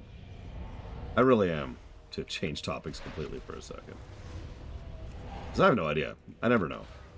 That's sort of the point of reviewing. If I knew the review in advance, I wouldn't have to do the review. But I don't remember Kingdom Hearts 1 fondly.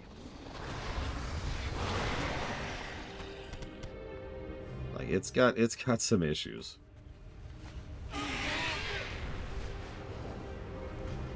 Like, everyone points to the platforming, but a lot of people tend to forget the level design, which was very problematic. Several of the boss designs, which were janky and awkward and weird. The level spiking, which was all over, or excuse me, difficulty spiking, which was all over the place.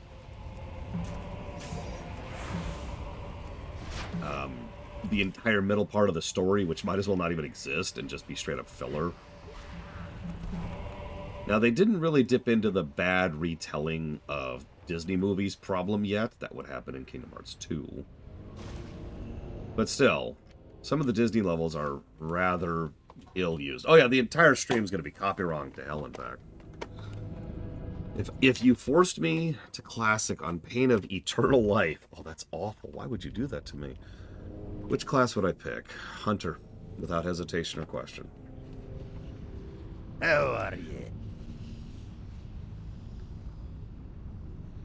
Be good. If nothing else, you brought me some time and some room to open our supply lines. You're a fine warlock. Watch your back. Off with you. Looks like you know how to light things on fire. An admirable trait for any gnome. Be good. A real warlock would have cut the bullets with her teeth. Watch your back. Off with you. What? Why are you still here? Oh, did I promise I'd help you with the Thorium Brotherhood? I lied. I can't spare the men right now. I know I said I'd help, but there's no way you can convince me. Absolutely no way. You got my attention. Okay. Oh, I guess I'll just leave. What's on your mind? Be good. Watch your back. Oh, hi, Lunk. Sup? Okay, I promised a Lunk voice. Hang on, let me get some water.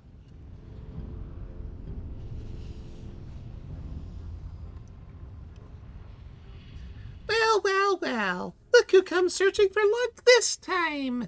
This sounds like a case for Lunk's unique brand of no-kill problem solve. Lunk not smart, but Lunk notice things. Today Lunk noticed dwarf people like to dance. Lunk like to dance? Sunna like to dance, probably. Maybe we find more dwarfs to dance. Then we go talk to him. Then he listen to you. There you go. Have fun.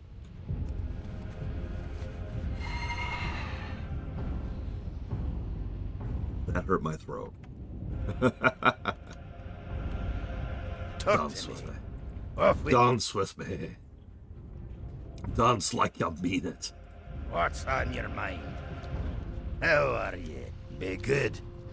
Let's go, my dancing friends.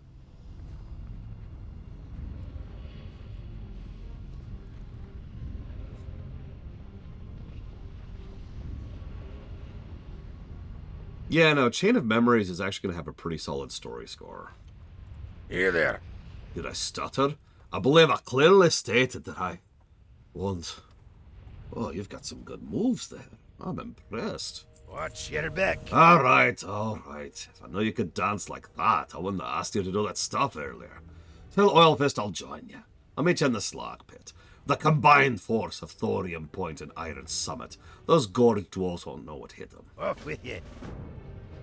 Thanks, Lunk. Appreciate you. Yeah, gameplay on Chain of Memories.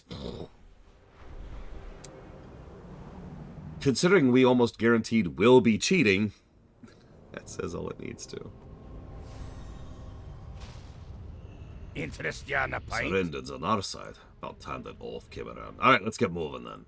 Watch your back. I'm putting you on a flying machine. You'll be responsible for softening our landing into the pit. Once you land on your landing point, you'll be hordes of Dark Iron. Use the guns to take out as many as you can. Be good. I do love killing people with guns. Sorry. Great to meet you. See you soon.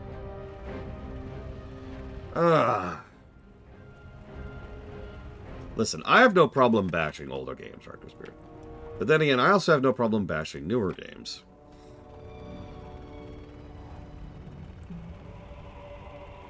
Because, of course, as I've said a few thousand times, the age of the game has nothing to do with anything.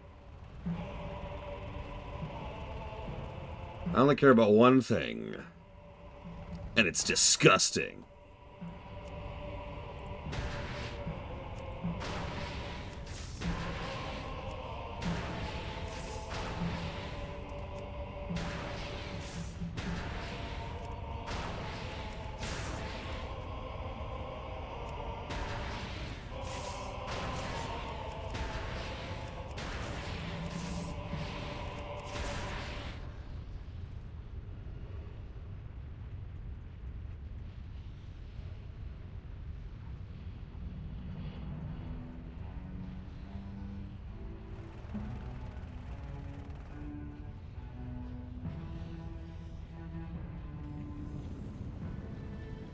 It does make me wonder why they're absent, but we'll get there when we get there. What's on your mind? Well, here we are. Hope you're ready. Off with you. Be The good. name of this quest is Slavery is Bad. Much like Overseer Maltorius, I'm a rich dwarf. However, I earned my riches through hard work and wise decisions, not through slavery. Okay, fine. Very little slavery. Hardly any. Anyhow, the first things I see inside these caverns are slave drivers and taskmasters. I won't stand for this. As you progress, kill as many as you can. Watch your back. Off with you. Of course, you'll want to free as many slaves as you can while we're here. Most of them will likely join forces with us, anxious to fight against their captors. However, sometimes you'll find slaves resistant to being feared. It's a strange phenomenon called Durnhold syndrome. Either way, free them.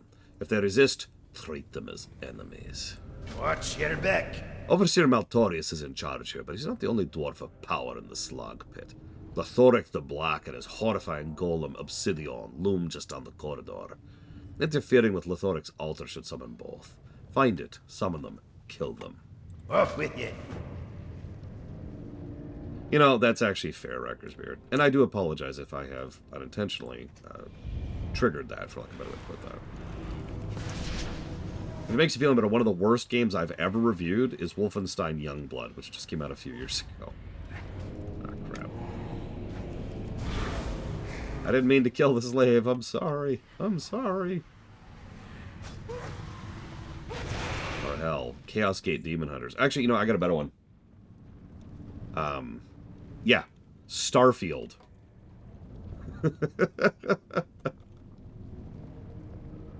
Listen, Bragwin. Shut up. Yeah, Starfield came out this year. So did its DLC. Both suck. I think Starfield came out. No, Starfield came out last year. Never mind. My bad. Excuse me. Starfield came out last year. Here's another one for you. Oh, God. I'm trying to think of the full name of the game. It's like Warhammer Age of Sigmar Realms of Ruin, I want to say, was the whole game. Something like that. Either way, that game was garbo. Holy crap. Secret of the Stars came out after Final Fantasy V, I want to say. Great serpent is Miristar! How could you be speaking about our great and holy serpent in such a manner?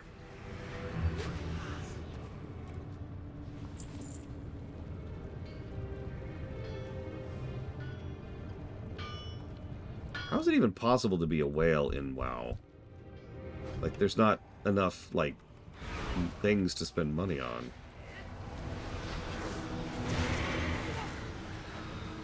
Yeah, that's what I thought, Pillars of Snow. Either way, Secret of the Stars came out reasonably far into the SNES's life cycle, which is sort of the problem, really.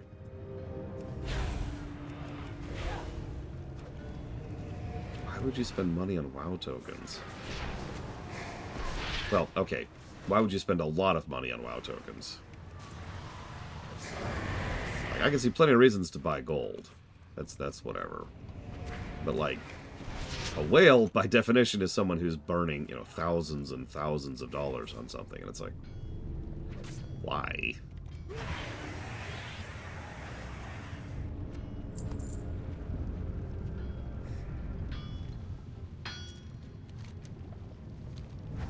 I'll never leave. I wouldn't know what to do outside. Okay, well, enjoy your death. Bye.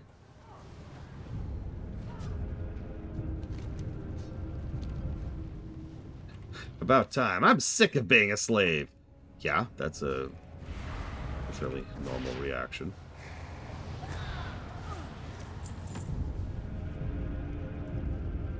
What is this, FF14, Rector's Beard?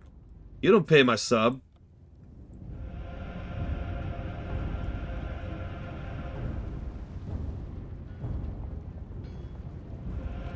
One second. Where did I put that?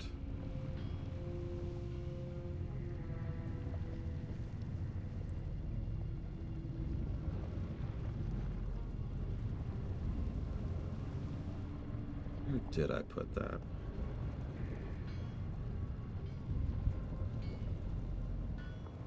Damn, it's not here. I'll check one more thing, then I'm gonna give up on this.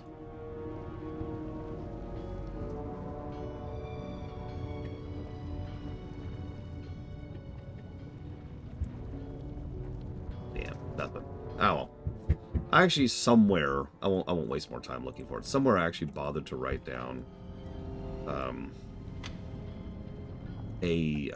like when each game came out and like their relative golden numbers, just to kind of track, you know, historically, if there were any trends. I'm going to go ahead and just spoil this for you. There are no trends whatsoever. There's no specific year or era in gaming in which games suddenly have higher golden numbers or lower ones. It's literally just this, the whole way across.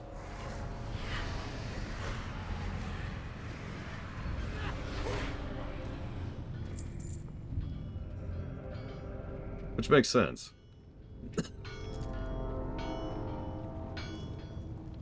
The design of this system is built down to its bones to try and completely remove, you know, how old a game is from the equation.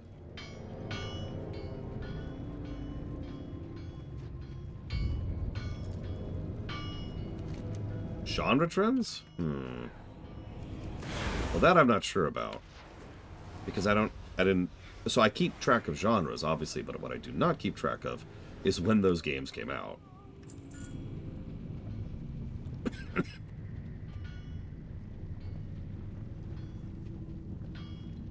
That's me, I'll just cough to death here. So, like, for example, if we pick a genre, I don't know, pick a genre really quick. I'll pull up the genre sheet. She is ready.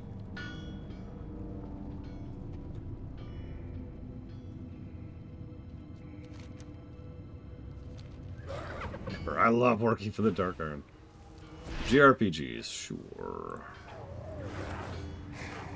JRPGs is a funny one.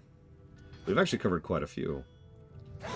So, let's just order this by golden number here really quick. So, some of these numbers really amuse me. Because I keep track of averages, for example. So, the average story score that JRPGs have gotten so far is 19. Plus 19. That's actually pretty good. The average gameplay score is -7. That's not as good. Average story density is 0.6, which is not good. Average gameplay density is -0.6, which is not good. Average story ratio is 72%, which is actually about average. And average gameplay ratio is 44%, which is pretty bad. The average golden number of a JRPG is 18.58.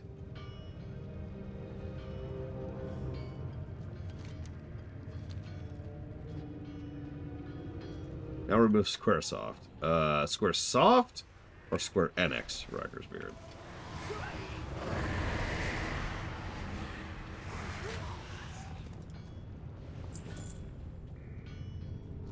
The good one. Okay. Guys, which one does he mean?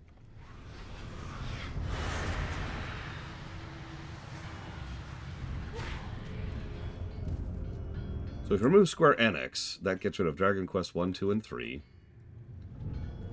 Mystic Quest, and I think that's it, actually.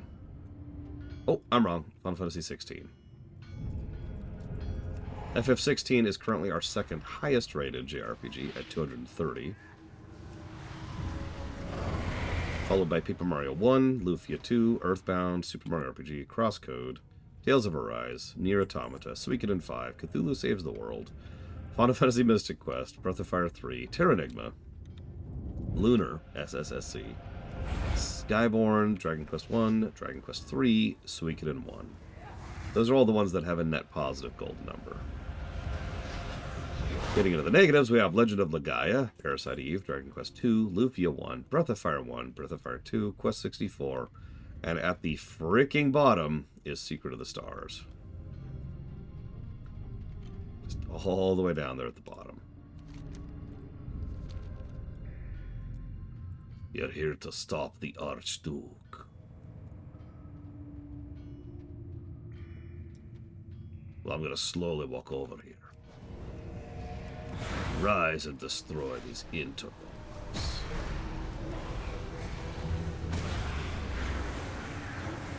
Ooh there, ooh there, ooh there.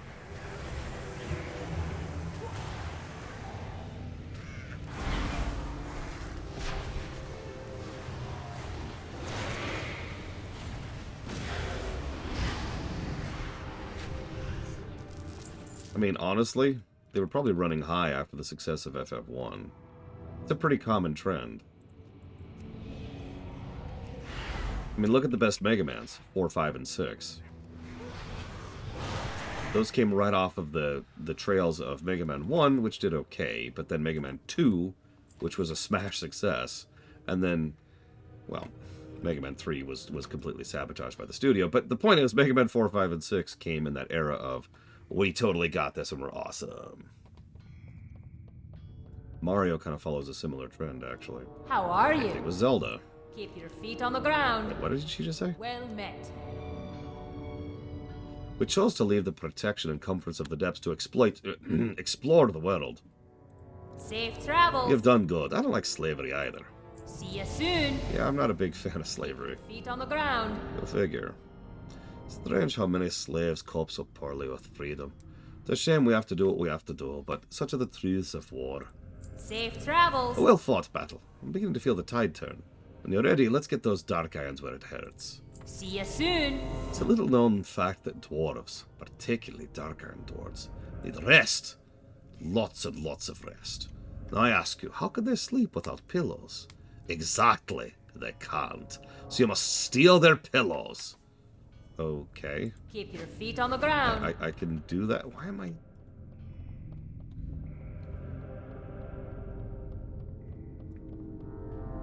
Oh yeah, no, Spirits Within had its own financial issues, but that wasn't what caused the shift in Square. In fact, the shift in Square was happening before Spirits Within was even being developed. I've got it, Huthor. Let's do this new visa, right? It's called slavery. The slave visa. You agree to be someone's slave, and then you can move to another country. We're going to call it the serf visa.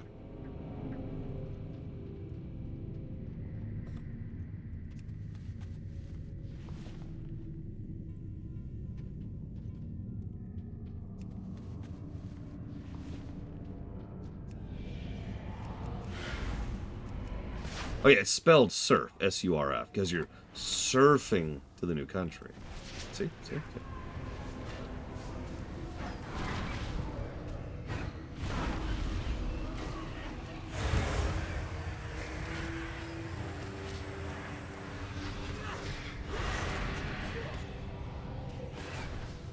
Oh. Okay, I accept what's about to happen.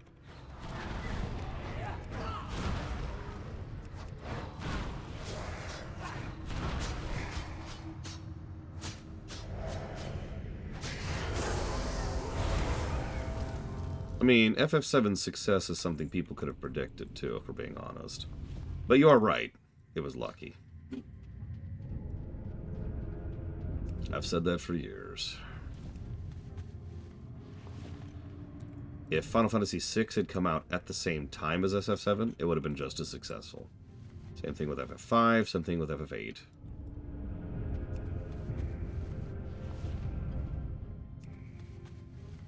Don't mistake me. I think FF7... Yeah, Ocarina is another good example. I think FF7's a good game. That's not the point I'm trying to make.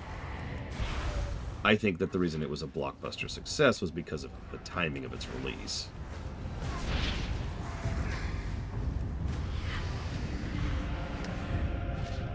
Remember, quality of a game does not make a game super successful. That's not how that works.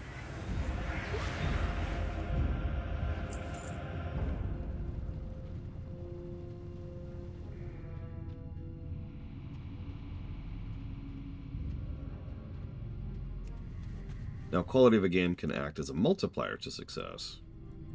And quality of a game can give a game legs. It can make sure it stays around for a long time. You know, word of mouth spreads, but word of mouth spreads kind of slowly, even in the internet age. As more and more people just kind of... and the information about the game spreads. It's like, oh yeah, that is a really good game. I mean, hell, look at Grim Dawn, which is by all accounts a good game that I only heard of last year, I want to say. The game came out in 2016, for perspective. And yes, I would say Undertale was kind of one of the big success stories of kickstarting, as well as, like, coming out. It wasn't the first indie game by a wide margin, but it was definitely one of the most high-profile indie games.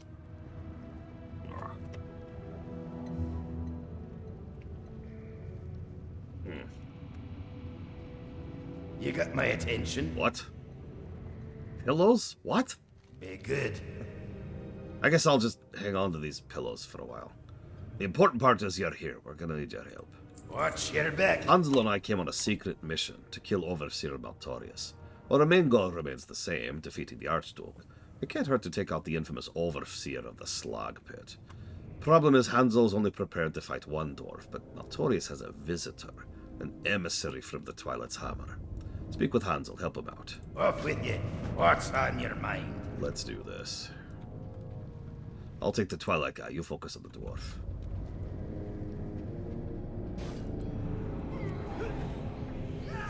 Just one shot's the Twilight Lord, Jesus.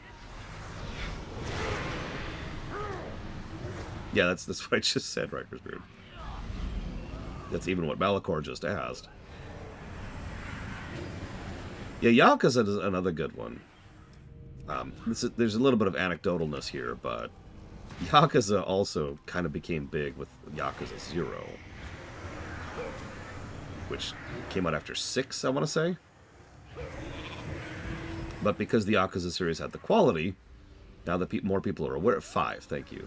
Now that more people are aware of it, people can go back and buy it, and hey, look, new sales. That's why quality matters. Quality doesn't matter as much for at-launch sales. It matters more for how much the game is going to sell 5, 10, or 20 years down the line. Not that most companies care about that, but it's still true.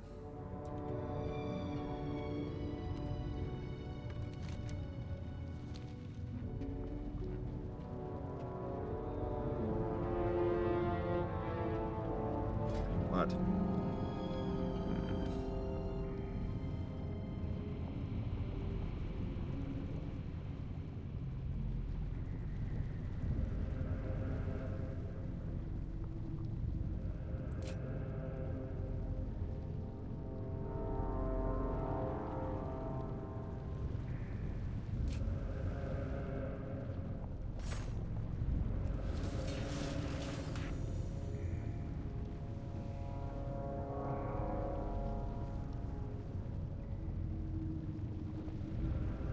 Okay.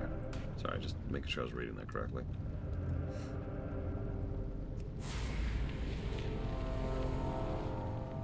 Look, nobody cares about long-term growth. Nobody wants a job that's going to provide for and sustain them for the next 20 years. We have to care about now. Now's what matters.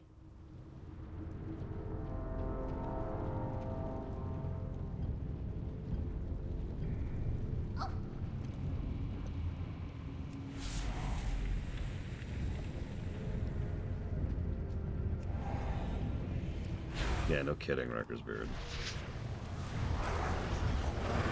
You know, that's a good question, Magister. I'm not sure. I will say, again, very anecdotally, that several people watched Andor because of me and my recent coverage of it. And I'm not trying to take credit for anything. We all know I'm a pathetic, insignificant nobody. But what I'm trying to say is that I wonder how much of that word of mouth has still kept spreading after Andor's release. Talk to me. Twilight's Hamada. I should have expected as much. I'm glad you arrived to help them out when you did. It looks like despite all odds, we've pressed our offensive to the doorstep of Calcinder's lair. Now it's time to finish the job. Be good. Archduke Calcinder squirms at the back of this cavern. We're close to killing him, but that's not what we're gonna do. Slaying him means nothing. His acolytes can easily revive him. No, we're gonna banish him. I asked you to gather a precious stone earlier. Now you're gonna use it. Watch your back. Oh yeah, there's such a thing as digging too deep. While you find the richest mineral veins deep below the surface, you also find the most evil creatures, like fire elementals. Calcinder's minions roam the cavern. Each one holds a piece of evil. Off with you. You know, I've often wondered, anybody who knows anything about Tolkien might be able to answer this, but I've often wondered if his thing about, digging too deep and too greedily was more or less a straight analogy for just human behavior.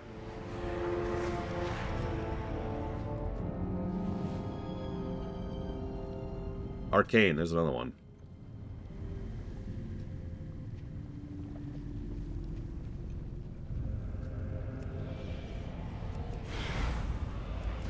If he hated analogy, why did he do World War I in the Shire?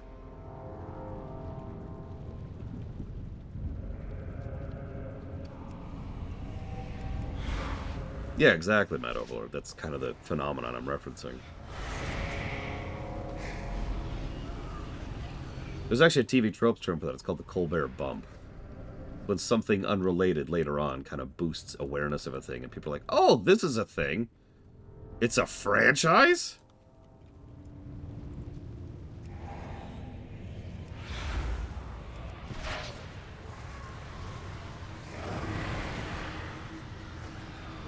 I mean, hell, I've heard it argued that that applies to the Legend of Heroes series, or the Trails of series, or whatever the hell it's called. Because the Trails of series was kind of intermittent with its English releases for quite a while there, but by several accounts, Cold Steel sold pretty well. And as people became aware of Cold Steel, they became aware of the Trails of the Sky series. Actually, yeah, Earthbound. Earthbound didn't sell well when it came out. It has sold quite well pretty much ever since. Excuse me. Hell, when it came out on the 3DS, people bought the hell out of that. Yeah, most people who have terrible taste... Sorry. Like the Scouring of the Sky Shire. I am not one of those people. That I could see, Riker's Beard. Actually, quite a few people did try to get into League of Legends after Arcane. Now, I only know of like 3 or 4 people personally, but all of them got right back out. And if you have to ask why, you don't know how League of Legends actually is.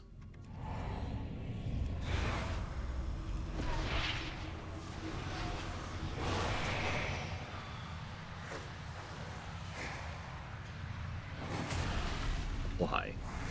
That's a good question. That's a good question.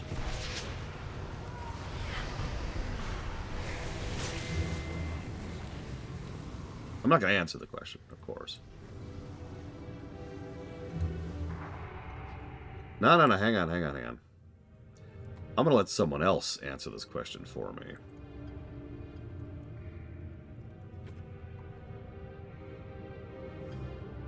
I'm dead serious. Someone else has done a short YouTube video which quite literally perfectly encapsulates the problem. There it is.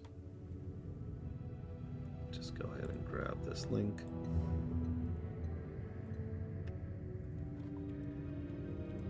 Here you go. Enjoy.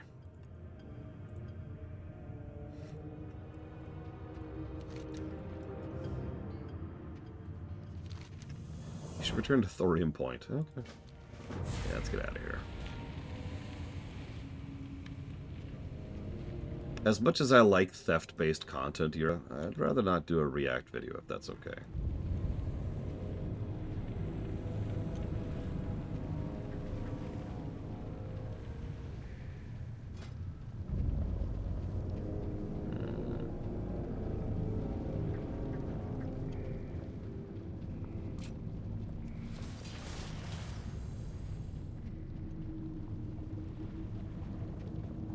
Yeah, that reminds me. If we were want to talk about Lord of the Rings, what was going on with the Eagles?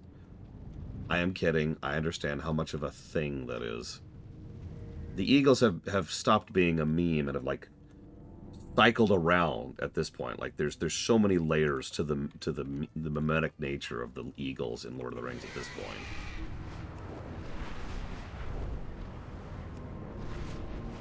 Negative to story. Moving on.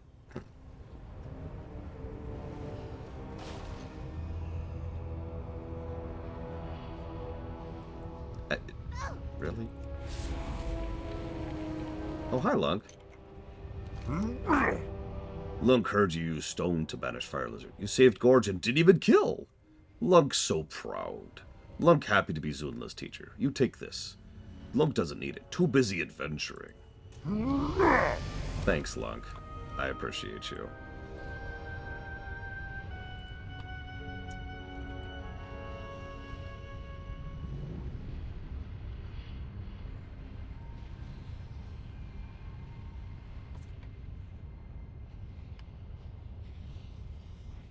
I was just double-checking something. Looks like he hasn't shown up since Warlords. That's a shame. I liked Lunk. Here there. Our task is complete, and it's all thanks to you. I'd like to offer you a choice from our coffers. In addition, I'd like to make you a full-fledged member of the Order. Be good. Aw, thanks. Alright, can you hear that, ladies and gentlemen? Do you hear that? Do you hear that? That is the sound of us being done with all of the New World zones.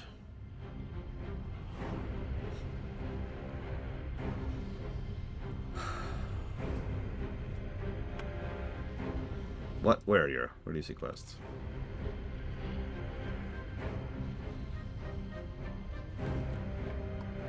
Oh, in the tracker. Right. Let me abandon that. There we go. Let me abandon that. And let me abandon that. There we go. Actually, I didn't forget Moonglade. Now to go to Borean Tundra. So, actually, I want to hear something really funny.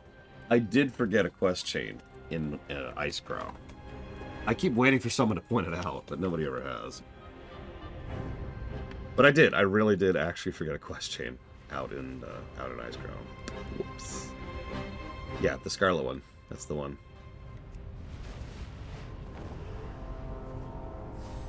Anyways, we're gonna keep pretending that quest doesn't exist. We're walking.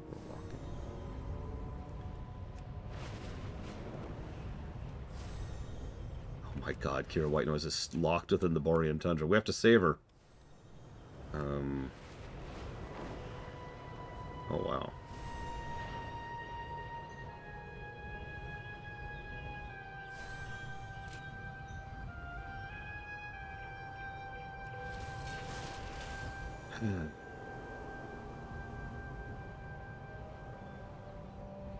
How was Searing Gorge? Pretty good, actually. There were a couple of dull portions, but good flow, good design, and a surprisingly interesting story arc. It was kind of similar to the Burning Steps overall, which makes sense because it is the counterpoint to the Burning Steps. Do I have 4 people available to do a dungeon with me? I would like to bring my Warlock, but I don't have to.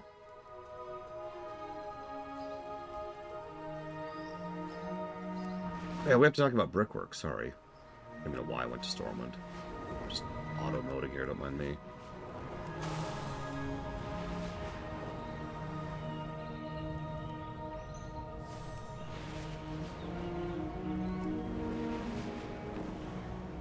Faction shouldn't be an issue. Assuming we have a tank and or a healer. We're going to do a dungeon in a weird order, but this is actually the order we did it in last time, and I'd kind of like to do it again for pretty much the exact same reason.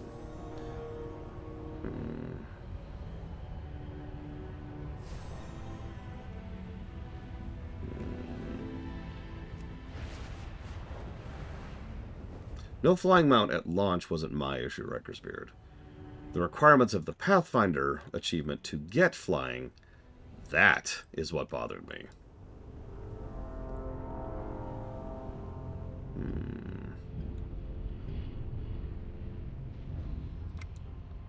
I think I'm going to give it brickwork here.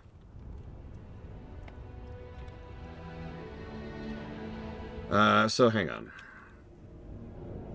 Explain. Okay. Sure. It should still be in the game.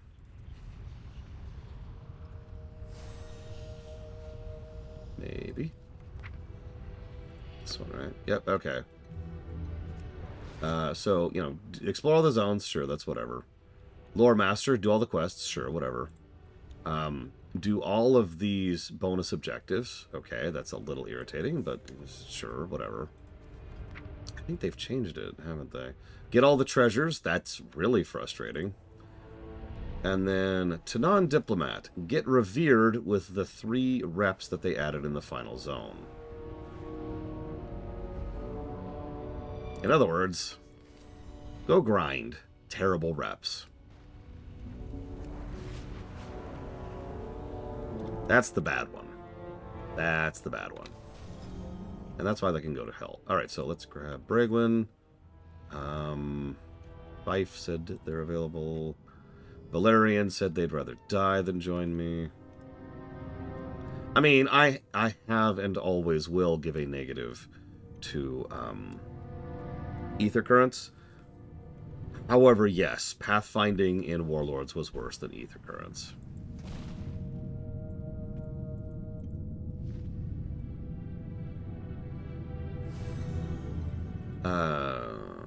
Yes, the first Pathfinder was Warlords. So it was the very first time they had tried that thing. The Pathfinder for Legion was a lot more reasonable, and the Pathfinder for BFA was... it was irritating, but it wasn't as bad. Okay, Cure White Noise is ready.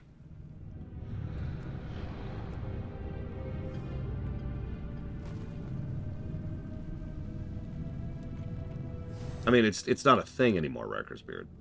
Pathfinding has been removed from the game for all intents and purposes. Like, you can still get the achievement, I think. Don't quote me on that.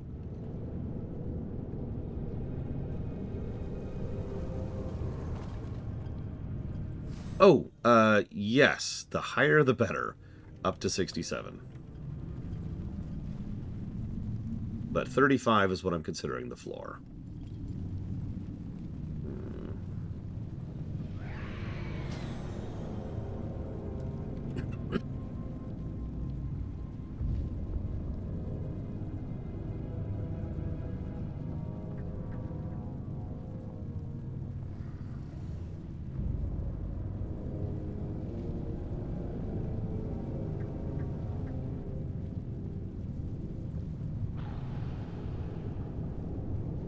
Nope, hang on.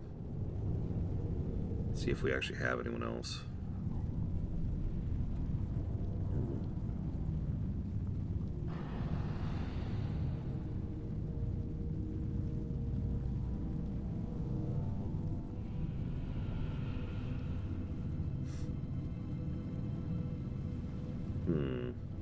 I'll go and say out loud. Valerian and or Maverick, if you're there and willing to do a dungeon, that would be cool. And if not, that's okay too.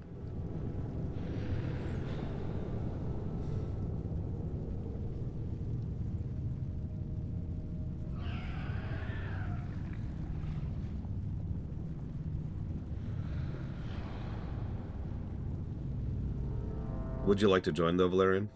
After you're done eating?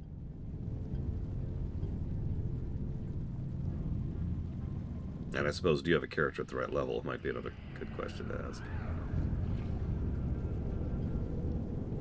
Oh man, Vashir. By the way, we're doing Vashir next. That's the first endgame zone we're doing. Okay. Well, Valerian has decided to pass, and Maverick is non-existent, so if you're willing to join us, Rikers, you are more than welcome to. Let me turn off taunt.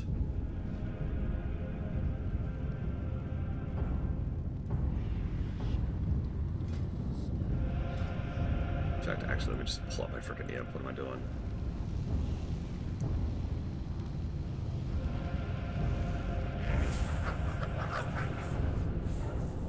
Gotta get Gak Pep out here.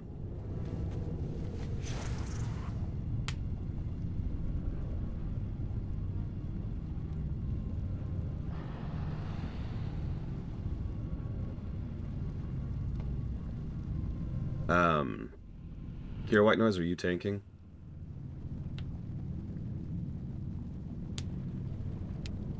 Correct, Kira White Noise. Okay, 5 can tank, in which case I need a healer.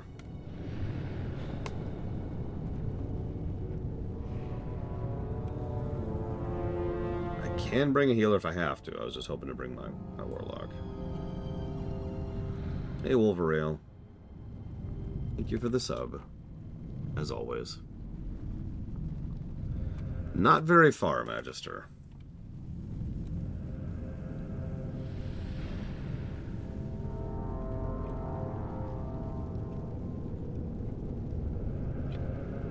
And as usual, if you'd like to put that towards up to 3 future streams, please let me know, Wolverale. Thank you. Oh, there it is.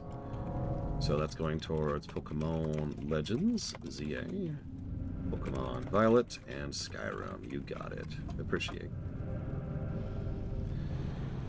So, you got this, Braglin. We believe. And there's Riker's Beard, so we'll go and grab him.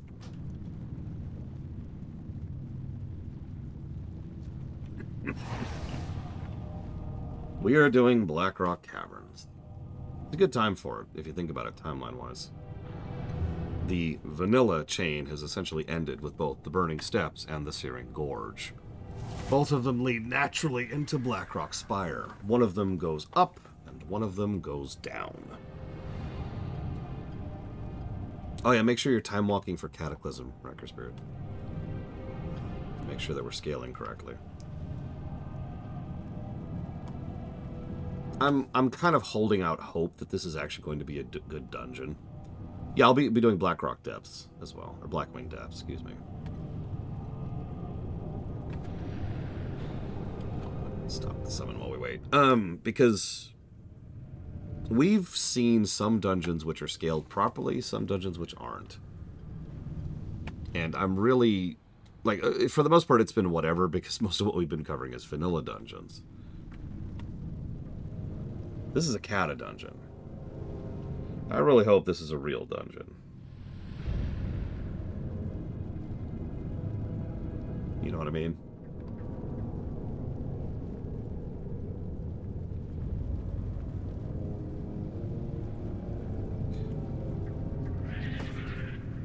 Pretty much right here, J. Palmer. Like, this is when Blackwing Descent takes place. Or Blackrock Descent. Oh my god, I keep getting those. The down and the up both happen right about here. If you think about it timeline-wise. Because again, the events of the steps and the events of the gorge both lead into here.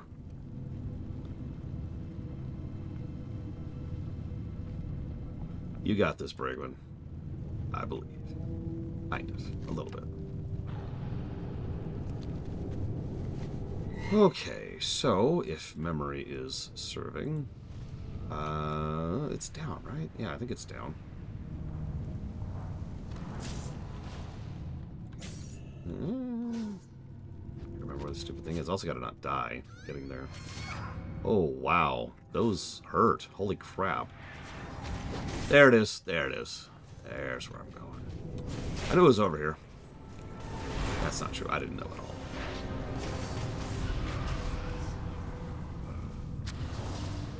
Okay.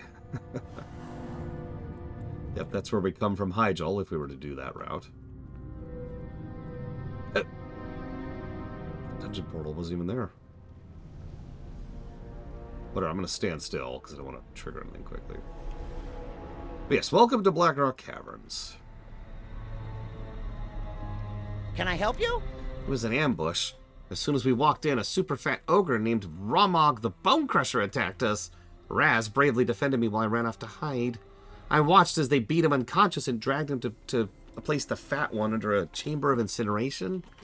I'm too scared to go further. Take my all-purpose diving helm. I'll communicate with you through the helm. And if you find that ogre, kill him. Be seeing you. Alright, let's do this. And of course I am, J. Palmer. Why wouldn't I? Rise, smash. Whoop, nope. It's time to see how we can do in a dungeon setting here. Be paying a little bit of attention as we go. So something they added in Kata dungeons was those things up there, like that stone tablet. This was an interesting idea that is more interesting than good. So what it is, hey, you happen to be a such and such profession, in this case archaeology. And that profession gives you a bonus for this dungeon, like a bonus buff, or maybe a shortcut to skip some trash, or whatever, right? Interesting idea, but ultimately all that did was encourage certain players, especially for Mythics, to mandate getting certain professions just for those bonuses. Meh, essentially. Wow, I am not doing any damage at all. Wow. The thing I just said, J. Palmer, 20 seconds ago.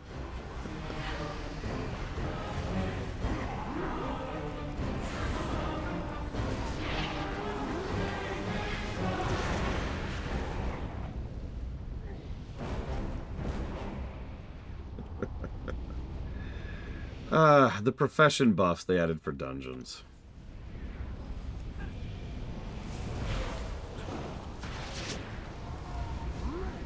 See, that was my solution, is just go ahead and have it be a thing and then remove it for things like Mythic Plus, right?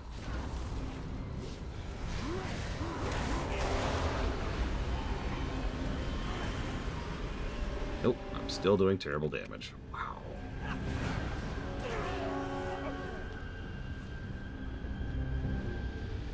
Boss Drogo not gonna be happy about this.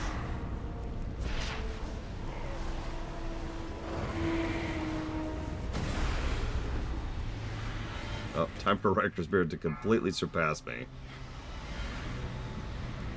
Stand still, from I'll crack your skulls.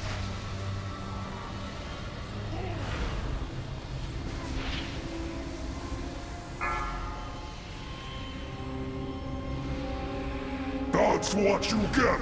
Nothing! Stand still, from I'll crack your skulls!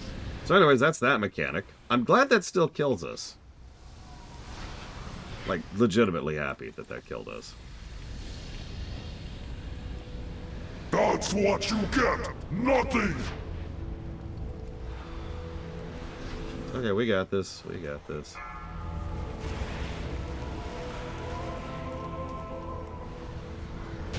Boom. Sorry. Raz, smash! Raz? No, Raz! What have they... Raz, what have they done to him? Quick, follow him! I actually rather like this boss, unironically. Feeling like removing a negative.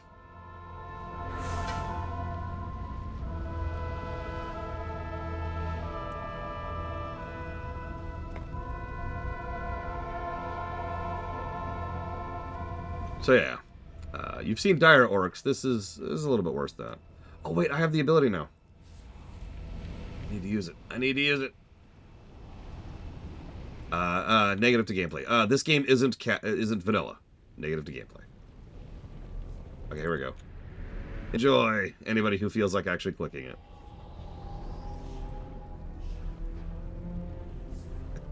Because I actually have this stupid cookie generator now.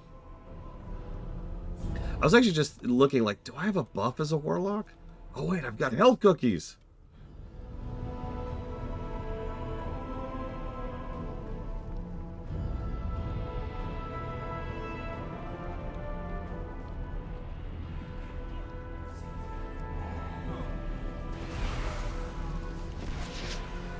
Oh, yep, and there's that quest as we progress. Can I just say that the idea of, like, terrain quests? I don't know how to describe that. Like, location quests is an idea I like. You just go into an area and there's a quest. See? What is this place? Looks like they're doing something to the nether dragon. The energy's being siphoned from the creature into that lady. We need to stop this ritual. So... we should probably not do this boss's mechanics just to see if it kills us. I really hope it does. I hope this boss kills us. I love dying in this game so much. Yeah, Pandaria does that a lot. Yeah, let's actually go ahead and test it. Let's specifically don't do this boss's mechanics. Just facepalm. Yeah, the last boss is whatever. He's mostly just a DPS race. I really like the third boss in here. Shards here, don't mind me.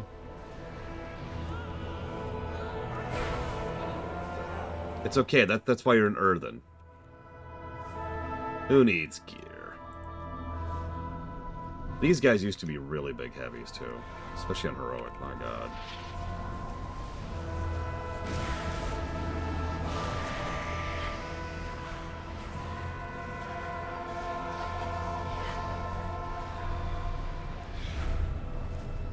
Yeah, no, they were tanky.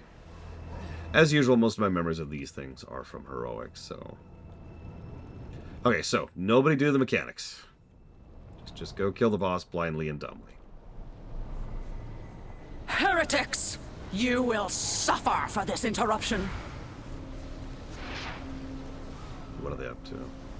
Wow, they're already up to 40. Wow, that's ticking up fast.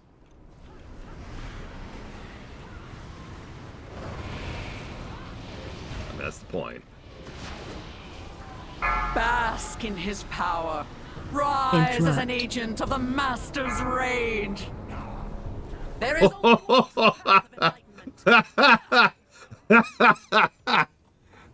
okay. Yeah, I noticed the updated models. I think these are from Dragonflight.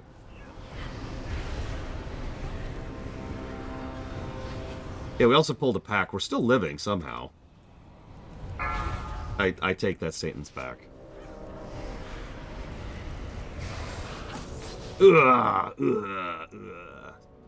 Oh, thank God we died. I'm so happy. All right, hop out really quick with me, Kira White Noise. Just go outside super quick, super quick. And I shall help you with the repairs.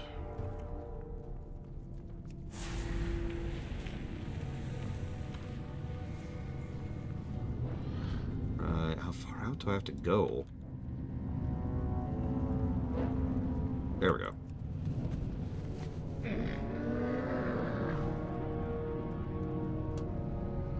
I have many lucky doos you like.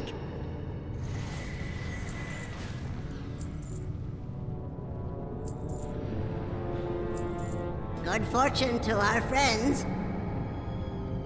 We're good? We're good, okay. Yeah, so the reason I like that mechanic is it's one of those mechanics that's in the hands of the players things, which I tend to enjoy. So those beams, they give them a stacking buff. When that buff hits 100, they turn into a giant death creature. Yeah, the evolved Draconid. The things that you just saw wipe us. The thing is, if you stay in it until you get 100 stacks, then you turn into a Draconid, and you start killing your party members. That's bad. But if you let them stay in there, they turn into a Draconid, and they wipe your party. So that's bad. So it's all about managing who's having how many stacks and who's getting the beams to interrupt them at what point in time. And you can also let the ads take some of the beam as well. And the whole time, of course, you're focusing on the boss.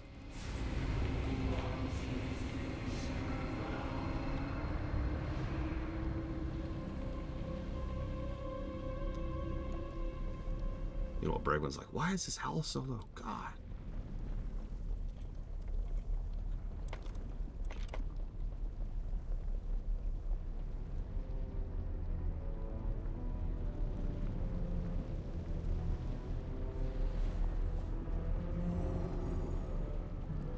Alright, jotting down some notes.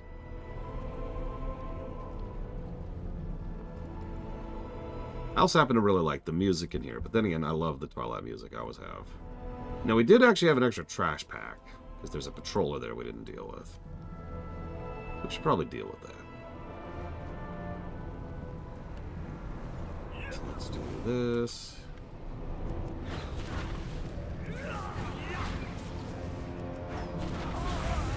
No, I don't, J. Palmer. What is it?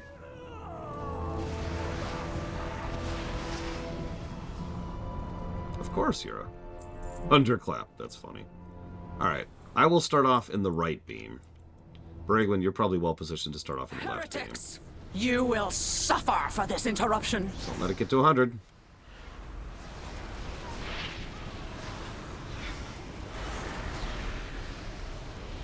Tempted to let it get to 100 on purpose now.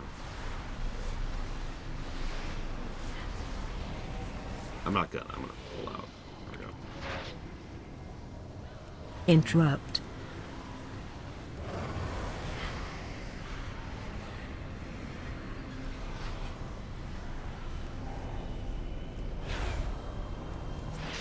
I'm gonna grab back to Briglin. For the Master, I die 1,000 times! 1,000! I got the hat. Does anyone want the hat? I don't want the hat. Of course, the only one who doesn't want it is me. We haven't got much time. Raz looked injured. If we get to him in time, there might be a chance I can turn him back into a regular orc. Oh, sorry about that. I figured I'd send some gold through for your troubles and all. How do you teleport gold? You know what? Never mind. Anyone for the hat? Going once. Going twice. Ah, gosh, I don't remember Gizlek. I feel like I did.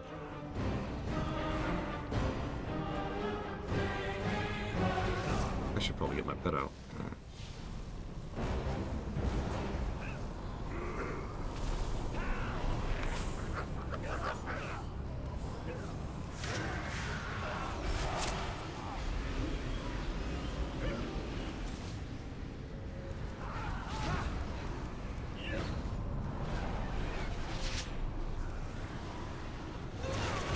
I mean, that makes sense, Gizlek.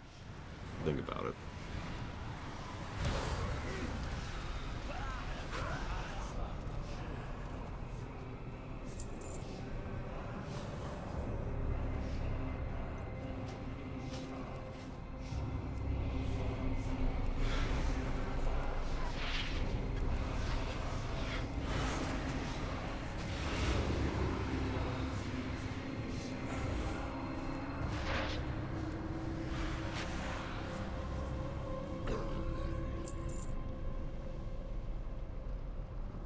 Oh yeah, no, those Draconids hit really, really hard in Heroic. I guess most of my memories would be pre-nerf. I'm saying that out loud.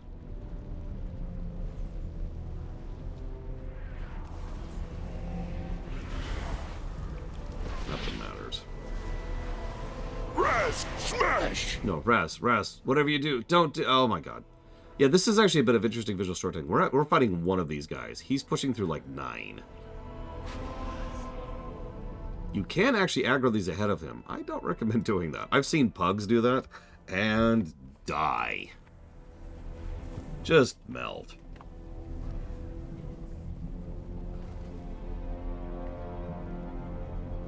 So, third boss. Huh. Damn it, Raz won't stop. It's as if he's possessed by a burning vengeance for all things Twilight. It looks like we're gonna have to get past this room to catch up with him. Kill the boss over there, would you? So this guy's funny. He has a buff called Quicksilver. All damage taken. Whoa. All damage taken reduced by 99%. He's kind of chonky on that front. No, whatever. He's also got all these little Quicksilver things around the area, which do damage, of course. You can't actually do anything to the Quicksilver things. The only thing you do is prevent them from heating up, which is what prevents them from being active. The boss over there, you need to drag him through this lava flow in order to melt his armor. In the doing, you will prevent him from... you'll melt his armor, smelt it down, and then he'll be like, ah! But as you drag him through, he does AoE damage and gains this other buff, superheated armor. In other words, he hits harder, but he's vulnerable at all. So you can actually control how many debuffs he gets in order to accommodate whatever your particular group and gear level can handle.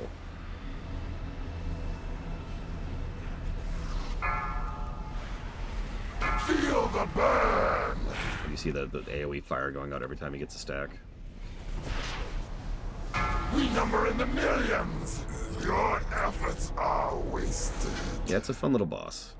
Again, I tend to like bosses where the encounter is in the player's control.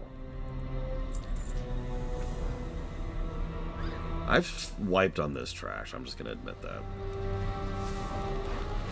I have no shame.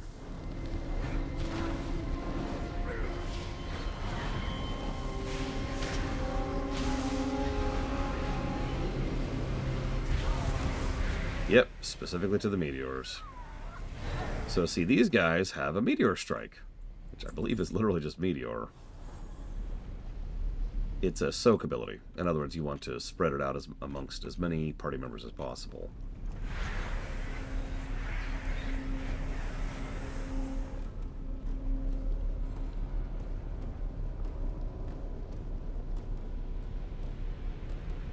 Oh yeah, then there's also the boar ability. That's just irritating.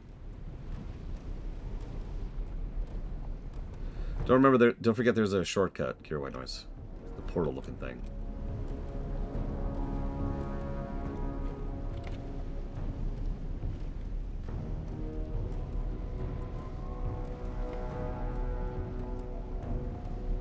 I'm not sure where it is up top, but I know it's there. I know there's shortcuts in this dungeon. So just be looking for an obvious portal as you're coming through. It'll be kind of blue and glowy and like that over there.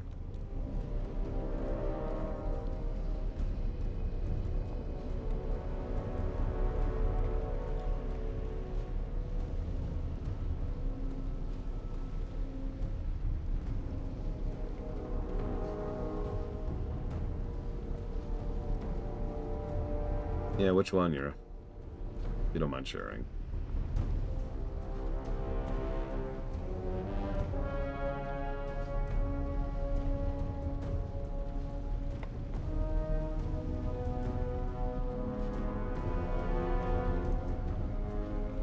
That's fine. Oh my god, you're right. I'm a warlock.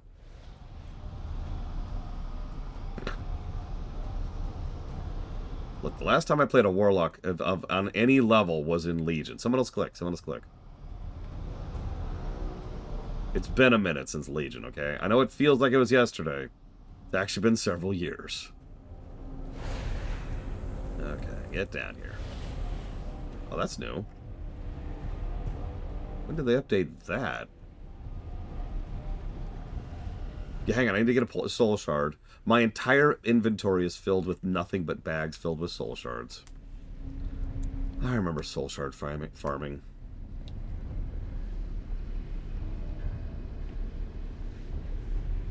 Did she not get the summon?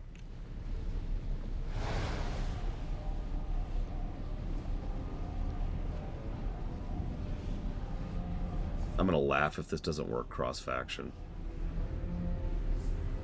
Hey, there we go. Okay.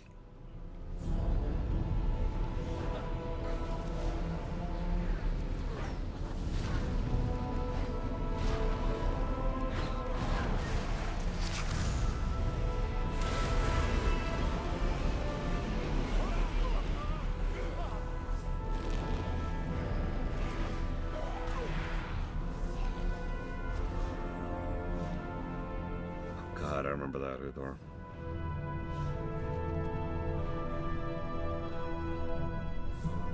Yeah, who was always mandatory in every raid group? A druid for combat reses, a shadow priest for mana, a warlock for summoning and soul stones, and a shaman for bloodlust. Everything else is gravy.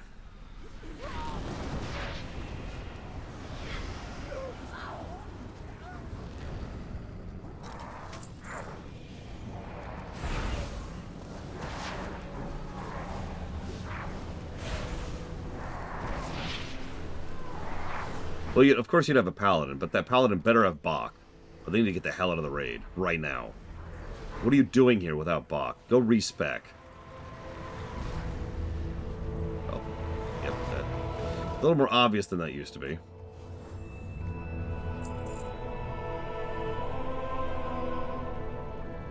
So over the right we have our bonus boss. Do my eyes deceive me? It can't be! I was stuck inside of one of those beasts for the better part of a month! Yes, literally in its stomach. If it weren't for my suit and my all-purpose helm, I'd have died a fiery death. And look at that, it's had a litter of pups. You've got to stop that thing. We can't let it make or its pups get out of here alive.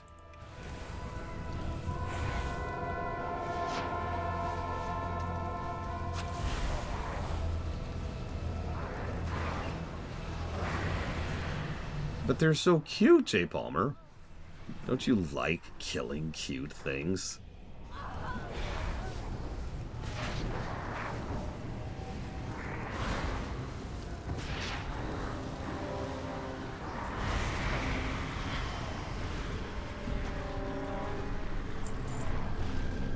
Well, let's go murder some puppies then.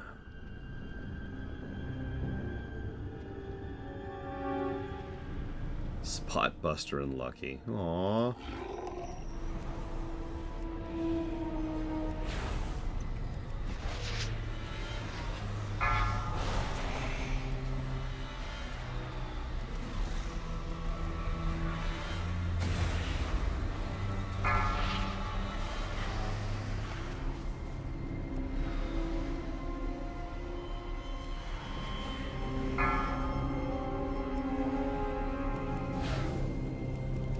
I've always liked the updated core hound.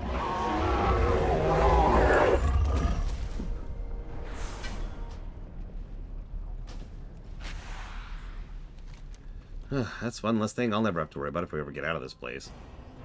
Do I have? I do not. Oh, that's fine.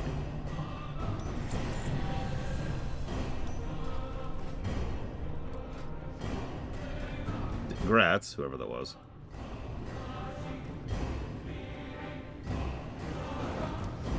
Good golly, look at this place. Are those Deathwing's claw marks on the ceiling? What's that creature in the middle of the chamber? I don't see Raz anywhere. Take care of this monster. Find Raz. Oh, okay.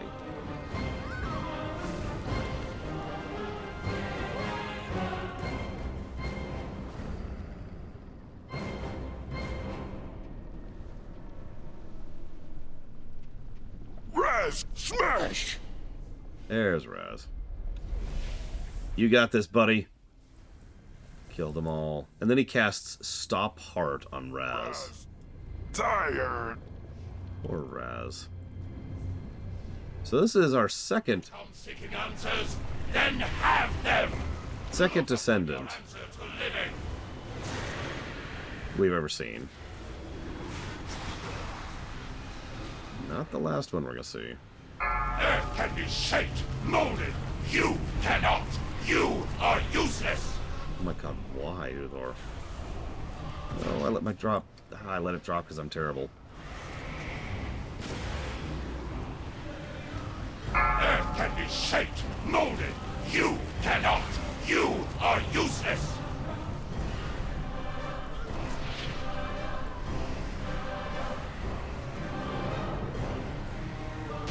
I cannot be destroyed.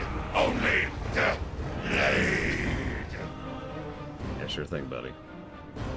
Hi, how are you? Poor Raz. He was the best friend a gnome ever had. At least we avenged his death and cleared out this hellish cavern. You have a great day now. And that was Blackrock Caverns. Not too shabby, actually. Some basic stuff, especially on normal, which is what we just did. But still enjoyable. Well, for sheep? Why? Alright, whatever. Thank you, as usual, for joining me. I am going to go do a raid now. You're welcome to join me.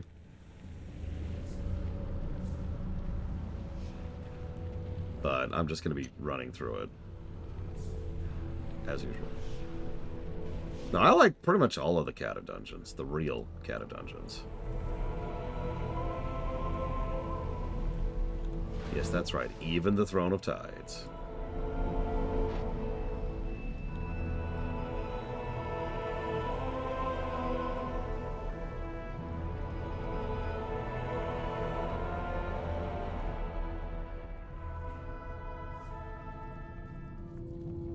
I know a few people who don't like Throne of Tides.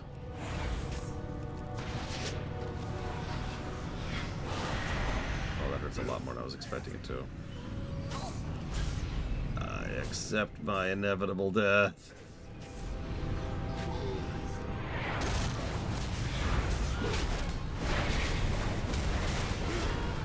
Vortex Pinnacle is...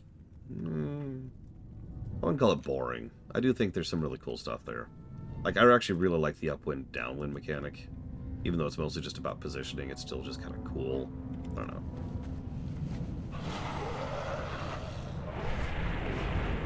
I don't know if I'd call him a true corpse, but he's kind of leaning that direction. All right, around.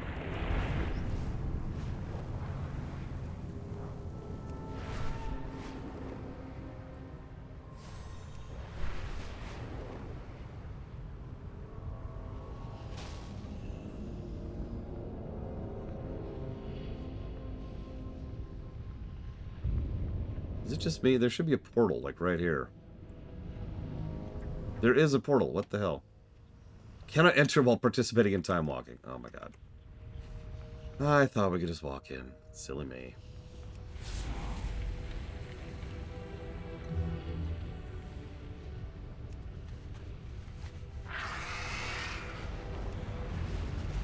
Thankfully Stormwind is right there.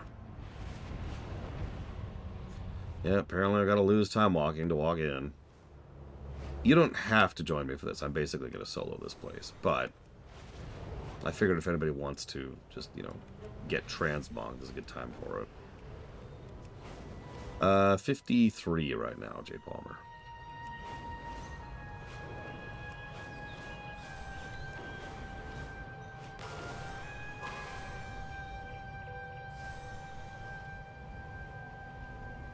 Sure, Rutgers Beard. It's so nice to see you. That does mean we're going to listen to Chromie one last time. Oh my god. Dragon Isles have Hi, Raytheon. and beckon. I feel like I just saw you earlier. Although you were a little bit younger then.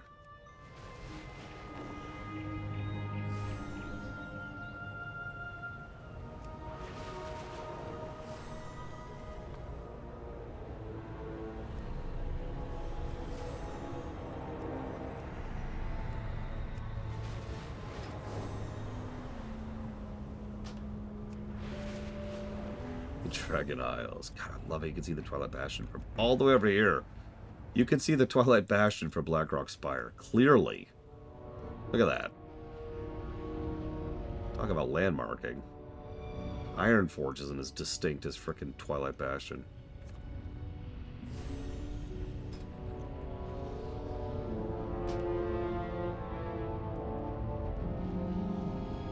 Yeah, there's just this thing in the distance.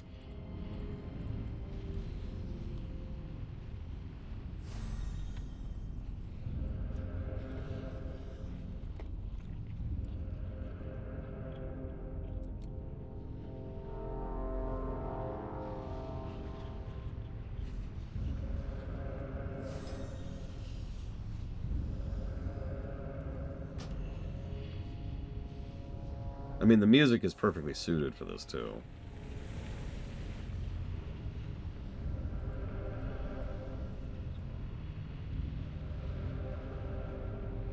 Offset it a little bit. There we go. Perfect. Right there.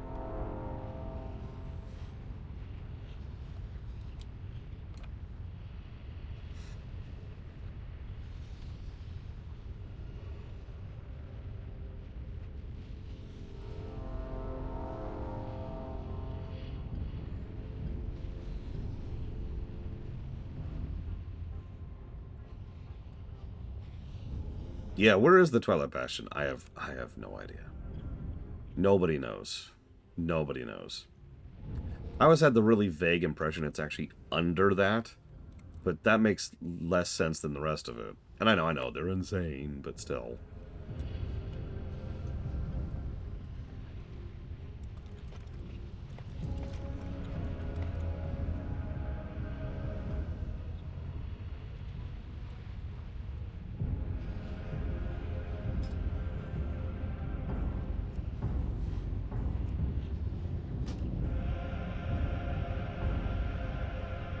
Yeah, it's a weird one. This is almost assuredly a situation where they designed that and then designed the raid, and the two people were not talking to each other.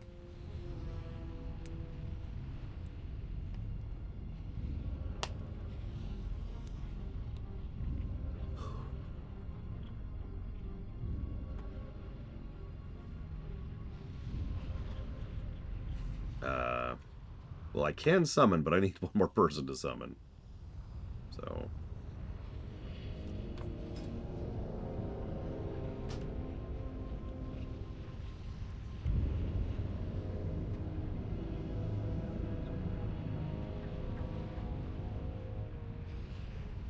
I have no idea who they're. I think she's just some weird cosplayer. Don't mind her. We'll see what we think of the Twilight Highlands. I will admit, from pure from memory, just kind of a vague gut check, Twilight Highlands is my least favorite of the endgame catazones. I like Oldham for what it is, and I am quite fond of Deepholm and Vashir, and I love Hyjal. We'll see. Oh, there's Bregwin. Bregwin, over here.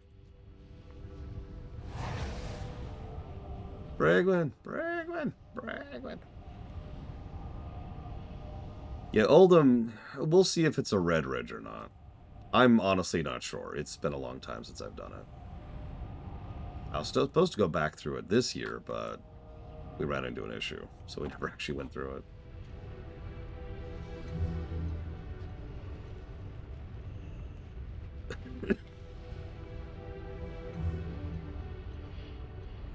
Tolvir stuff was legit.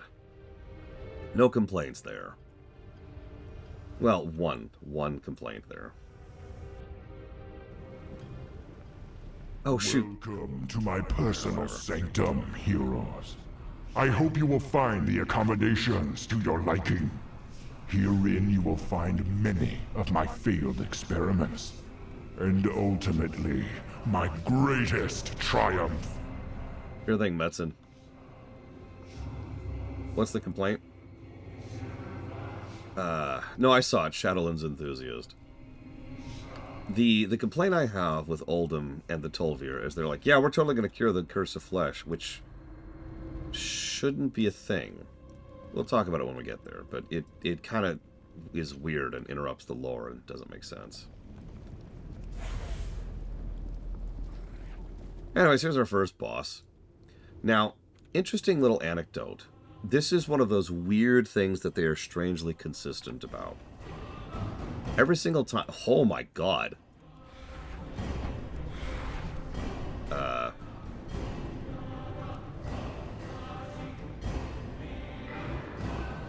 Anyways, anytime one of these magma worms shows up, and it's not being controlled by Ragnaros, they cannot be controlled.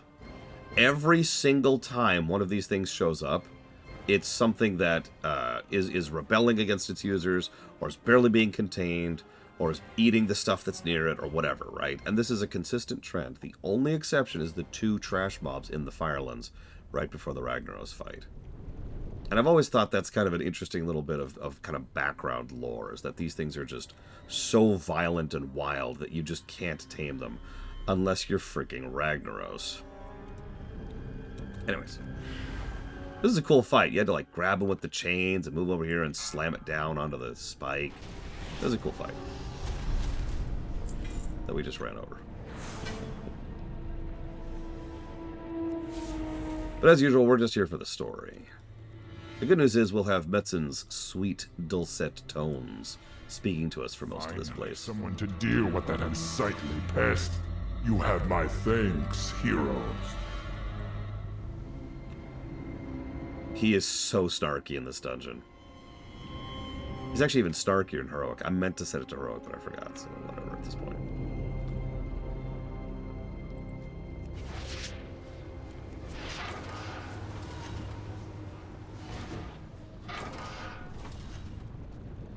So then we have to fight these things in Dwarven inventions. Toxitron unit, defense systems obliterated. Powering down.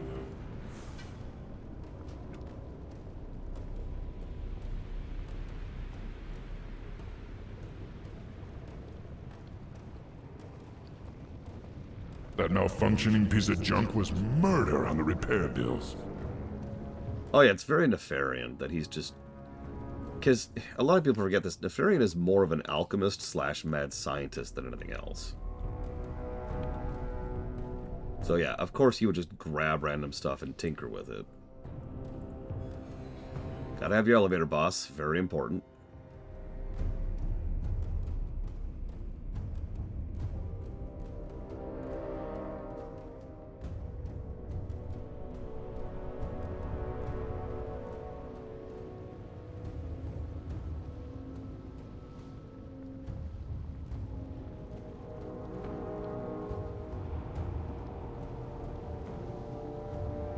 To that elevator boss? I've never died to that one. How many times have I died to an elevator boss? More than I should probably admit to.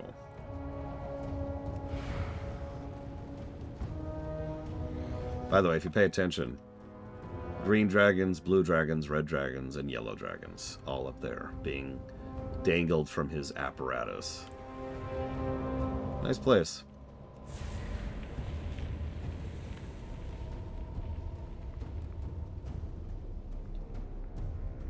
Oh, this frickin' boss. So this is a human, or at least he was a human. He was converted into this thing and lost most of his intellect in the process. There can be no disruptions. Mustn't keep the master waiting. Mustn't Phase meet 2. the broad to there will never be another like me.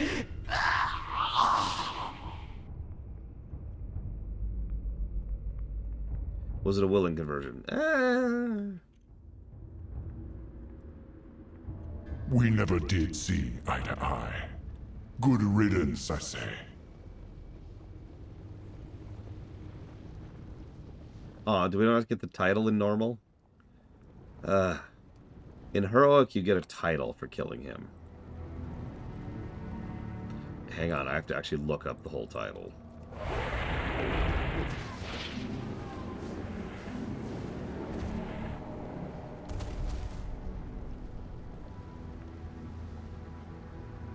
Slayer of stupid, incompetent, and disappointing minions.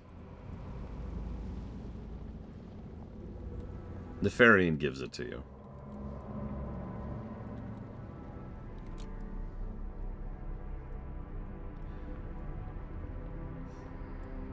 So this is actually a funny one. Remember, this is all Shadowforge, right? Like, this is Shadowforge City. So these are the ghosts of the previous emperors, including the one we killed right there.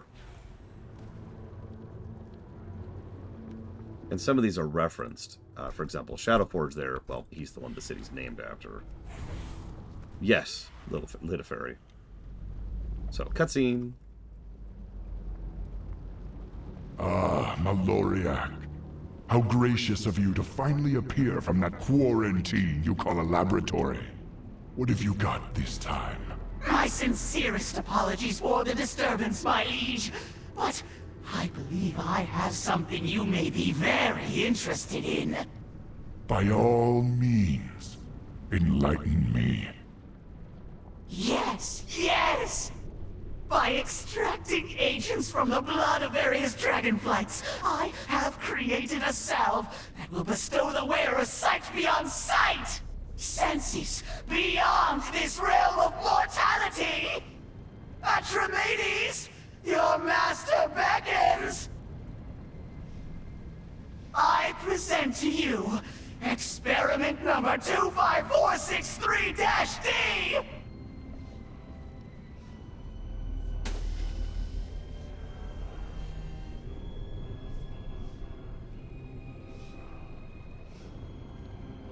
It appears as though your experiment has failed.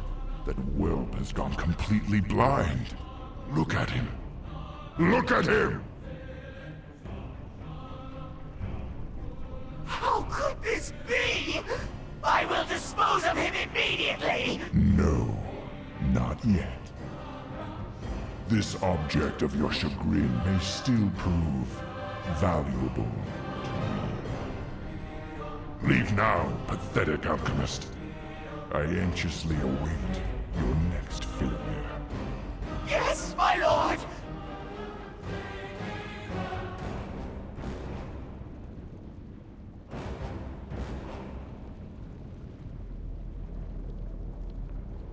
So this boss was really, really cool. I know I try not to talk too much about these because it's not like I can give them pluses for it anyways, but this boss is blind. So how he handled aggro was entirely due to your sound level.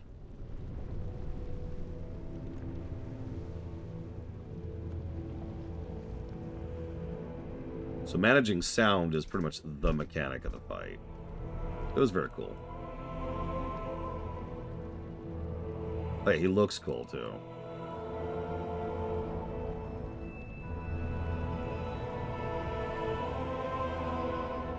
I have no need for eyes to see my enemies. Your clumsy footsteps and foul stench give you away. Hey, by the way, there's also these dwarven shields, of which there's a finite amount, which act as a way to also manage your sound, because, you know, bang! Very fun fight. No pluses to gameplay. This miserable existence finally ends. Sigh.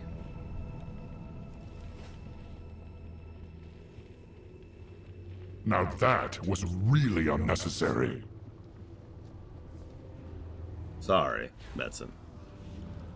Look, it's not my fault that you guys have never backported followers into raids.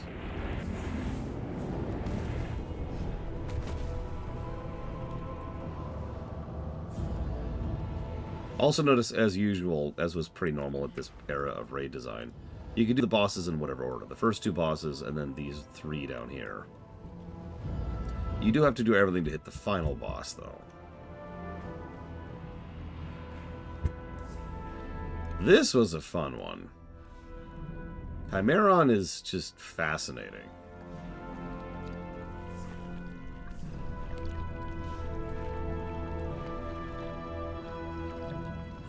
So, hang on. I gotta remember the name of the ability so I can talk about it properly. Is it Massacre? Is that it?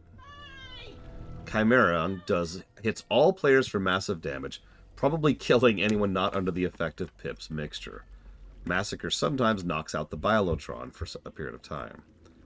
When Pip activates the Biolotron, it moves around and sprays raid members with Pip's mixture. The mixture prevents players whose health is above 10% from dropping below 1 health. Then he hits stage 2. At stage 2, it just becomes a straight-up race. He reduces all healing you take for a certain amount. He goes fully enraged. He ignores taunt, and he just starts attacking over and over and over. So the goal of this fight is to have as many people alive as possible when he enrages, and then to burn him down while your raid is dying. Can I help you? Oh, leaping leper gnomes, you're a sight for sore eyes. I was wondering if the giant magma worm out front would deter visitors. Hey! Over here! Shut up. I suppose I'll be needing a key for the cage? Wait, don't tell me the horrific gibbering monster behind me ate it, right? What? Of course not. I could easily escape this simple contraption, but I'm much too busy. See, a while back, I've spent a few months inside the belly of a beast. Yeah, I remember. It wasn't strictly voluntary, but I discovered something truly incredible. The beast seemed to be able to consume almost anything with no ill effects. He had gnomes in lava suits, for example. Exactly! I ran some tests on the residual digestive fluid, and... Have you seen my skinning knife anywhere? I seem to have replaced it. No, I haven't seen it. You were saying? Oh, yeah, the bile. It's amazing stuff. With the proper catalyst, it renders anything to which it's applied practically immortal. Asterisk. I've been harvesting it with my pre-programmed Biolotron 800, and I'm certain I got the right mixture this time. I just need a few volunteers to test it against a suitable creature. Okay. Oh, that activated the Biolotron. Oh, if you come across a key... Okay, sure, whatever. Here. Spray me with your bile. I'm just kidding, of course. We're just going to activate it. We got this. Defensive. Down it goes. Well, great job, guys. The key should be in his gut somewhere. Just fish around in there until you find it. Goodbye. Impressive. You managed to destroy one of my most horrific creations. A task I had thought impossible until now. Telling you, mad scientist. In fact, I'm pretty sure the dungeon entry for him just says, terrifying, ugly, evil, kill it. Not that I'm aware of, J. Palmer.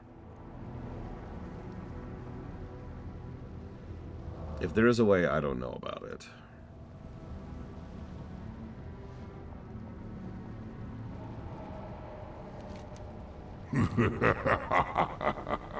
The heroes have made it to the glorious finale. I take it you are in good spirits, prepared for the final battle. Then gaze now upon my ultimate creation. Rise, sister. Behold the broodmother, Onyxia, reborn. Perhaps my finest work. My dearest sibling, do you... So... this is actually quite messed up. To be very clear, though, that is an Type 1 undead Onyxia. That is a golem made out of his sister's bones. You can even see the parts and pieces he has clamped onto her to animate her body.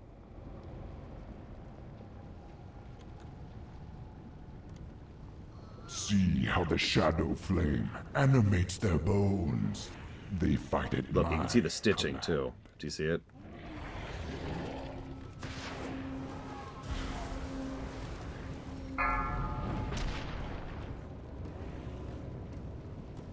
And yeah, this was actually a pretty rough fight. Multi-phase, too.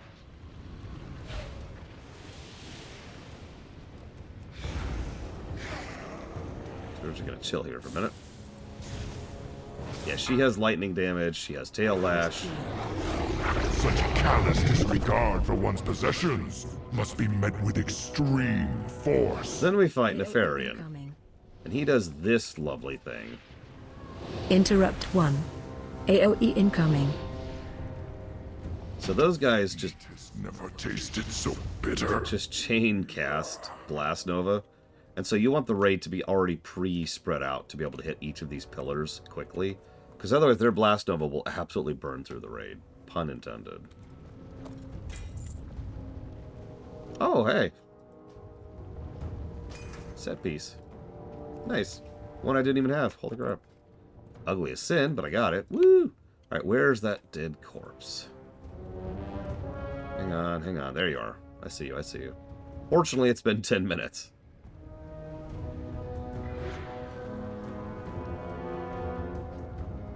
And that was Blackwing Descent. Not much to it from a story axis, unfortunately. This is mostly just kind of a conclusion of Nefarian and the Black Dragon's arc, because one of the story bits that I do like about this is it emphasizes how much Nefarian, even though he's definitely following in his father's footsteps, is kind of just off over in his own field doing his own thing. He's not right in the head at all. And this whole dungeon is just a re-emphasis of that. Well, yeah, exactly, Riker Spirit. It's kind of an epilogue to the story arc all the way back in Vanilla, which we saw in Red Ridge, and then in Burning Steps, and then in Lobris, Ubris, and Blackwing Lair.